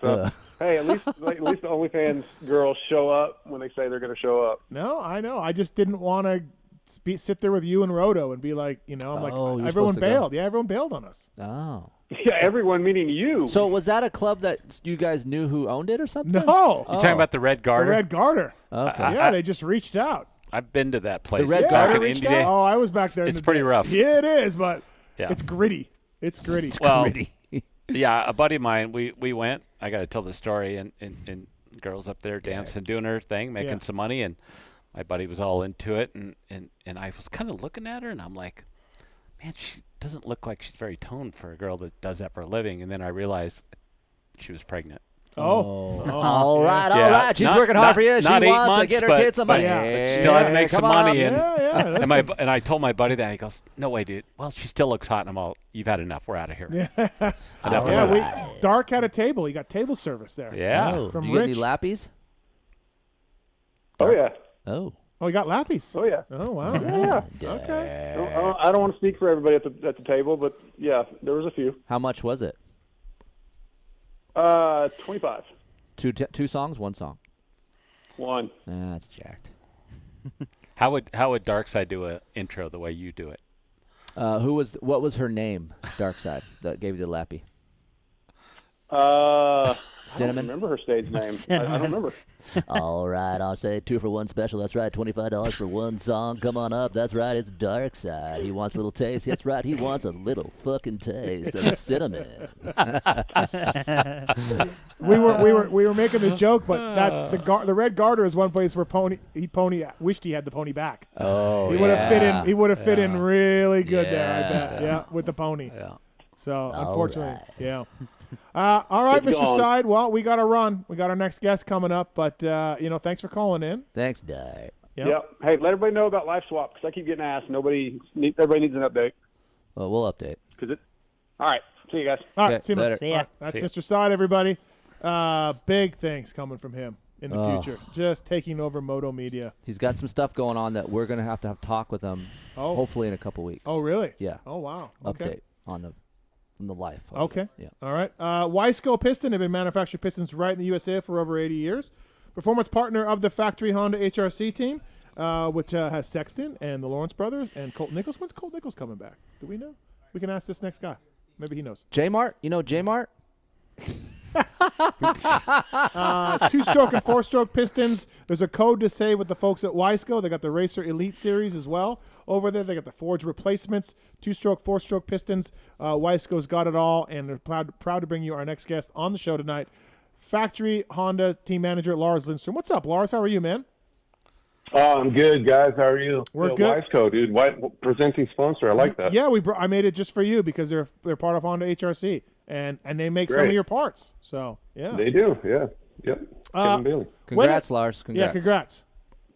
Thank you very much. Yeah, no, I appreciate it. It was a long time coming, and in Supercross, and we're pretty happy about it. Obviously. When's Colt Nichols coming back? By the way, is I feel like he's week to week.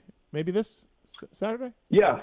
We're trying to get him back to where he's 100%. I mean, he had that pretty big get off in Daytona. Mm-hmm. Was a little bit, harder than it seemed, and then just thought it was a smart thing to do, was just take a little time. Mm-hmm. Not race that night because when he went and tried to do a spin on the bike, it just wasn't feeling 100%. Yeah. So. Took that week off, and then just need a little more time, and then realistically, all of us just really want him to come back when he's feeling like he can make a difference on the track and not just be a number. I think he has the capability to do that, but so far he's had that nagging injury with his groin, and then it was just kind of a couple little things that just weren't allowing him to be himself. Mm-hmm. And then this, so I think we're going to try to do a little bit of testing with him maybe this week, and then he's been riding a little bit outdoors too, so we'll see. All right, good to know. So I got to call bullshit a little bit. Look, I love numbers, I love stats, I love the history of the sport. Lars, you know this, you do too. You were asking, on your Instagram when the last time the factory Honda won both classes. Mm-hmm. And, it's been a long time. And then you got the stat from 93, Doug Henry and McGrath, I'm guessing, right? Yes. But you can't say that because you guys didn't have a team. It was Geico or Factory Connection forever, right? And you guys just added 250s / 125s, 2 years ago or whatever. Like you didn't, I don't know, like I hear you. It's a nothing stat. It's a nothing stat to me. You know what you just said right there? It's a nothing stat to you. Right. To you. To Opinions. But you didn't have a team. You didn't have riders on the 125 class. Oh, that makes it even more cool, dude. It's been 30 years, but we haven't had that many riders. So it was special to have both of our guys on the top in both classes. Honda's won the 250 or the 125 class with Geico Factory Connection team a few times, or a bunch of times, I shouldn't say a few times. Right. But obviously a 450 win or 250 win has been so difficult to get in all the years since we had Ricky, I guess, like you had obviously anybody when they had Ricky, you won a lot.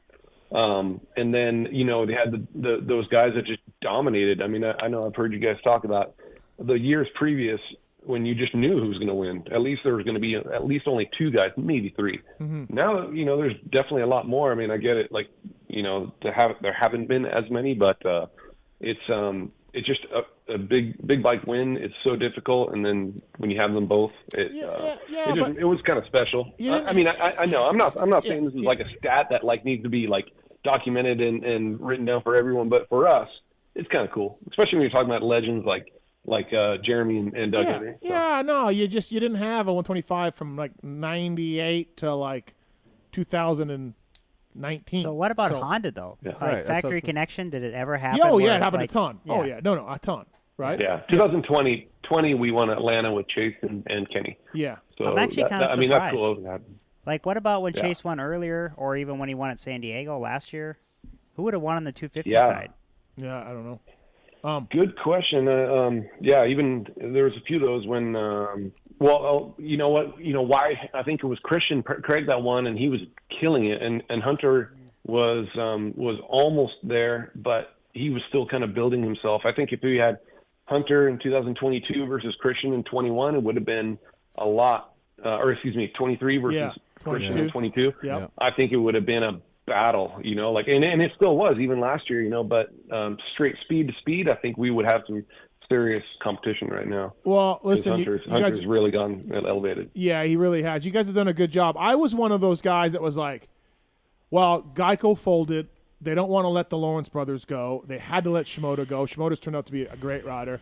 They don't want to let the Lawrence brothers go. They're taking it in-house because they, have to save these two Australian brothers. But then in my mind, Lars, like I'm like, they don't want to do this. That's more people, more staff, more work, more everything. I was like, the first chance they get, they're going to bail on the 250 program and put it with somebody. But then you guys went and hired Hymas. And I'm like, okay, well, maybe not. Like, maybe they're going to keep this going, Lars. Obviously, you're not the the decision maker at all when it comes to that. Like, you are a part of it, but not the major decision maker. So, but do you see this 250 team continuing on with Factory HRC? Yeah, I mean, I do. I think it's a pretty cool thing to have on our side. I mean, we do a lot of the development. I mean, I can see that us getting together with another satellite team more seriously than we do right now in the future. I'm sure that's going to happen, but I'm not sure that we want to let go completely of the 250 class. You'll always have a guy. Yeah. And our team is we've worked really hard to get the 250 to where it is right now, and we have a good deal with there's a lot of riders that want to ride our 250, which kind of bodes well for the 450 future as well. So I don't think we're going to go away from it completely at all, or, like for especially not for a while. But I mean, it's pretty hard to predict 5 years in the future, isn't it? I'm not really sure. So, but yeah, no, so far I don't think we're in any, and we have any plans to get rid of it or to move it out. No, it was quite a night for sure. And, I don't want to talk bad about the Geico guys, but I think, that bike was good. Yeah, we rode it. And we rode it. Yeah. Yeah, that's right. We shredded on it. Yeah. I rode Shimoda's bike at Glen Helen. Right. How could you forget? I forgot. Right. That was cool. Yeah. Yeah, okay. Back to what I was saying, though. And, John, you work with factory teams and factory-supported teams. There is no doubt that 250 platform took a step up when it was under that HRC truck. Because those Lawrence Brothers bikes, the first year was like, oh, they're good. You you guys have done a really good job, Lars. So, props. Thank you. But at the same time, I don't think that it had. I'd like to think that the guys that we took with us from the Geico team, they already had a good platform, and then we were able to give them some more focus on just having 2 riders instead of like 7 that they had, or 8 or something. Yeah. And then also, I mean, we were able to probably give them a little bit more resources in general. We were able to get some things from Japan, from when they had a works bike and GPs. That was something that we were able to kind of get. And so there's a few of those things, and then a lot of time on the dyno for the 250 team, and mapping and using different really good vendors and stuff like that. So it didn't happen overnight, that's for sure. But they put in a lot of work, and the guys on the team that came with us from Geico are the ones that we need to thank for that, I think. Yeah. When you see those guys 3 in on some of these combos, like the Honda is one of the easier ones to it's like get Alex was saying when he got on a Star bike, and you're like, this isn't fair. Yeah. Well, I was going to say to your point earlier, like me being the racer and having to race the Geico Hondas, I think the last couple of years it was kind of to the point, being a competitor of them, I was like, it just wasn't that impressive of a motorcycle. So to see like Hunter and Jet now on that bike, like not only getting the 3 ends, the whole shots. Yeah, I mean, they're great riders, but still. Yeah, but the riding is like they're crossing the finish line first, right? They're getting the checkered flag, but the whole shots and the 3s in, those are things that come from like a good handling dirt bike and good power. Yep. And that's what surprises me the most, is like that's a big difference from 3-4 years ago. Yeah, I'll tell you what, too, Lars, you guys are pissing some people off, too, with this 250 program, because if you're an up-and-coming 250 rider and you're trying to sell your client to Pro Circuit, well, he's got to wear Fox gear, right? And he can't do his own gear deal, can't do his own helmet deal, and then if you go to Factory Honda, if Factory Honda wants you, which you'd be fortunate, there's only not too many riders, who are on the short list of that. You get your own helmet deal, you get your own gear deal, and then when you run back to Mitch Payton and be like, well, this is what I can get all in from Honda and my existing sponsors, Mitch can't touch it. Right. So, you're going to have, not only are you going to have your choice of riders, Lars, because of your equipment and your team and your base, the financial aspect of what you guys allow these 50 guys to do also wins the day. Right. So, yeah. Yeah. Yeah. It doesn't hurt. No, for sure. No, it does not hurt. No, for sure. Hey, we were talking about, I guess you and Keir, Chase's dad, the last few weeks, not this week. This all went for you really well. He rode great, 7th to 2nd, and then AP crash and all that. But like we were talking, like, what do you say to him the last month and a half outside of like, dude, you're super fast. We'll get him next week. Let's keep working. We'll get him next week. I mean, that's kind of all you have to say, right? Or can you let us in on some of the conversations when you have a guy like Chase Sexton not winning? No, yeah, I think you're right. I mean, it's hard to tell someone that has everything there what we need to change. I mean, obviously, some of it at the end, we owned some of it that we think that we could have done better on the bike to get him.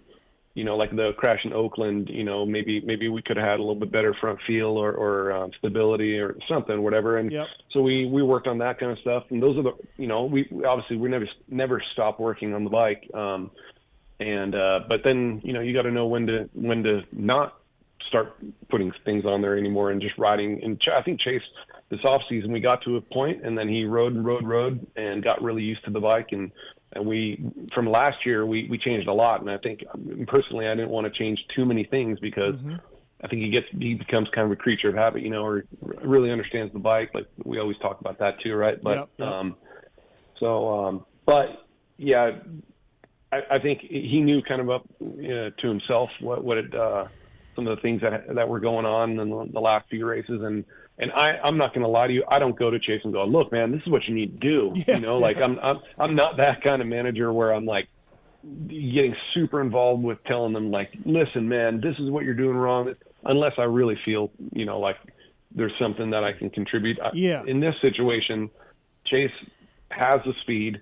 He has, we've got the bike to a spot where he is able to win.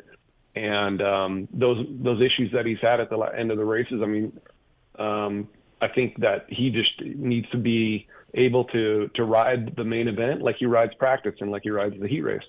And, at this point, I think this weekend he did. And that's why I was super, super stoked on him this week. And even after the heat race, I was really, really pumped on the way he rode and his racecraft, really. I mean, he was stuck behind Ken there, and then he was able to change a line, and he goes through jumps so much better than a lot of guys.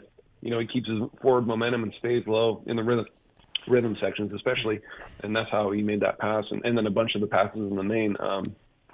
So I think he really this weekend helped him get some confidence and some mental strength and going forward. And it just obviously with the penalty, it takes. Even though the night was awesome for us, it was still so bittersweet because we went in, won the race, we need to get points, and we lose points in the championship. And not just a few points, we lose 7. So go from 10 points to 17, almost double. Yeah. And that was one of the things that was frustrating about, and I wanted to kind of touch on was the penalty itself, just being.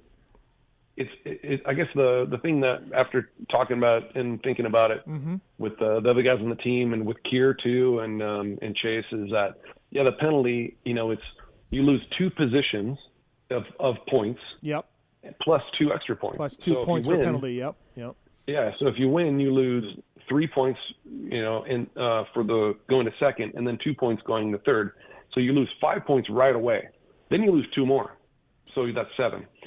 If you were to get, 4th place or 22nd place or, whatever.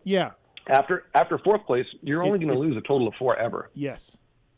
So the whole goal of the red cross flag and light is for safety. So you don't land on somebody who's down, whatever, which is great. But that's shouldn't be a position sensitive thing. That should be across the board. So I'm hoping to try to change that for the future where it's a set 4 point, 5 point, whatever. If you're first. Yeah, I agree with that. Unless you jump over a guy's head who's singling it, and then now you gain the position. Now you should lose that, and then you can't gain the spot. You can't gain the spot and then like lose only the points, but you still get third, right? You know what I'm saying? So you need to if you gain a spot from jumping on a red cross, then you should lose that spot you gained and then some points. But if you don't gain a spot or anything, then like you said, just make it standard. Why should the position of the rider make the penalty worse? It shouldn't. It shouldn't matter that you're leading or you're 10th. We want to stop guys from jumping on red crosses. Yeah, exactly. Yeah, right. And there's a whole nother issue with throwing a red cross light on for something that maybe doesn't need to be. Like, obviously the triple, when you're dealing with a triple, the biggest concern is something like what happened to Trey Kennard in 2012, or, not that would have worked in that situation, but just getting landed on a triple is probably the biggest, incident you could have or accident you could have on a Supercross race. So, but when somebody's before the triple, does the light need to be on? There's a few things like that. I mean, it's not easy. It's not easy for the AMA either, or any of the flaggers to know. So and there's plenty of flagging errors every weekend. So that's tough to know, and it's a human judgment, and all of that. But I know what you're saying. Yeah, like Chase lost 7, and if Shane McElrath jumps it with Chiz and he's 14th, he's gonna lose 5. So how long did it take them to announce 4. this 7-point penalty? How long did it take them to announce that?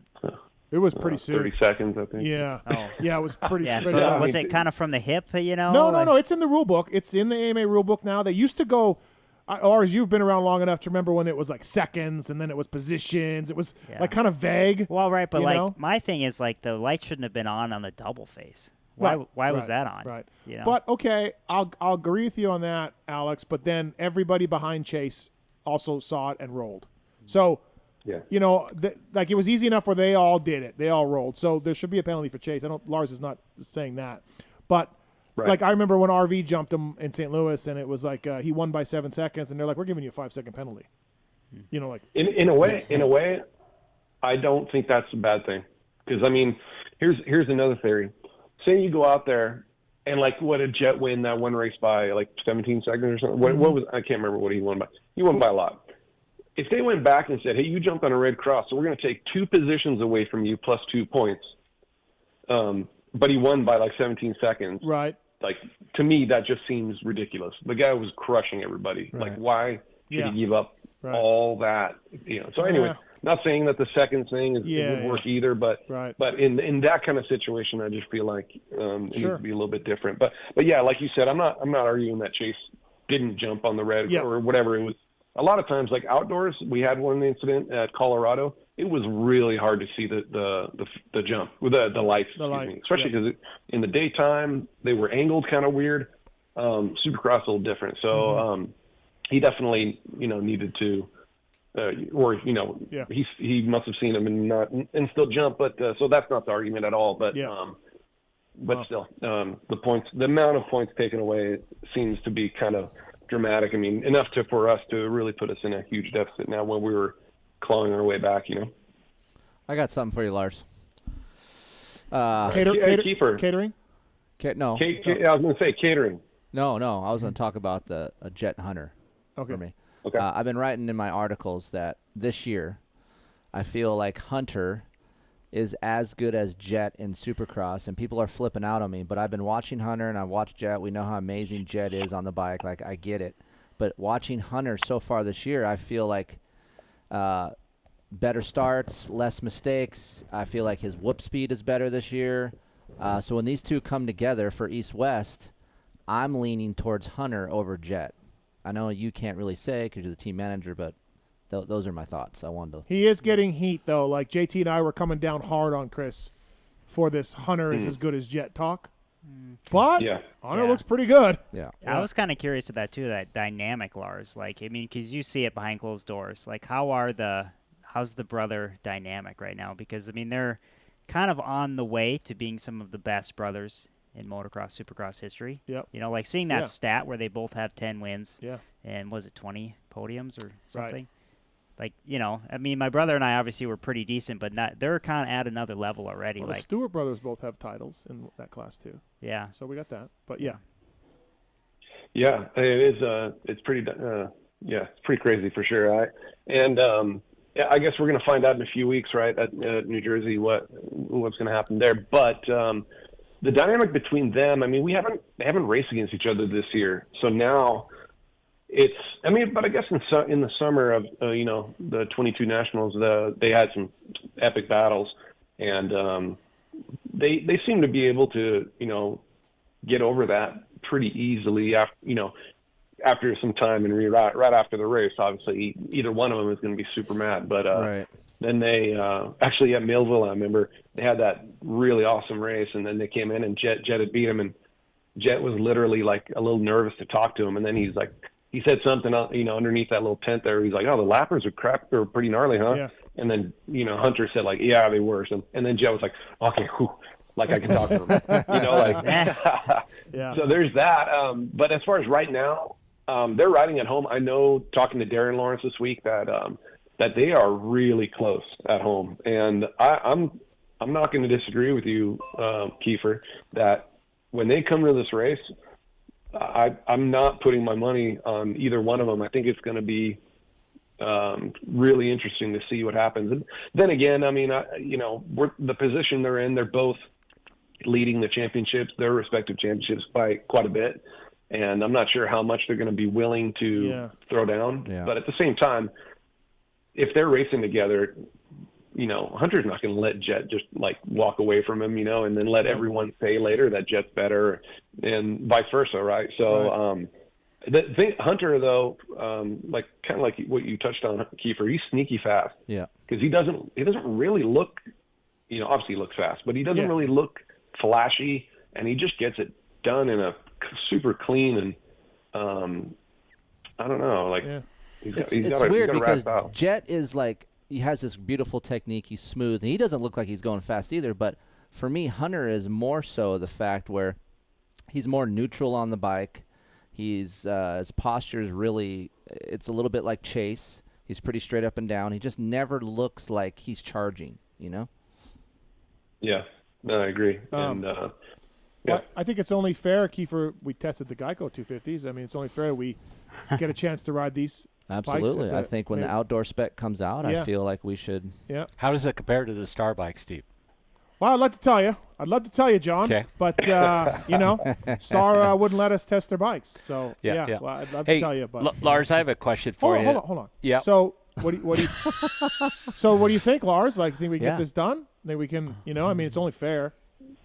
Let's start talking about that. Maybe there's something we could do. Mm-hmm. You need some I don't think we've done that in a pretty long time. I don't think we've had a magazine ride our 450 or obviously our 250. I'll ride Chase's bike because I ride it similar to Chase. So maybe I'll ride the 450. You have really similar physique and riding style. No, I feel like it'll be very accurate. No clicker changes needed. I think we're good. Yeah. So I think I ride the 450, Keefer. You ride the 250. Sure. At GH. Yeah. And we make it happen. All right, cool. Awesome. I'll get in touch with John'em. If anybody from Swap Moto Live calls you, do not answer your phone.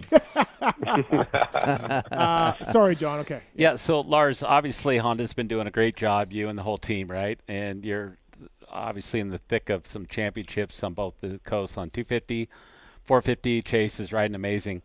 Not to fast forward too much, but let's fast forward a little bit. In a few weeks, months, whatever, you're going to be into the outdoors. Now you're going to have Jet and Chase.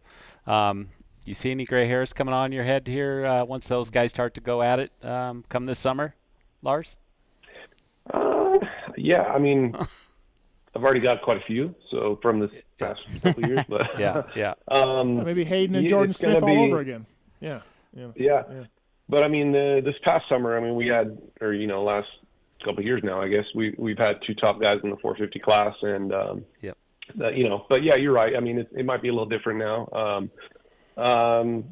We'll see. I mean, it's not like Chase and Jet don't get along, but yeah, when they start getting when they're both on 450s racing against each other, I guess we'll see what that's going to look like. It's going to be interesting for sure, and super exciting because I mean, obviously, Chase after last summer is got to go into this thing, with huge expectations.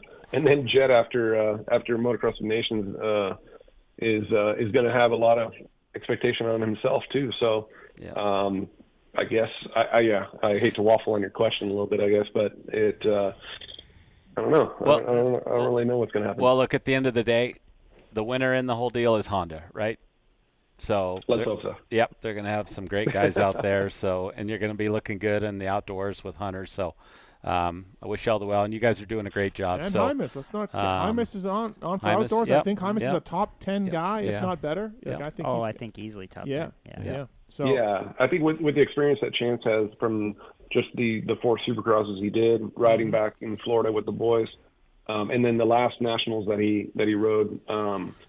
I think he has enough experience to expect, or know what to expect, and then come in and hopefully have a little bit of the pressure off of him, and be able to perform the way he can. And he should be, definitely top 10. I feel like, and hopefully some top 5s in there. Wiseco bringing you Lars Lindstrom on the show. Thanks to the folks at Wiseco, 2-stroke, 4-stroke pistons, and same ones that Honda's using. And there's a code to save on PulpMXshow.com to save with Wiseco. Lars, before I let you go, you can not answer this, or you can answer it, but I saw some screenshots and some emails and DMs about Kenny's dad. Not the first time he's done it. He dropped a little bomb about Ken's time at Honda there. He did the same thing at RCH, and certainly had some opinions and thoughts on this. So, did you see it? What'd you think? What? Or no comment. Where were you at on this? No, it's okay. Yeah, I saw it, and this one, it really bummed me out personally. I think it bummed everybody out on the team. Partly because most of it just wasn't true, and then also because we had a great relationship with Kenny and his dad and the whole Roxon family, and their whole crew of Peyton and Dean, and spent a lot of time with them. We miss them now. We talk to them all the time. We won 17 races with Ken in the time that he was with us, and he obviously he had a lot of issues during that time where he didn't even race. So, but yeah, I guess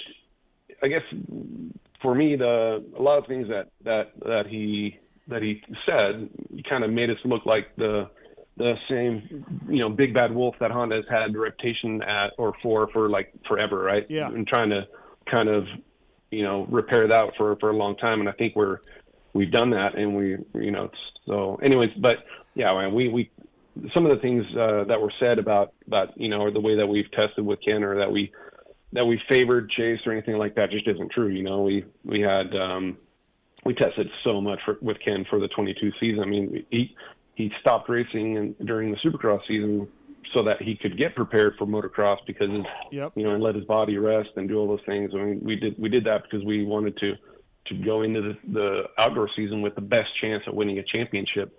So to say that we didn't allow him to race with things that only Chase was allowed to is ridiculous, right? Because why would we spend all this money to go out and then tell the guy, or and then limit him to what he can actually use if we really thought that it was to help him win. So anyway, some of that was just kind of, just it's kind of ridiculous. Well, but I think it goes to me, like, from some of the stuff that I heard from behind the scenes, and even before. Now, I never watched this interview. I just got like an email about it. I got DM about it. People told me about it. So I never watched it, so I can't exactly say what he was saying. But I know from talking to people around the team and stuff, like, hey, Ken, Chase, this is what Chase wants to use. What do you want to use? And Ken said something else.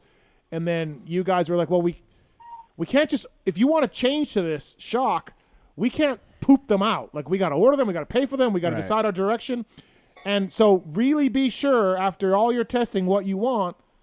And then that's where I think where Ken's dad is coming from, where he's a little bit like, well, Ken may wanted to try this. And again, I'm just getting this secondhand. I didn't watch the interview, but I kind of got the gist of it. And it's like, well, yeah, but we asked you, Kenny, and you tested, and again, we can't crap out these parts mysteriously. And if it's going to suspension, there's not very many BFRCs that Chase is running. There's a limited amount of. Well, that's what I'm saying. Like Ken made the choices he made. Right. Right. Yeah, there was, I mean, one of the things was that there was a frame that he wasn't allowed to have or something like that, which that obviously wasn't true. We did have the same frame as Tim, which wasn't illegal, by the way. Right. It was just, it had some patches on it for rigidity, but you can add material, you just can't take away, right? Mhm. And you can't change, like, in your geometry stuff, which all that was standard. So it's funny because he said Chase had that. Well, Chase ran the standard frame. He never had anything works, and Kenny did. And we also let him go away from that when he didn't like it anymore. So that was never the fact either. When it comes to the BFR, you guys are, you're on the right path there. The BFR in the past did not have a great reputation. I think you can all attest to that, right? No. Yeah, I mean, the acronym BFR for us didn't stand for balance-free rear cushion. It stood for something different. Yeah, and JGR guys and Cowie guys and many other people. Right. Yes. Right. So when Chase wanted it, well, it wasn't just Chase. I mean, Chase was pushing to try it. We had tried it years previous because of, obviously how can you not try the World Champs suspension, right? Yeah. They do motocross the entire year. We should probably be running what they're running. When we tried it before, it was never something that we wanted to go to. And but going into after the 21 outdoor season, we decided that we would have a test with both of the riders separately. And we tested it with Ken. We did a test with him with the BFR versus the other shock, standard works Showa, and he just didn't have anything about it that he really loved. There's always going to be some little thing here and there, right? Mm-hmm. But it was kind of like that shock. Not only is it really expensive, but we'll pay the money because if it's going to be the difference between winning and losing, that's not going to change us. But it's really, really difficult to get. So if you need it, if you want to run it, you need a lot of time to prepare and order it. And I don't know if you've ever seen that shock body. It is a huge piece of a billet machine. It's a work of art, but it's not easy to get.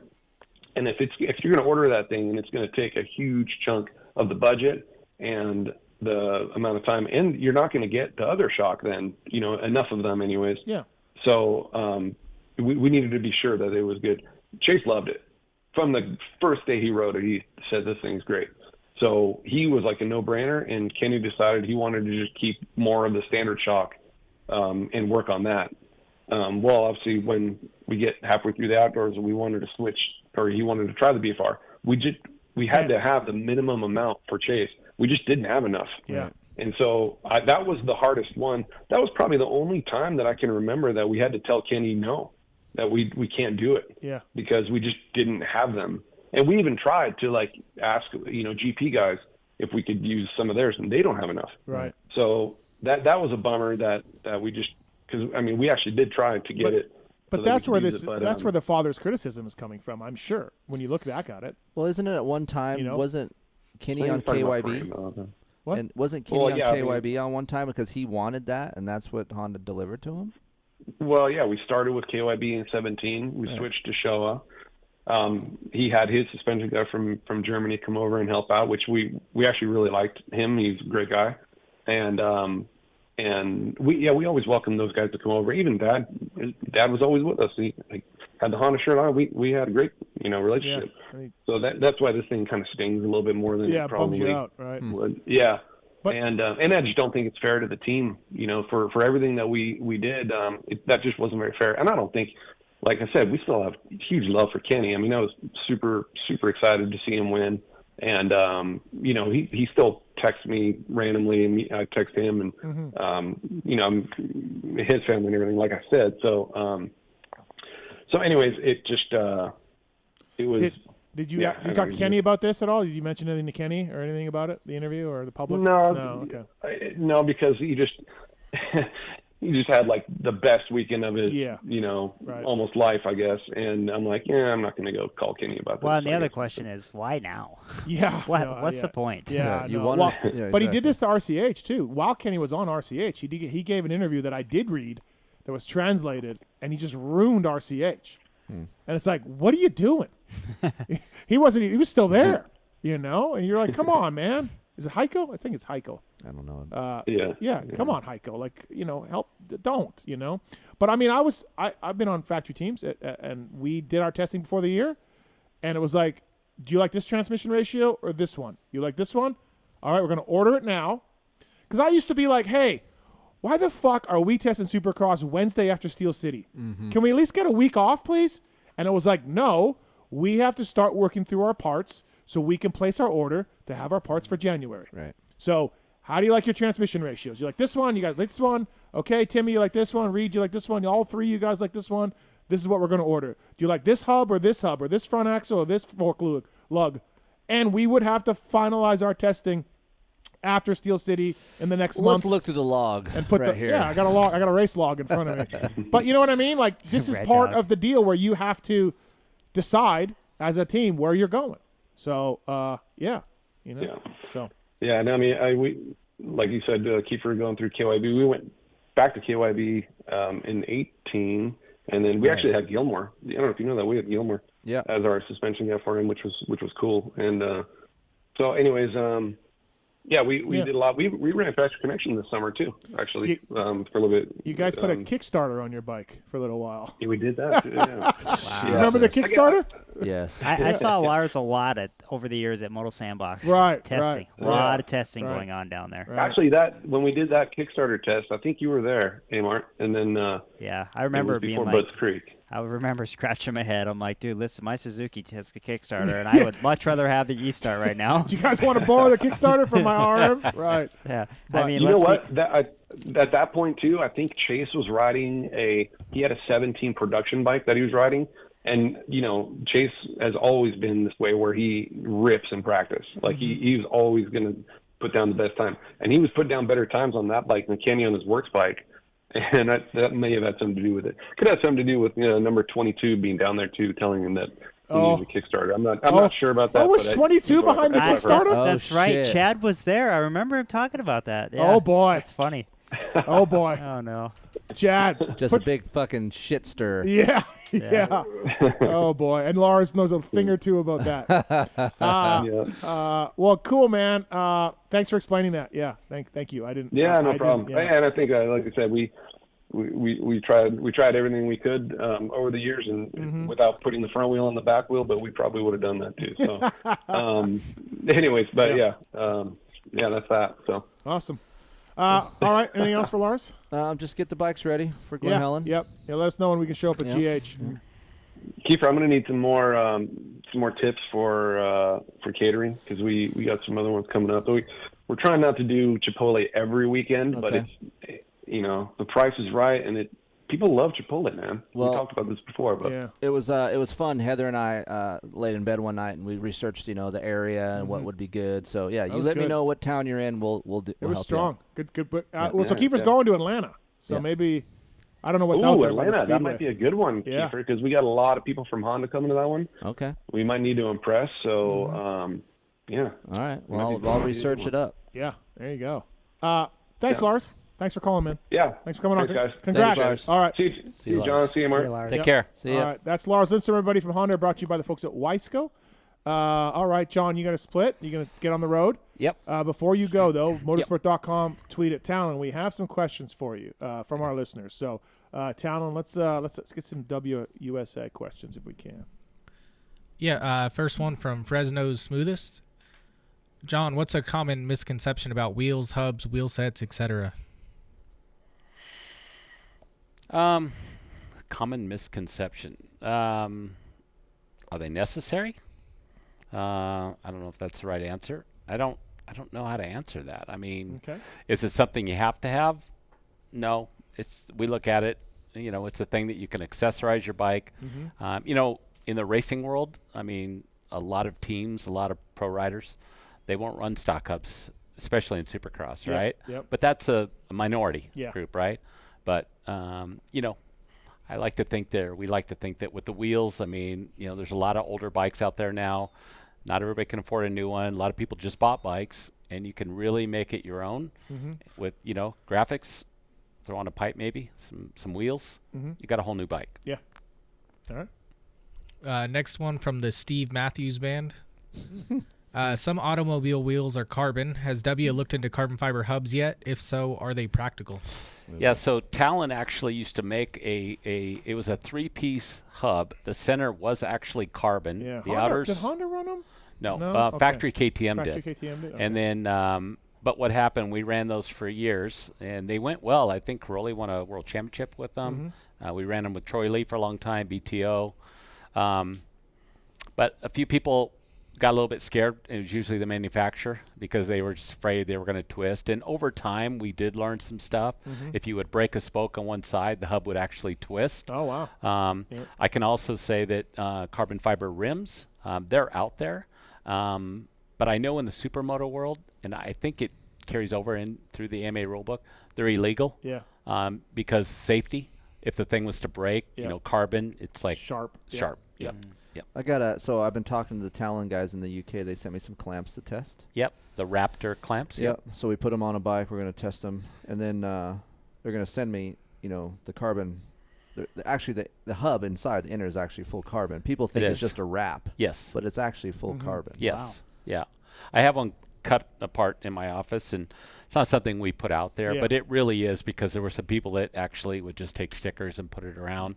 And the way they did that was, so again, outer billet, carbon center, and it's actually bonded. I was going to say, how do they attach? Yeah, it's bonded with glue. Okay. And you go glue, and the glue they use is the same glue they use in the British military with helicopter blades. Oh, okay. So it's super strong stuff. clearly. But something we learned from Pike and Weston, and Davey, is they actually have a pin in them now. So if you were to break some spokes, it would at least prevent it from twisting. Because once it twisted, the hub was pretty much How much junk. lighter is it? They were pretty light. I mean, the thing is, factory hubs, and Alex, you've ridden for a bunch of teams, factory hubs are super light. Now, they're designed that way, not necessarily for longevity or durability, because a lot of them will time those things out. So that's a question we get asked a lot, like, well, I want this stuff to be as light as factory. The factory stuff, well, again, it goes back to what I said earlier. Factory teams, usually the high-level teams, they'll have 10 to 15 sets of wheels per guy. And I know even with KTM, they actually time their hubs out, and they toss them. Right. So So I got a wheel set coming from some guy that has carbon spokes, and he wants me to test these carbon spokes. Have you guys ever did anything like that? No, we did titanium spokes, and we tried them, and they're pretty good, and they saved a fair amount of weight, and did some work with Geico, with Kibbe, and they were pretty good. The problem with it was they were super expensive. And so as far as carbon spokes, no, but look forward to hearing what you have to say about it. You know, interesting. Yeah, I mean, cost comes into play with that, right? So you have to go, okay, even if it's super light, who's that going to appeal to? Correct. Right? And look, a lot of people listen to what you have to say, and for good reason. You're really good at what you do. But who is that? Who's in the market for that? Right. I'd be kind of curious for like front end stability with carbon spokes, if you could still have that plant, you know, and be curious. Yeah, and there's like obviously 2-cross, 3-cross. Obviously with the 3-cross, it's going to be a longer spoke, which is more weight, right? So, and Honda actually is a 3-cross front, 2-cross rear. And then Yamaha went to a 3-cross too, right? In the rear. Yeah. So they've kind of bounced around quite a bit in that. There's a lot of things that people will see. You'll notice some of the big teams don't run, say, DID, or I should say Excel's strongest rim, because the standard Excel rim, it's a Takasago they call it, it flexes, and whereas the A60, it's pretty stiff. Yeah. And a lot of guys that are really good, I bet Keefer could probably do a back-to-back with that. The guy that was the first one that ever told us about this, at the time was like, what? It was Tony Alessi. And you know what? He was right. A60s are super stiff. They are. Yeah. But with that, it Strong. depends. It's funny though, right? Even with that, and teams are going to run what's best for them and make their riders the most comfortable. Yet to this day, Pro Circuit still runs A60. Rockstar Husky runs A60. Right. It isn't because they're making them, because to be honest with you, for Excel, it'd be cheaper if they ran the other one. Yeah. Mitch runs twin walls too. With Everything's stiff over there, dude. The clamp, the billet clamp is like stiff as shit. Yeah. I'm like, holy crap. Aiden has some of his, I'm like, dude, how do you ride this thing? You know, something was said earlier, and you mentioned about getting riders to go to Pro Circuit. Right. And you know, Mitch he's run an amazing team, and he still does. Yeah. But could you ever see them changing that? I know they get a lot of money from Fox to have a team package deal. Yeah. But if it starts to prevent them from getting riders to win races on those motorcycles, could you ever see them going away from that? Well, I think for now it's only like 3 riders for the Honda guys, and like once the Lawrences are out, it's going to be just 1. So unless they start like it's only like a very elite special guy. Yeah. But that rider, that's a lot more money those guys can make. Yeah, So, it's kind of more of a one-off deal, I feel like, for the Lawrences. You know? Yeah. I feel like, well, even Hymas is making really good money because of able to select everything. He's still got the Husky team, TLD, Star, PC. They're all the same model. Right. You know, and I'm going to take off here, but one thing I did want to ask you. One more question. I'm kind of really curious with all you guys. I'm real careful on what I ask these guys, right? Because I don't want to put anybody on the spot. But you know, you're very well connected and whatnot. So I want to go back to that thing with Jet moving up this summer with Chase, and if everything you guys are reporting that Chase is moving on, and now you're going to have Jet come in there. You saw what happened at Donations. Like, again, it's going to be good for Honda, but at the same time, you know, if Jet comes in and starts beating Chase, like, couldn't you see that being a pretty tricky paddock to be in with those guys? I just feel like the dynamic between Chase, I mean, I don't know any of these guys personally, just from what I've heard from others and listening to them on the show and being a part of it.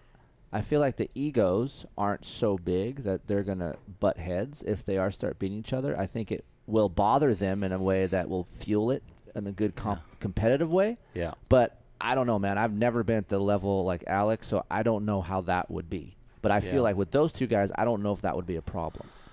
Yeah. Yeah, I don't know. I think the older I get, I mean, I feel like we've seen this a lot over the years with people coming up. So it's just another thing that Chase is going to have to deal with. But I feel like Chase is in a pretty good headspace, like maturity-wise, to where he can handle that. And I also think Jet's like a pretty genuinely nice kid, to where I don't think it's going to be like a toxic situation. And I don't see Jet going out and beating Chase. I mean, not regularly. Like, I think they're going to go back and forth. I think they're going to be close. Yeah, I think Chase still has that speed. Yeah. Couldn't you see this happening? They're going to be pushing so hard to beat each other, right? And if Chase is going to move on to another brand, in my mind, you know who the one that could be the sleeper in this, which is weird to say after what happened last year, is Eli. Because you're going to have 2 teammates going at each other, you know, with all get out, right? To be the number 1 guy, you know, Chase has already moved. Well, you think Jason's moving on. And yet it's weird to say that Eli could be the sleeper in the deal. I think that's actually Eli is more in the danger zone, because when you have teammates like that, usually they push each other and raise the bar. They elevate the bar. Yeah. But could you also see it going the other way, to where they're pushing themselves so hard that, you know, and again. Only if it's a Deegan and Smitty situation. Yeah. Well, I mean, Chase, let's face it, Chase doesn't need help to crash. He can do that on his own. We've seen that, right? Yeah. So he can be the fastest, and he also can screw himself. Yeah. So. Yeah. Yep. Well, thanks. Do we got one more question? Sorry. Yeah, if he's got time. Yeah. From the Voice of the Drunken People, who's been the most difficult rider you've supplied parts to, and why is it A-Ray? I just looked at Chris's face with she's like, what? Sketchy AF. We got to go. No. You know, I would say the most hardest on wheels. Yeah, Weston. Davey. Yeah. They were really hard on stuff for sure. But I mean, they're big guys, right? They're big boys, and they're going fast. You know? This, you know, we talked earlier off the air here a little bit about rants and stuff, and this. So that's my answer. Okay. But I will say to this point, can I have a little rant for a second? Race Tech rant. Okay, here we go.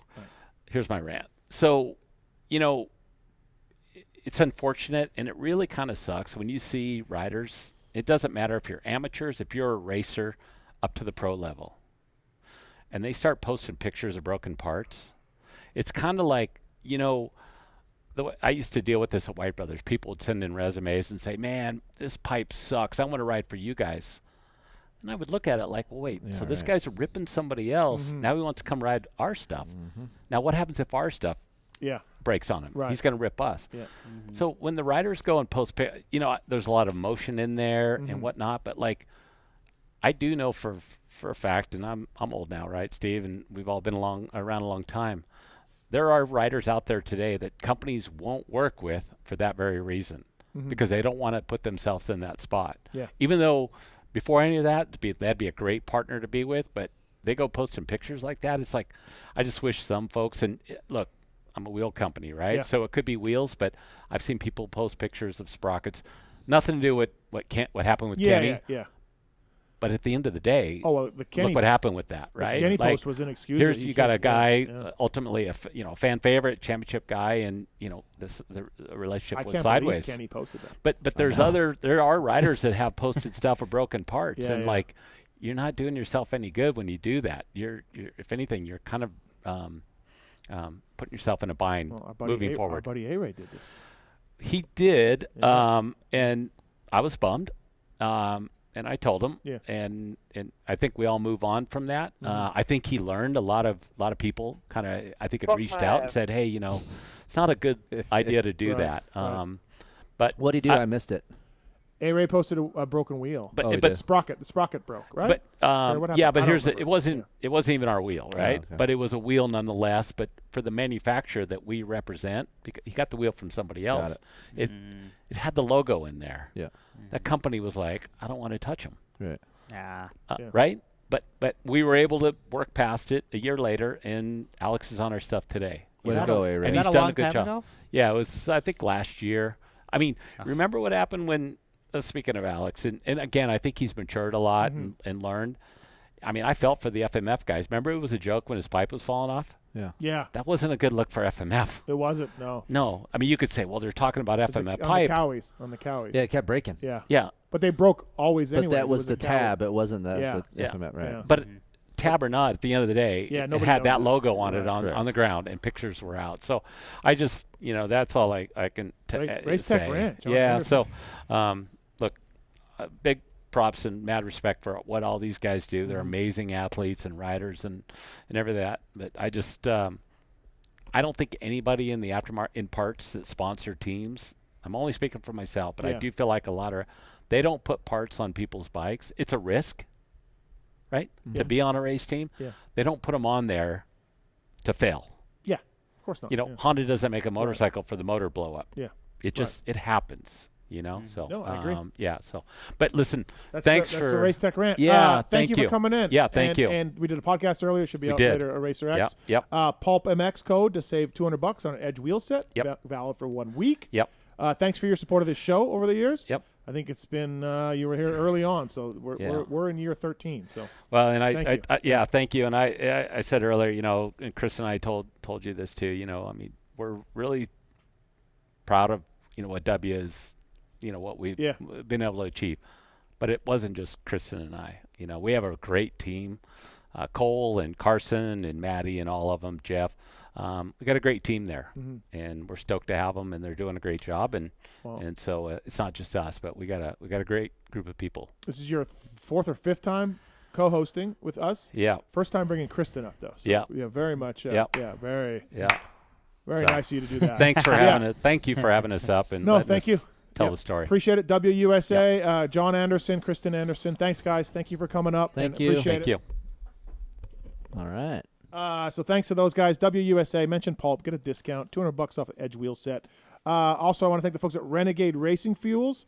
Will Hahn won a championship way back in the day with Renegade. JB as well won championships, and now Dino and Max Enste doing great things with the folks at Renegade Fuels. RenegadeFuels.com. Please check it out. The fuels burn cooler, cleaner, and more consistent than the competition. Renegade offers real octane and not overhyped marketing bullcrap. They're looking for dealers. They're looking for distributors. Renegade, we're getting you some Renegade here coming in soon. You're gonna give some a try. Yep. So thank you to those guys. Actually, I already got it. I'm gonna put the review up. Oh, you already got it? Yeah. It already happened? I missed it? Oh. I just took it on mylef and got it for you. Okay. So you didn't have to do anything. Michelin, by the way, thanks to the folks at Michelin, MichelinMan.com/motorcycle to learn more about the complete offering of Michelin motorcycle. When we do Life Swap, our guy Randy is coming in. Yeah. So I had a phone conversation with Randy on the way here. Oh, you did? He informed me that he's going to be the guy in the studio. Yeah, he is after that. So you're going to have to take him mountain biking. Oh, yeah. Because that's what I was going to do. Yeah. And that's what you have to do. Yeah. Yeah. With the Starcross 6, love these. I used the tires yesterday. Stuck to the track like glue. Track was great. Track was great. I had a lot of fun.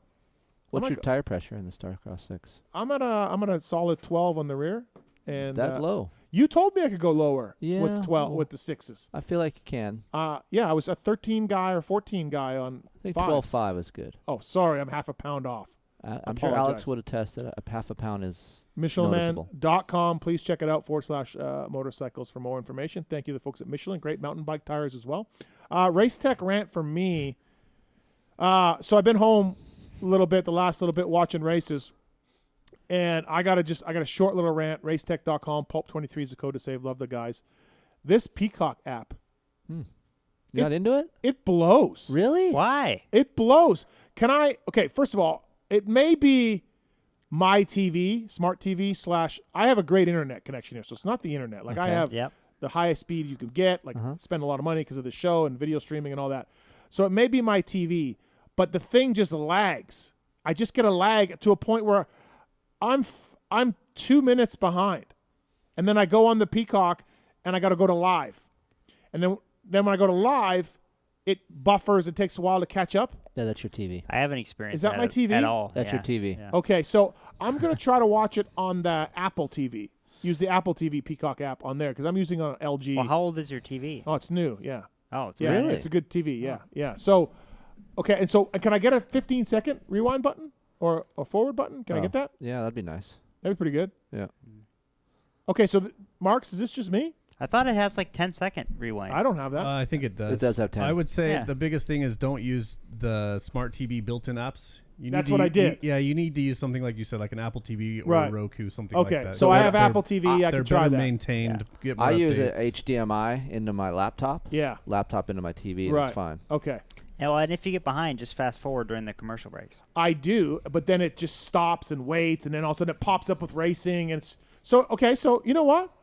I'll retract my Race Tech rant. Maybe it's a TV Save it. problem. Yeah. No, maybe it's a TV problem, and the app is fine. I feel like it is because, I mean, I'm on an old TV. Yeah. And it's fine. Yeah. Okay. Yeah, I'm same. All right, so I'll try the Apple TV, but now I'm going back to the races. But And maybe- I'm on this Mac, and this is old. Right. So it's fine. Okay. All right. So yeah, I'm using a app in the smart TV. Yeah, I've never had good luck with the built-in apps on the smart TV. I mean, either way, this TV package is better than Yeah. Outdoors last year. Yeah, for sure. I will say I was in Texas, and I was watching it on the app built into one of the Airbnb TVs that I had, and it was fine. Okay. So all right. Fair enough. So Race Tech rant, I'll retrack it. I'll check it out on Apple TV. I'll let you people know. All right, trolltraining.com. How's that going? Everything good? Yeah. Good. Yeah. You get good response from our listeners, right? Yep. Yeah. Yep. People people listen to Pulp, seem to sign up for Troll Imagine Training. that. Yeah. Trolltraining.com. It's been good. It's yeah. honestly, I think it's probably one of the best things for me retiring. Yep. Keeping me busy. Right. You know, communicating with the athletes and. Is A-Ray giving you guys a bad name or a good name? I mean, you got Harlan. Harlan's crushing it. I mean, yeah. I was making up an athlete testimonial the other day for Yeah. A-Ray, and you know, he said some nice things in Twitter, so we kind of captured that and put it on the website. All right. Fair enough. But yeah, I mean, for the most part, I've known A-Ray, like, you know, kind of in passing in the pits, but it's actually been fun to work with him this off season and during season. I mean, he did get hurt again last weekend, but it's been fun just to get to know him on a more personal level and kind of fine tuning his training each week. And Harlan's doing great with it. And again, like, you know, you've called in recently. If you're a self-motivated racer and you want to get better, yourself and John Westling can answer questions, point people in the right direction. You still got to do the work and get up in the morning and go do the work, you know, but at least you guys are there for a guide. Yeah, I was actually talking with, so when I was in LA running that marathon, I stayed at Westling's condo in Brentwood. And Brentwood. Gosh, yeah, Brentwood. that's expensive. Yeah. But he was saying, he's like, one of the athletes was like, does Al really like send the welcome emails? Like people like, does Al really do that? And I'm like, yeah, like you know, yeah, I'm definitely doing the work, and I'm definitely involved, like in terms of like communicating with the athletes, and you know, like I honestly enjoy when the athletes reach out, like John Short, talk to him, you know, once a week or whatever about his, you know, how we can help him be better, and I enjoy it, you know, and I think it helps keep me sharp because there's things, you know, that I feel like if you don't use it, you lose it type of thing, and there's that knowledge that I have acquired over 15 years, and I hate to just like forget about it, you know. Sure. Yeah. So well, good. I'm glad it's working out for you. Trolltraining.com. Please check it out. Also, we have big news to announce, and Keefer's involved in this too. Oh, yeah. I don't know. It's official. We talked about it earlier. Yeah. Oh. PulpMX Ride Day. Millville. Yeah. Prepped, groomed, Sweet Millville, the best track on the national circuit. Sorry, Tim Ritchie. Oh, sorry, Tim. It is. It's the best track. It's got it all. It's not the best viewing. It's not the best amenities. All of that. We're working on it. It is the best track on the circuit. It is good. It's got everything you want, and we are going to do a PulpMX ride day October 14th. I can't believe you waited until this long to talk about it. I know. I've been trying to squeeze it in. October's good time there? No, he meant on the show tonight. No, I'm talking about October. Yeah, Minnesota. It's honestly, it's beautiful. I mean, so last year was cold. Steve was looking at the Farmer's Almanac. I was. Of like what, the last 10 years? Yeah, I looked at the last 5 years. Last year was cold. Every other year was in the 60s. Okay. Yeah. So 60s in the fall, September, October, anytime it's in the 60s in Minnesota, it's beautiful. Right. Yeah. It is. So it's really nice. We're going to limit the amount of people who can show up. Oh, good. I don't know how we're going to do that. We're going to allow you guys to get some people, and D23 can have some people. We're going to have some people. We're going to charge? Do we know if we're going to charge? I think we're going to charge. Yeah, we haven't worked everything out We'll yet. talk about right, that. Right. We got the date, October 14th. We got the date, and it will be a ride day, and I'm trying to get Michelin and Yamaha there and Fly there as well to show up and help us out. And we're going to have a pulp show at night. That night will be from the track. We'll do a pulp show. Keefer's going to be there. JT coming? Will Hahn asked me today about coming. Okay. Will Hahn wants to come and ride. He already knew about it? Yeah, I think I asked him. I told him about it or something. I don't know.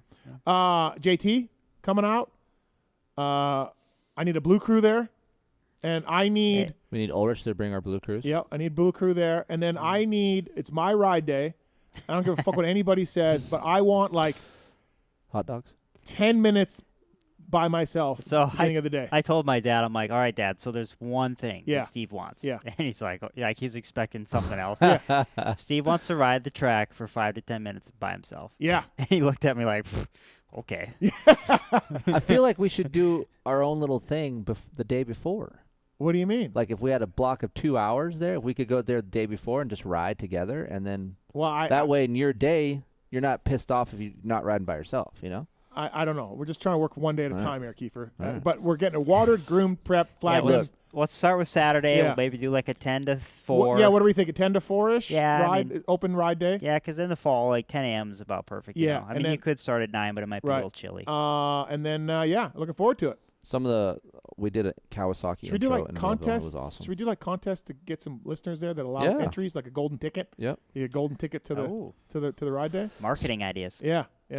Speaking of golden tickets, it's a loose program right now. I don't know if anybody's like, it's real loose. We don't have a lot of answers. We'll figure it out on the way. Spitballing, we have made the announcement though. But we have made the announcement. It is happening. Not everybody can show up. It's gonna be very, very boutique, very private. And I don't want people blowing out berms or putting breaking bumps anywhere on the track. I'll prep the track for you. Okay. Water and I'll get on the ripper. Oh, Philip wants to come.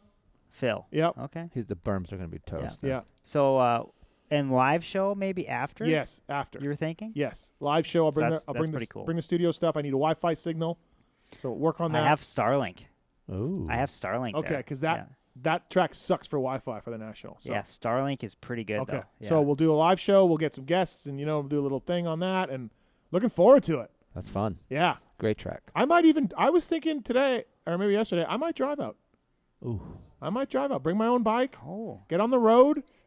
Put on some Halen, and hit the road. If you want to drive, I'll drive with you. Really? And we'll take the van. Like buddies. Yeah. Driving. Maybe we could do some troll training too. Get you in the gym. Easy on that. Okay, I'm just gonna ride. A couple videos. Come on, some pull-ups. But pull-ups. Pull-ups. How many pull-ups do you think you can do? Jared will be there. It's October. Jared will be there. Yeah. Yep.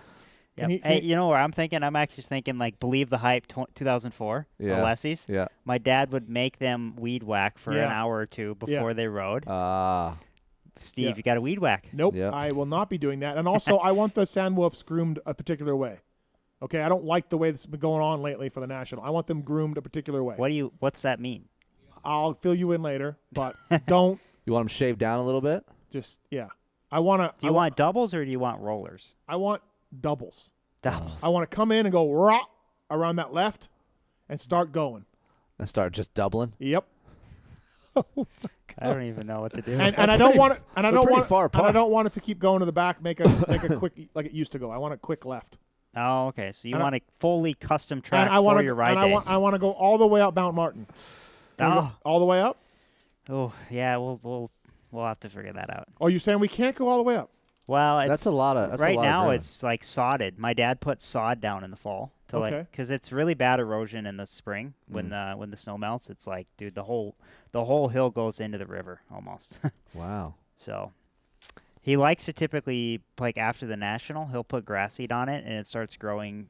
So that way by the time the snow hits, there's grass to protect it in the spring. Okay, but that's got nothing to do when I ride in October. But Well, there's the national's in July. Right. Yeah, but I mean, we could maybe do like halfway up. Yeah, or do the something. halfie. Halfie's good. The halfie.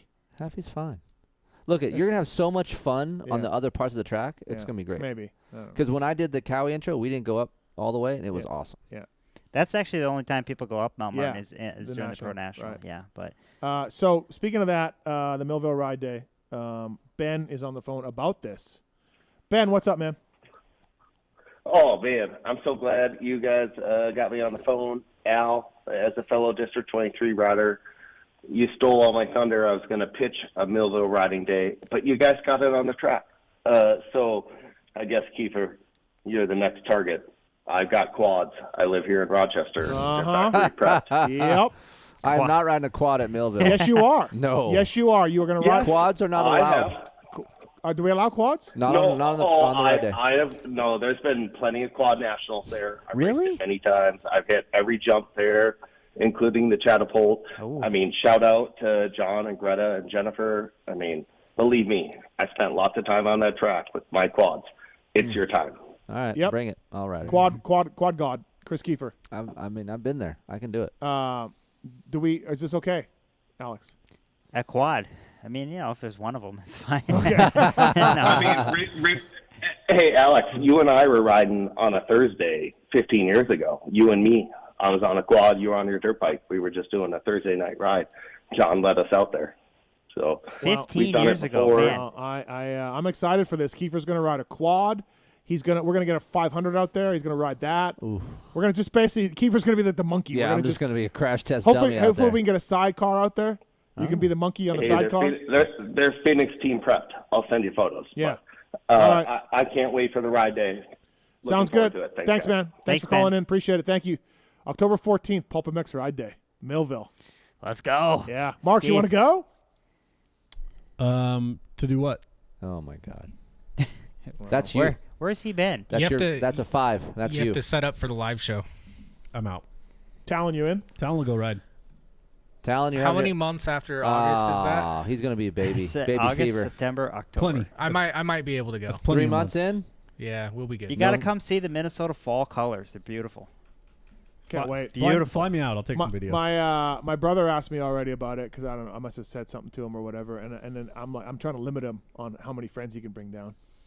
Yeah, we got to cap this thing. Yeah, we yeah. can't have a we're zoo. capping it. We're capping Yeah. it, and I don't know how we cap it because we need gate workers at the front. That if you don't have a wristband or a ticket, you can't get in. That was one thing my dad was saying Okay. is we need to at least some staff to Yeah. have people either pay or check in or Right. get Well, we can bring the wristbands. girls. Right, we've got to sign something Yeah, to say you yeah. can't sue Millville, so we need all of that. Right. Yeah. Fly the girls out.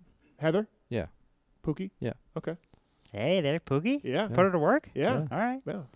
Yeah, Pookie and my wife can tag team. Yeah, there you go. I can't wait. It's gonna be great. So thanks for that. Thank you for doing this. I appreciate it. I tried to make this happen with Tim.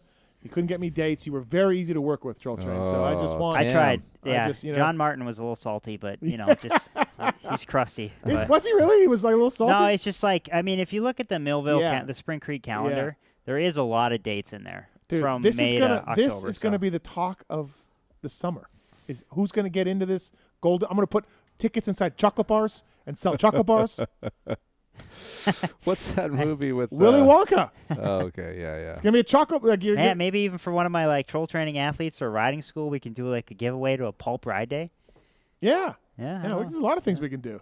I have. But we some gotta. gold- But we golden- gotta actually make golden tickets. We have to cut this list though. We can't have every jerky Yeah, out there. right. I want a good track. Yeah. With not all these idiots out there. Correct. Hey, I got a drone for Christmas. Oh, so maybe yeah. when you're doing your 5-minute, solo. Yeah, solo lap. I'll try and follow you in the Right. drone. My buddy get Noof some wants to footage. go. Noof wants to go. Noof wants- So on his new KTM. on his KTM, yeah. Yeah.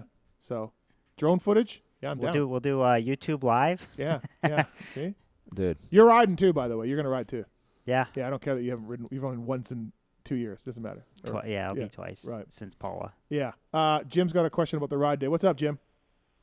Hey, just one question. What's a spectator admission going to cost? No, Jim. Spectators. No spectators. Nope. None of that. You bring a bike or no entrance. Wow, no spectators. You got a bike? Okay. But spectators can come in at a certain time for the live show. Oh, okay. So we need those here. What about if they have a taser e-bike? Ooh. Yeah, maybe if they got a taser, you're If allowed you in. buy a taser from now until the Pulp 1K. Yeah, code. with Pulp 1K code. Yeah. You get a ticket. I don't know. I'm thinking pit bike race, and if you enter the pit bike race, you can spectate. No, we can't have any racing. It's a ride day. Insurance reasons. Okay, pit bike ride. All right, Jim. We'll let you know. Stay tuned, Jim. We'll work all this out. All right. We got right. we got a lot of ins and outs to work on. It's gonna be like the Privateer Challenge race. Okay, we're gonna evolve this thing as it goes. Yeah. But, so we got lots to still come up here on the show. We got to get going here. We're way behind. First annual. Yeah, first annual. Keefer, how was the Texas amateur race? Congrats. Aiden got a third in a moto. That's pretty good. Yeah, he ran with Cochran, so I was pretty excited for him. He just was he on a 450? No. They all ride 250s and 450s? Yes. I'm confused by that. I don't know. Why do you Yeah, call it so 450 450B, everyone's. I mean, there's 450s in there, Yeah. but all the top kids are on 250s. Okay, that makes a lot of sense. Good job. So it was a good trip. We left a little early and rode West Texas at a Pulp listener.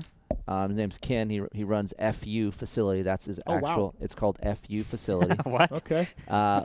We met him at. Alex is like, what? Great guy. We met him at the vet race. Mm-hmm. He took a picture with you, and we talked to him. And then he had Aiden and I out, and I took Greg with me, and we rode a couple days, and then we headed over to East Texas and rode Tapped. There's a place called Tapped House in Texas that was pretty good. Is that run by Greg Alberson? Or no? That's in Game Motor. Oklahoma. Yeah.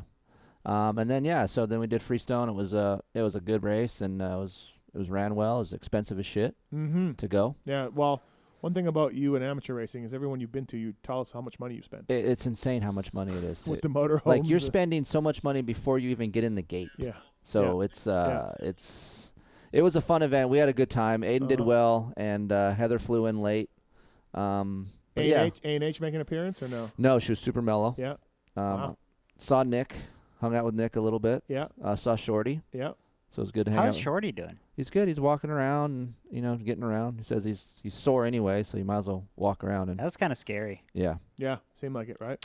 And from what he says his crash wasn't, he said it was no big deal. We had him on the show last week talking about it. Thanks for listening, guys. Okay. Oh yeah, so it was a fun race, and Aiden did good, so I was happy. It was a shitty drive back. That's a long way. That is a long way to go. 2 weeks from home. I don't know how people live at the motocross track and don't work. Like I'm gone for 2 weeks and I'm freaking out. But there's hundreds of motorhomes, rigs, and I feel like I have a decent setup because I have a Sprinter van and then a trailer, and I feel like I'm on welfare when I go through the gate because I'm just like the lowest man on the totem pole. So. But it's all about your kids' results, Keefer. Yeah, no, it was good. So he's coming around, but he's going to be on troll training because he threw the anchor out. So I'm gonna get him here with Alex and nice, get him stronger. Okay. So well, yeah, get him on a program. Yeah, he's got to do the work, but yeah. No, he's really good about doing the work. He's not scared to work. He's lost. So I just feel like he does what I do, but obviously he needs to do more. So he's gonna go under the guidance of Alex Martin. Nice. All right. Well, good to hear. John Wesley. And John Wesley. Yeah, let's not forget about John. Okay, so I asked for questions on Instagram for you two guys. Let me just peruse some of these, and let's do like kind of rapid fire questions, answers if we can. Yeah. All right. You 10 guys ready? seconds. All right. Jim Hawley, the Jim Hawley. Yeah. I don't think they'd get a blowjob before the main event.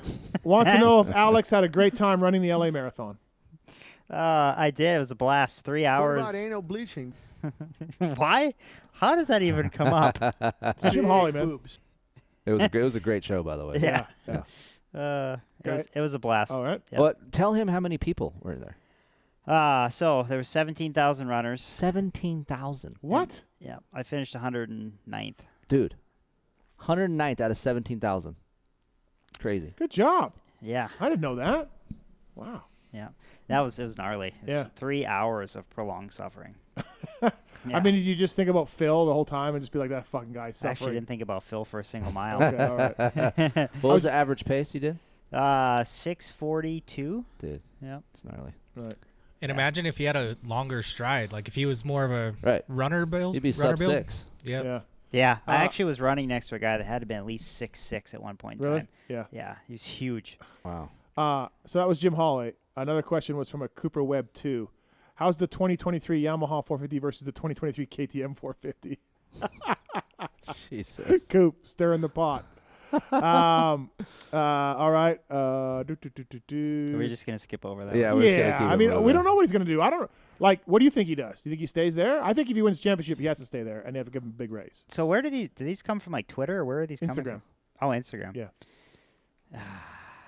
I mean, I think if he wins the championship, he stays. I think so, right? Has to. Right. Yeah, even Has though, to. like, the relationship, I think it's more, well, the relationship isn't that great with Eldon, right? Right. Or KTM, but it's like he loves winning. I think he wants to do Right? World Supercross, and so maybe KTM was like, no, you can't do that here. Mm-hmm. So I don't know. But I think that 23 Yamaha kind of suits Coop a little bit better. It's a smaller bike. It's bike of the year. Okay. Would Keefer ever do porn? No. Okay.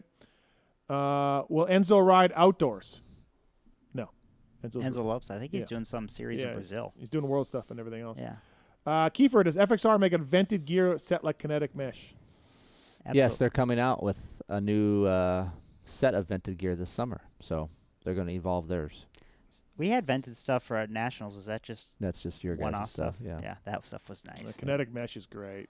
Oh. Breathes great. It's a big difference. FXR is coming with new material for vented, so kinetic it won't be so mesh. course. All right. This guy wants to know, can Kiefer do a test on Alex's running shoes? Oh, my goodness. What size shoe are you? 7. Oh, boy. Size 7. My wife. Question maybe. for Kiefer, how often do you ride Honda Valley, if at all? And if so, talk about it.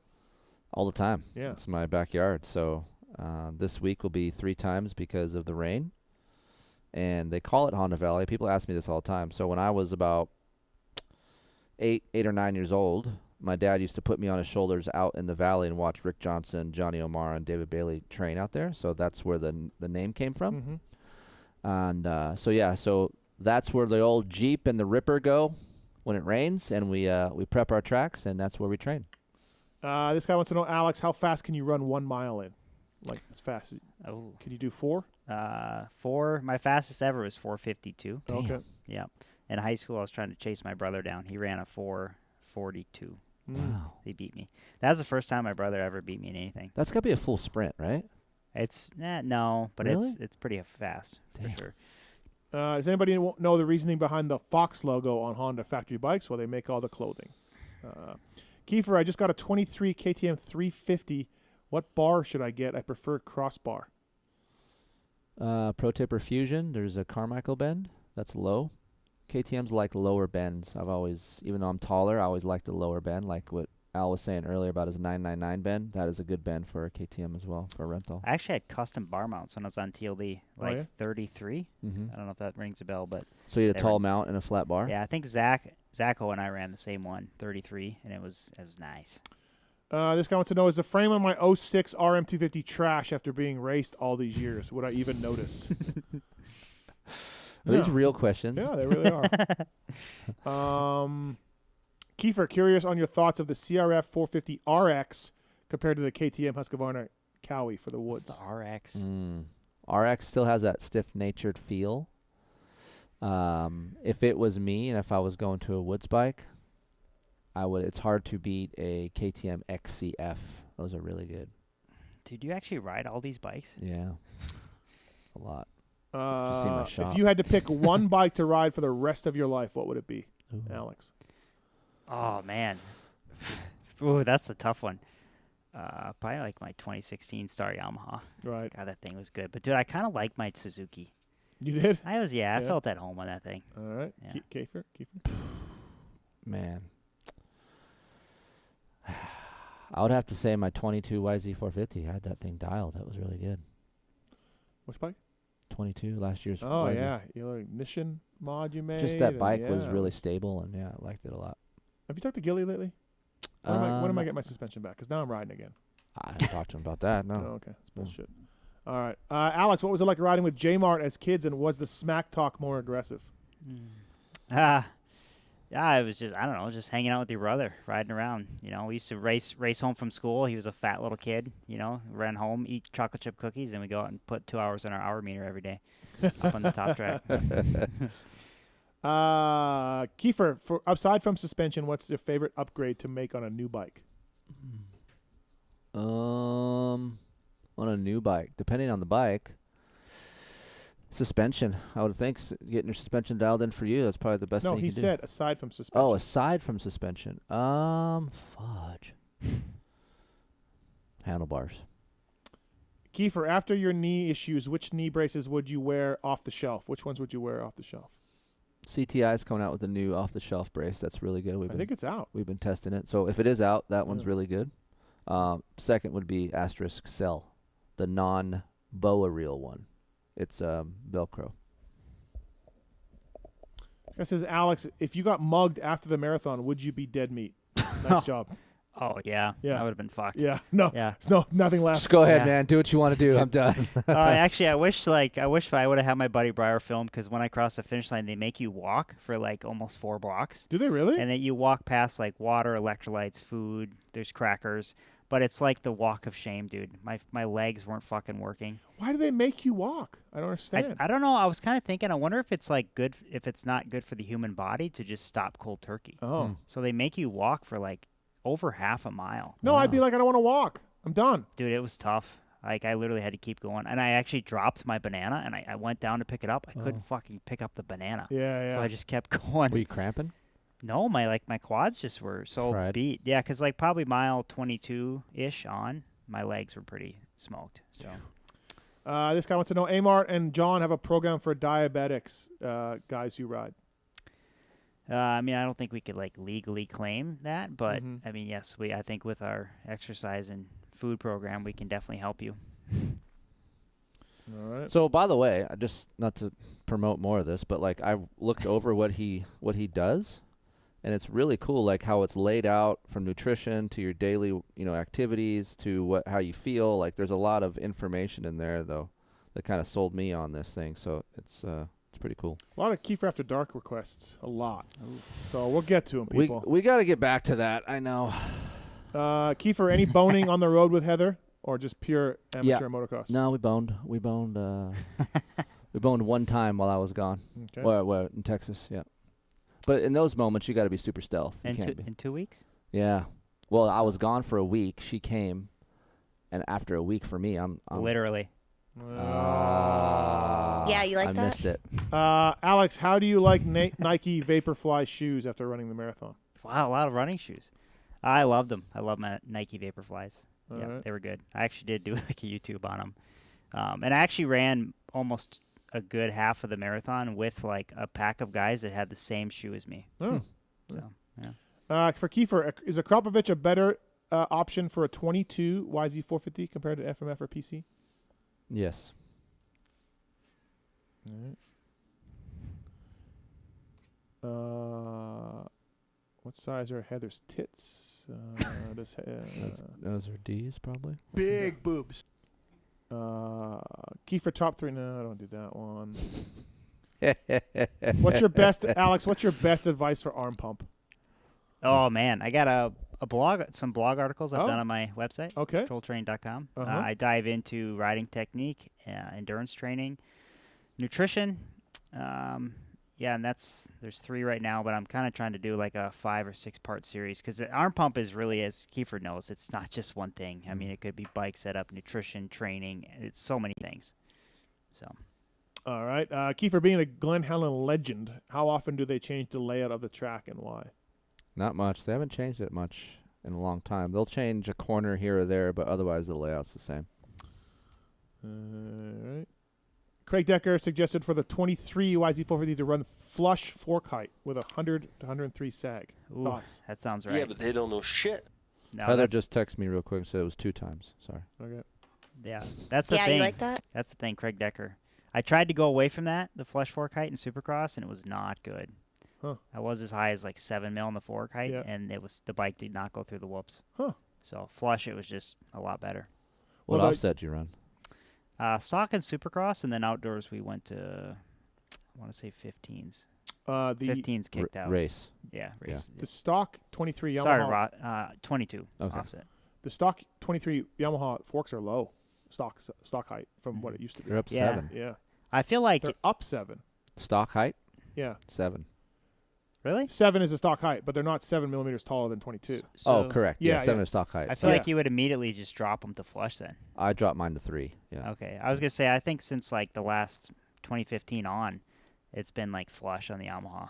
They're trying to get it to corner, though, so that's why they're doing it that way. I'd like to know Alex's thoughts on the intake breathing band that Cooper wears.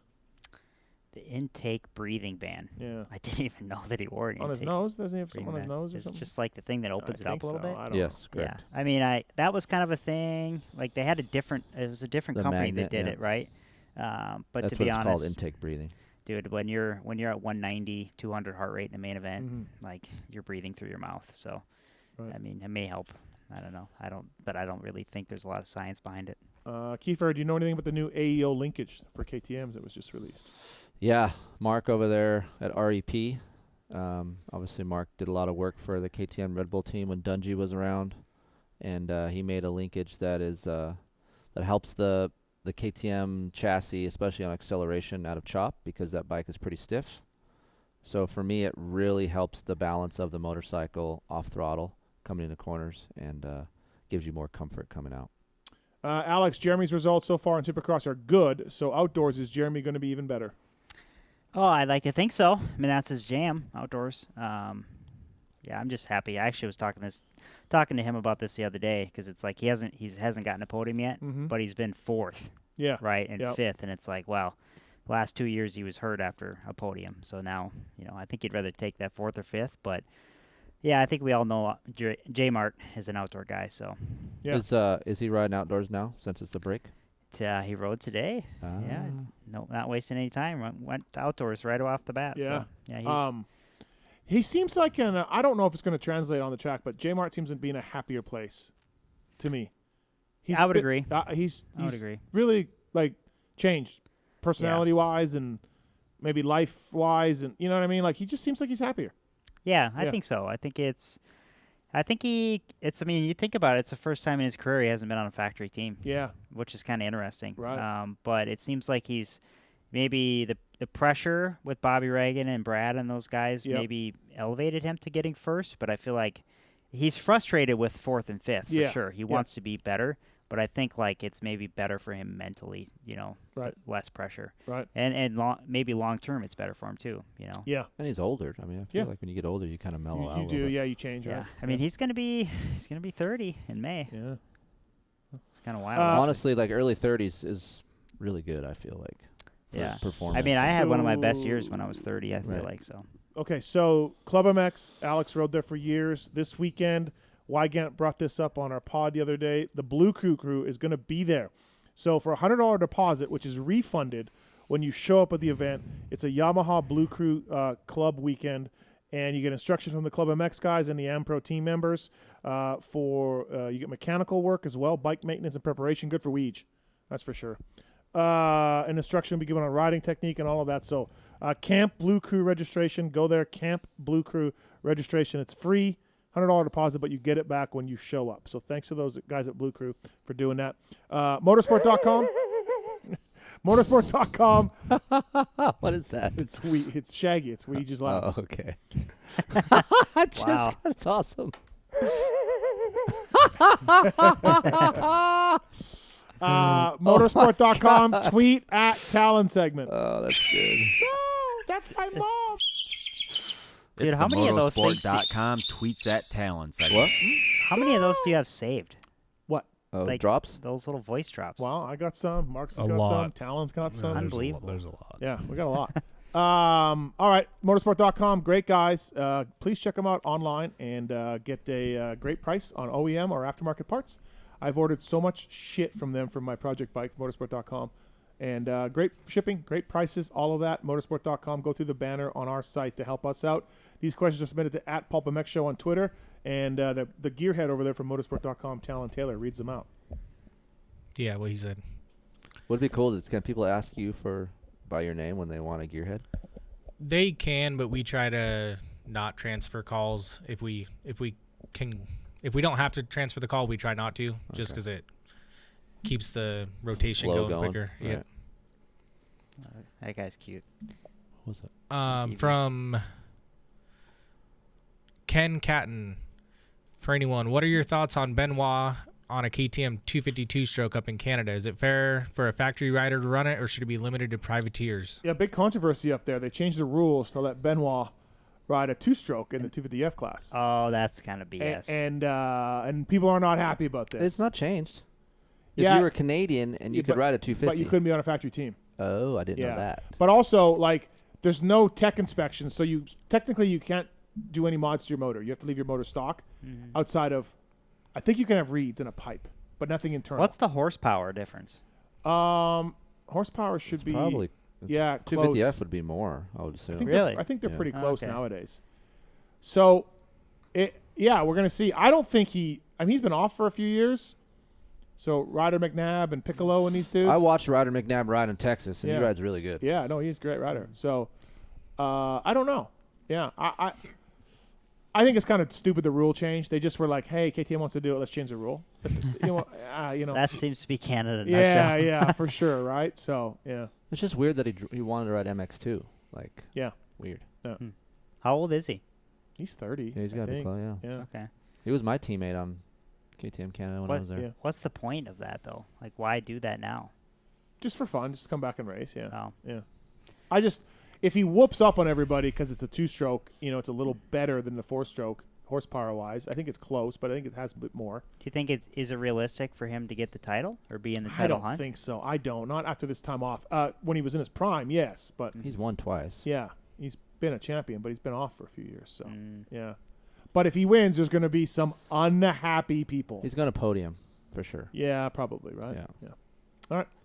From the Moss 912. How would Phil have done if you ran the LA Marathon? He'd have dropped out on like mile 5 probably. Is he not a runner? Well, ever since he hurt his Achilles in his heel, he's had a tough time running. Right. But he's been doing a lot of power walking lately. Okay. Yeah, he uploads on Strava. You see him power walking all around the neighborhood. Oh, I did see some on Strava. Yeah. He dragged Enzo with him the other day. Power walking? Yeah, it'll be like 6 miles. He's out there walking around. He's just got to get out of the house. Right. Yeah. I did a 32-miler road bike ride the other day. It was hard. Yeah. Wow. I went pretty hard. Like 2.5. Just over 2 hours. 2 hours. 2:10 or something. Tell him what it is though. What? Don't embellish. No, I didn't turn it on. Oh, you didn't? No. You don't turn it on. I don't. I try not to. Okay. No assist. I have an E Roadie. Yep. But I didn't turn it on. Oh, wow. I turn it on up Red Rock climb because that's pretty gnarly. It's a grade, yeah. Yeah, but I did. It's 1,100 feet in 32 miles, so not much climbing. Like my mountain bike, I'll get 1,100 feet in. I mean, regardless, 32 miles is 32 miles. Yeah. I was hurting by the end. Like I was like, oh my god. Your ass? How's your taint? I take 2 Aleve before I leave. Okay. Yeah. You take the Aleve. Why? Just for your butt? Just to help. Because 30 miles, man, it's gonna really hurt. Funny. That's awesome. Why wouldn't I? He's already pre-gaming. Yeah, I'm pre-gaming. I guess I don't want to feel it. I think you get your pelvic bone kind of adjusted to that seat over time, and so I got to the point where my butt never bothered me. I think I'm that way with mountain biking. I don't have any problems with mountain bikes, but this is a different seat, so I don't think I road bike enough to get used to it. Get that fucker right up in there. You'll be okay, fine. I'll jam it up there. Yeah, I mean, I don't know. Should I change the seat? The same one as my mountain bike? Then? I would, maybe I would. have same seats. Try and get at least. I mean, sometimes the seat width is a big deal. Too. Yeah. The mountain bike, I don't have any problems. I don't have any pain. I could ride for 20 miles on a mountain bike. But did you when you first started? Of course. Yeah. But you probably shouldn't, if you're having to take a leave every time you ride your bicycle. No, only because this was a 30-mile ride. Okay. Yeah. Because I knew I was going long. If I go 20, I'm fine. Yeah. But I can get a different seat. I would start there. Right. For sure. It's a stock seat, and my mountain bike has a different seat. Mm-hmm. So. Any interest in getting a normal roadie with no assist? Okay, can we just? I just went riding yesterday, so can you just leave me alone? No, I was asking because it's lighter and it might be better. Okay, yeah, maybe. Are you training for something? No. Loretta's? No. Vet championships? No. Yeah, Cal Classic coming up. He has to train for that. Millville's got an Old Man Madness, a vet national this year. Yeah? Yeah. And listen, when we go to when we go to the race, to our ride day, when we have our ride day, after I get those laps for myself, and maybe I'll let him on, maybe, if he's being nice to me, I don't want anybody filming or talking about or talking shit on me. So just nobody film me, nobody talk shit on me, and just let me ride my bike. But the thing is, you don't suck when you ride a dirt bike. You're not that level to where people will talk shit. So that's what I feel like. Yeah, why are you already saying that before you even ride there? I don't want any pressure on me when I'm doing my laps for 5 minutes by myself. For You're 10 a minutes. seasoned veteran. Yeah. You're Well, good. I was just tired. Have some confidence. Leave me alone, everybody. So I don't want anybody watching me when I do the 10-minute ride. Somebody's watching me. And actually, maybe I'll let you come out and you can tell anybody who's watching, look away. I'll give I you. want them to turn around. Look away. I'll give you. I'll scour the That's what I want you to perimeter do. of the Right, track. right. I give you a workout plan for like the month leading up, so Yeah. we can kind of peak for the Okay, ride peak day. for the ride day. Yeah, I like that. Yeah, let's do it. Yeah. I'll tell you what. For anybody, I've lost a bunch of weight. I've put some back on. I've lost a little bit. Trolltraining.com can definitely help you with this. Let me give my advice for that for trolltraining.com. Don't eat as much. Simple. There we go. It's Yeah. so diet. When you get older, it is so diet. Hey, I will say, 2020. So I went into the off season like kind of the heaviest I'd ever been, 155, and I was doing a lot of intermittent fasting, like really strict. Like I wouldn't eat breakfast till 9 a.m. and then I would have dinner at 6 p.m. and no calories in between. Yep. And then I was doing 2 kinda meals like a day. basically keto for breakfast, keto for dinner, but then tons of carbs to support my training. And I went from 155 down to 135, like in 2 months. But hold on, you wouldn't eat. You would only eat at 9 and 6. Between 9 a.m. and 6 p.m. But you would eat in that area. Got Yeah, it. Okay, yeah. dinner at 6. Yeah. Or 5 or whatever, and breakfast at 9. Yeah, but it was like kind of more or less high fat, low carb Yeah. breakfast and dinner, but just all my carbs to support the training in the middle of the day. Right. And that worked pretty freaking good. So all the carbs are in the, peak hours of the training. Yeah. Right. Like before training or after. Whatever. Yeah. Because you can have carbs after, right? Like protein and carbs after a long workout, a long one. Yeah. Yeah, I mean, it will help the recovery process, Yeah. But I found that, like, having a lot of carbs, like, for dinner didn't necessarily help me, Right. after. And I was also trying to lose a lot of weight because I was, like, under the attitude, like, okay, the Suzuki ain't getting any freaking faster. Mhm. I might as well just lose weight because Yeah. 8 pounds is a horsepower. Yeah. Yeah. Good thinking. All right. From Dark. Kris, how many heart attacks would we each have at an amateur national if Lane raced? Oh boy. He would be so overwhelmed. It would be unbelievable. Did you see his chain loop Yes. can broke the other day, and now Yes. he spent $15, and now he has I no- thought I wasn't as because I see Joe Aloff, I see Nick Way, I see these guys there, and they got their kids' bikes washed, lubed, filters changed. Things are looking. It looks pristine every moto.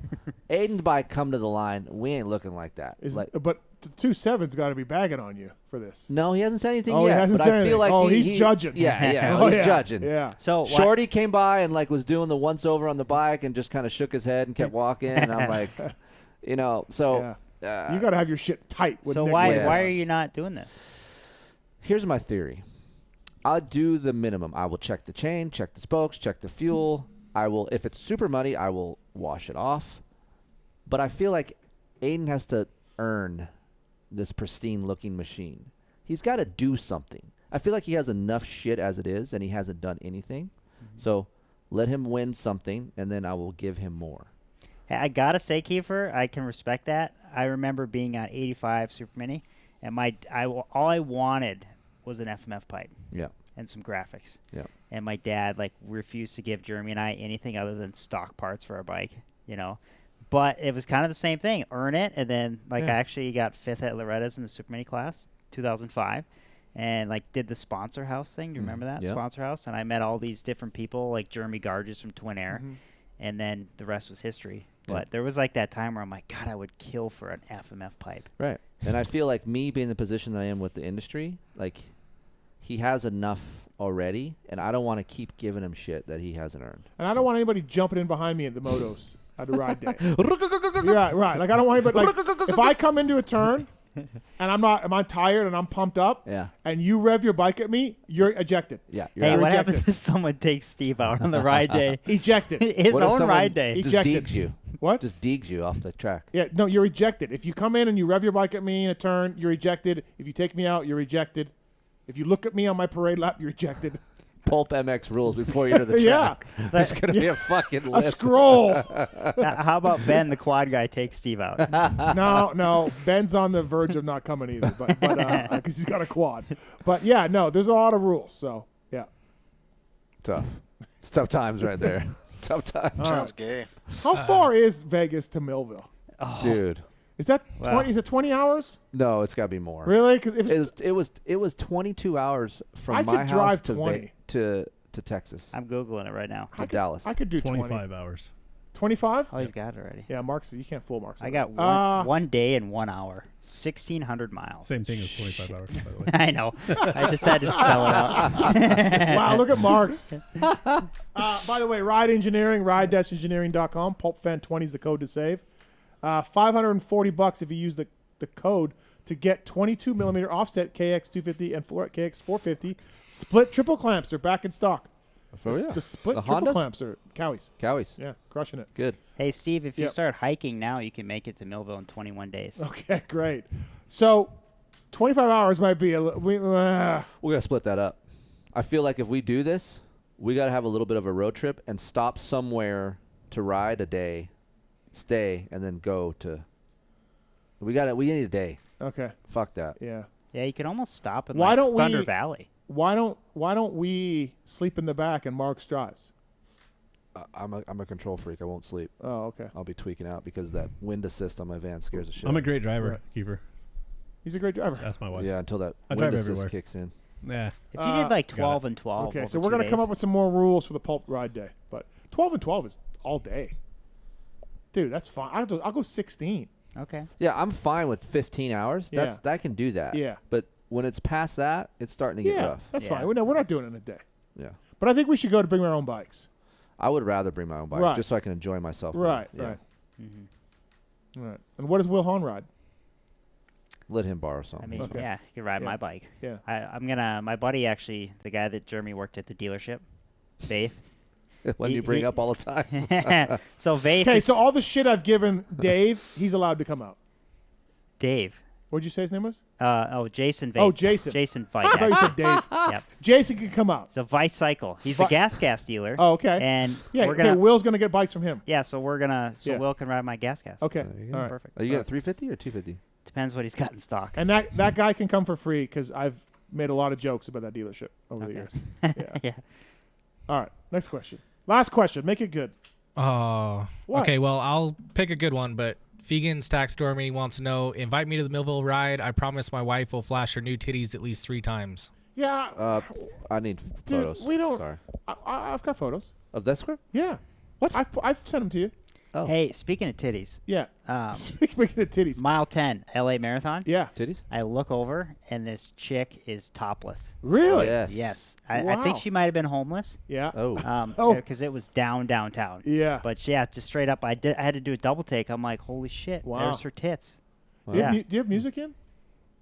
No. I could just not. I can't do straight. anything. Focus. Mental toughness. I could never even ride my mountain bike for 5 miles without music. Really? Yeah. You don't like to be out in the middle of the desert, just enjoy the No. silence? No, I want the music. Pay attention to I your like Enjoy body. the Silence by Depeche Mode. Depeche Mode's good, yeah. But so titties, opis. What about if it was a Opis. snake? What about if it's a snake and you can't hear it? I don't know, man. Yeah, Fuck that would kind of scare me. Yeah, I'm out. We got an opi drop. I don't like biking on the road without. Hopefully with one music. will No whip way. up a titty. Yeah. We don't have an opie though. No opie. Oh, I got to get on that. yeah. What was the question that he asked? By the way, so the taxidermy guys Oh, from the Bud's titties, Creek, yeah. his wife's titties. I've seen them. They're nice, but we need more than Well, flashing titties to get yeah, into a it's ride fine. day. Like Yeah, big no. deal. Like look Yeah. titties. Well, we already seen them. Who Yeah, cares? everybody's seen Yeah. titties. Like it ain't gonna get you in. Yeah, I think he's pretty desperate. Yeah. I mean, I like titties. Yeah, I do too. But just seeing titties is not gonna get you I in mean, a I ride like day. that. I mean, but if I already saw them, I'm good. Okay, all right. All right, I narrowed it down to 1 for Troll and 1 for Keefer. Okay. Troll, can you give us a percentage pie of strength training, cardio, nutrition, and miscellaneous recovery activities for racers? And can you give us your top 3 strength exercises? Oh, that's a broad ass. That's a lot to unpack right there. But I would say 70% cardio training, 20% strength, and then 10%, recovery, mobility, stretching. What kind of food trucks are we gonna have at the practice day? We could The have ride day. mini donut mama. She makes mini donuts. Okay, we Jane's. need food though. We need food. Like Do you real have maple food. bars? Do we rent what? that truck? Maple bars? Donuts? Do we rent the truck, or do they come out and they just take the money and that's good enough? I mean, we have the concession stand too. Yeah. Oh. Is there Or- Mexican in Minnesota? Do they Yeah. make burgers there? Yeah, Lake City has a really great taco place. Okay. Yeah, it's 12 miles away. Tacos. No. We want them to come to the track. We got to feed our Right. people. They who are also there. come for the national. Yeah. Oh. You could maybe do a one-off thing or Okay, something. Yeah. okay. We could look into it. All right, That's another thing that we got to put on the list of to-dos. God. Very loose program. Poor John. Yeah. No, he's running it. Alex is running Yeah. it. John's Oh. just going to do the grooming. What was the other half of that question? I don't know. Forget it. Oh, Top three Top three. strength exercises. Oh. Yeah, beating Ooh. off. Deadlifts. Did he say deadlifts? Deadlifts? He said deadlifts. I said it. I figured that Oh. was number one. Front squats. Oh, look And, at Tallon, the Hey, man, strength you beating trainer. off? Yeah, look Oh. at Tallon, the And, weight trainer. Dumbbell overhead. Front squats. What's that? With Dumbbell the bar in overhead front press. of your... Yeah. Yeah, it's a really good isometric contraction of your Why core. is deadlift such good for dirt bikes? Oh, dude, it's really good for grip strength. It's an exercise that works literally from your feet to your head. Yeah. What was the third one you said? It works all those muscles. I'd go front squat, deadlifts, and dumbbell overhead press. Dumbbell because you use a lot of stabilization with the dumbbell, so you activate a lot of core muscles. No Bozu ball? I do use the Bosu ball, but it's not my top three. You ever tell you the time I rode the Millville National? No. Yeah. Yeah. I rode Amateur Day, Millville National also. Yeah. When- You when rode was the that? National at Millville? Yeah. Did you make it? No. What, Gargle cock. what year? 90. What was that? What was that? Gargle cock. Hey, so get Dude, this. This is what I get from these guys. Gargle cock. What year was Might have that? though? came the earliest he's ever come. It sucks, man. It sucks. I pay these guys, and this is what they do. All right. What else we got for Keefer? All right, well, I changed it. From Oh. Heather's Keister, since it's been well documented that JT was a bit aggro at the races back when he raced, not to mention his natural resting dick face. How and when did you and him become friends? He Team Subway days. I lived really close to Joe Aloff, and JT would come up and ride with us. So we would take JT ride, and we all trained together because I was racing Supercross at that time. So we would all ride the same Supercross track. And he was super serious back then. Yeah, I didn't say much, but I made Right. him laugh a couple times. Okay. You know, through my dumb jokes that I Yep, have. yep. And then I smiled like, "Oh, you're not such an asshole." And he's like, "No, I'm good." So then I was a KTM test guy at the time, and I hooked him up with one of the KTM chicks there, and they went out for a bit. So I think that's what kicked it all off. Okay. Wow, I didn't realize you rode for Subway. No, he I didn't, but Joe Aloff did, and Jason would come up and stay with Joe, and he lived close to me. Ah, okay. Yeah. It was a good team. Gibson, JT, Olaf. Good team. Yeah. Yeah. All right. That's horrible. Motorsport.com. Tweet at Tallon segment. I got some more rules about my ride day. We'll come up with them. We'll come up with a Hey, list of I wanted to tell you, Yeah. reminded me of Millville history. Yeah. My dad showed me the abstract to Millville the other day. Oh, no way. What's that? The I abstract. don't know what that is. It's like a history Yeah. of every person that has owned the land. Oh. Since 1857. No way. 1857. Oh, wow. And is that like a public many record people? or something? Dude, or is that it's like hundreds of people. Really? Yes. Wow. Like between 1857 to the 1900, it probably went through an owner almost every year, every other year. I'll be down. And it was sold for like $1. Yeah. Like, yes. No way. Yes, but dude, you should see the names on there. The paper is like yellowed. Yeah, yeah. It's Oh, really that's cool. pretty cool. It's really Yeah. cool. Huh. Yeah. That's That's really neat. cool. So you're stepping in a little bit more with the track and everything, right? Like you're definitely This is your next thing. Like you got troll training and that's doing well, but you're helping your mom and dad out and you know you attended the promoters meeting and like you're in. Oh man, yeah. Like I was telling you at Houston, like I Yeah. redesigned my parents' website. Yeah. And attended the promoter meeting, which was really cool. Sitting in with like Davey, Kerry Coombs, Tim Mhm. Cotter. Yeah. The whole Feld team came in. Yep. All 11 promoters, like sitting next to Tim and Amy Ritchie. You know, it just really, it's such a different part of the sport. Yeah. So it's really cool to be a part of. You know, and Were they all laughing about let's fuck the riders over and you're like, "Oh, I found out." No. Yeah. I'm just kidding. I'm joking. No. It was a drug ring. Yeah. No, but actually going to that meeting, I really saw like behind the scenes like how Yeah. cool it is that Supercross and motocross are working together for Yep. the first time. Yeah, it's cool. That's huge. It's amazing for Yeah. us, for me who's been on the outside.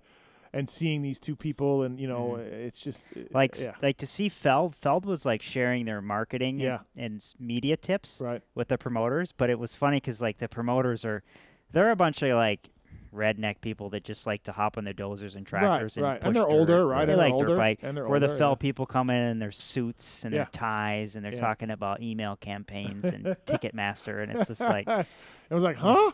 Yeah. And then the promoters are like, what's a story on Instagram? Right. What's the difference between feed and story? Yeah, right. So it's interesting. Right. No, that's a good for you. It's a whole new deal for you. It's cool so, that you still want to be involved in that kind of Yeah. capacity too, because you don't see guys at his level wanting to be a part of it like that. Right. You know, So- I mean, granted, I understand that you guys have a track, but still. Well, the PulpMX Ride Day, Alex Martin is going to be crushing it.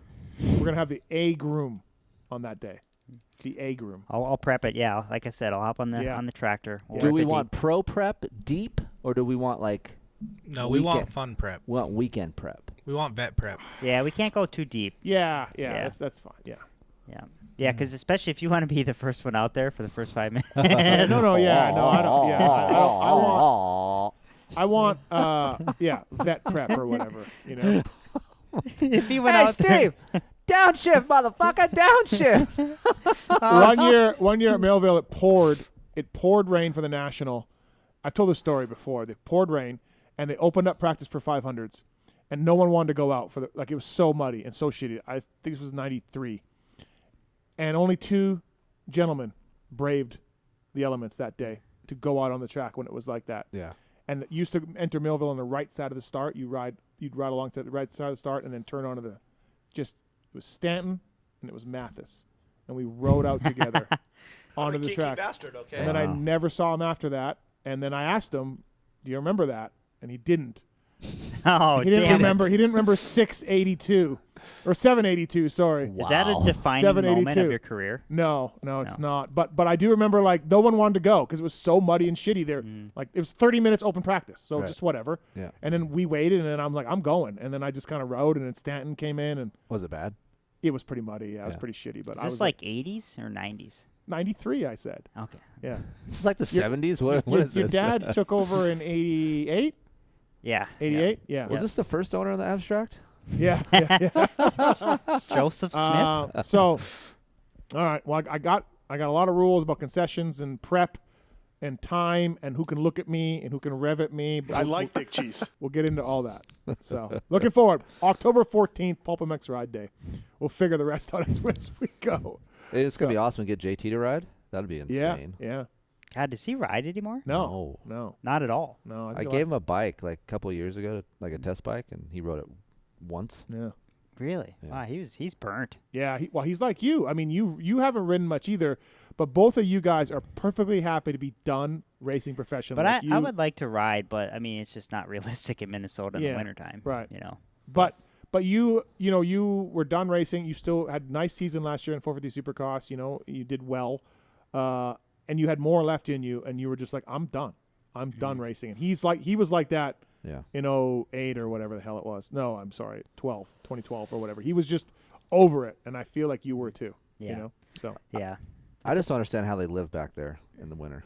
I went to this FXR thing, and we were there, and I'm like, what the It wasn't even that bad that day. Dude, oh it's my fine. gosh. I went out and chill ran back, that dude. day. We had the FXR demo. Are you scared of getting eaten by a polar bear or anything, like when you're running?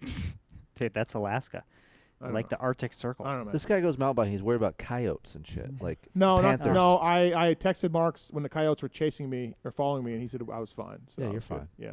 Yeah. I was out 3 weeks ago, and I was riding, and there were 4 or 5 coyotes just running beside the trail. I mean, half a mile over, but I'm like, oh my god, like am I dead? Yeah. So when I was training for this marathon this winter, I would do a lot of double days. Like that's a good way for running to get mileage in, like an 8 in the morning, 8 in the afternoon, or sometimes I would do 10 and 10. At night? Yeah, I would. So I'd do like 7 or 8 in the morning, the first 10, Yeah. and then I'd wait until like 5 or 6 in the afternoon, night. It's Yeah. basically dark at Yeah. 5.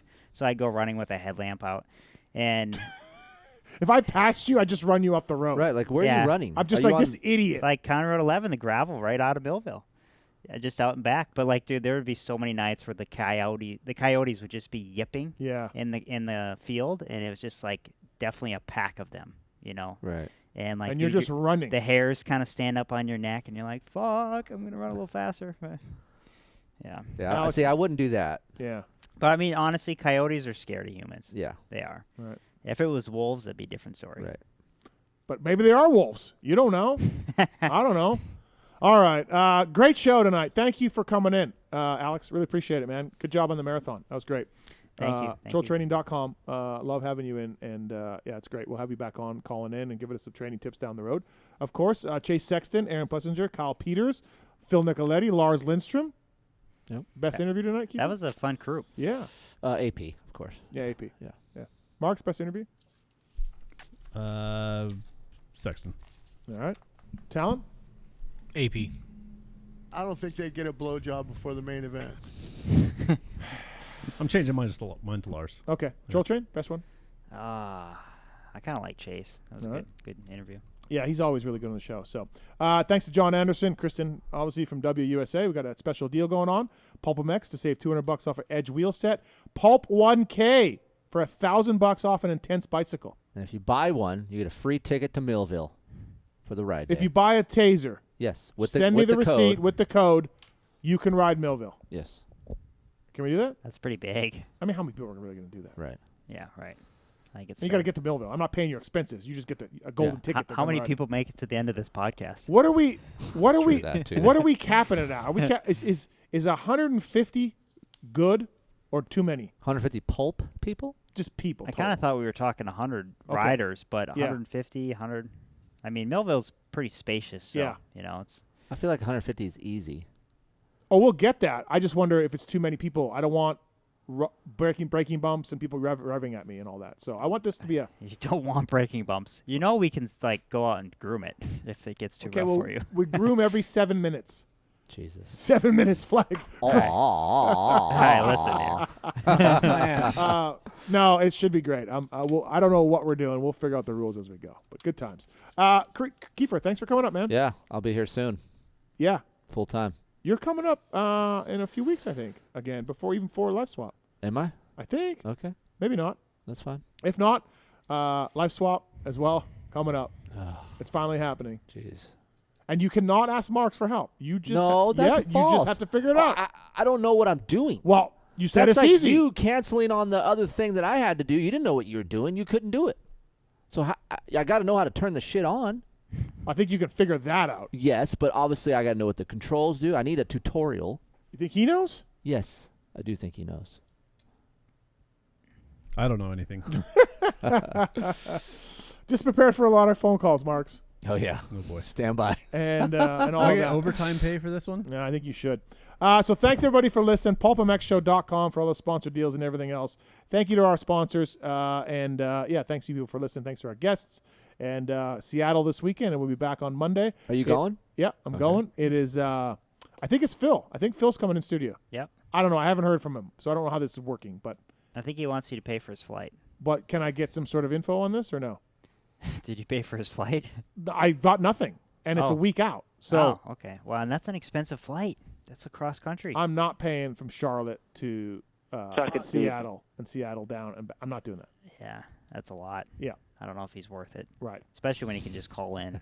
Pretty much. He's injured too. And He then, probably won't be his best. Lewis Phillips and Kellen Brower also. Right. So great. Thanks for listening, everybody. Thanks to Alex Martin. Thanks to Chris Keefer, John Anderson as well. See you next week. I said that I admire him and his fucking balls. There's something I want to get off my chest, and it's about that summer when you went away to community college. I got an offer to do Playgirl magazine, and I did it. I did a full spread for Playgirl magazine. I mean spread, man. I pulled my butt apart and stuff, and I was totally nude, and it was weird. I mean, you probably didn't hear about it because I went under the name of Mike Honcho, but I just wanted you to know that. If you could hear me, if it got into your brain somehow, that I spread my butt cheeks as Mike Honcho.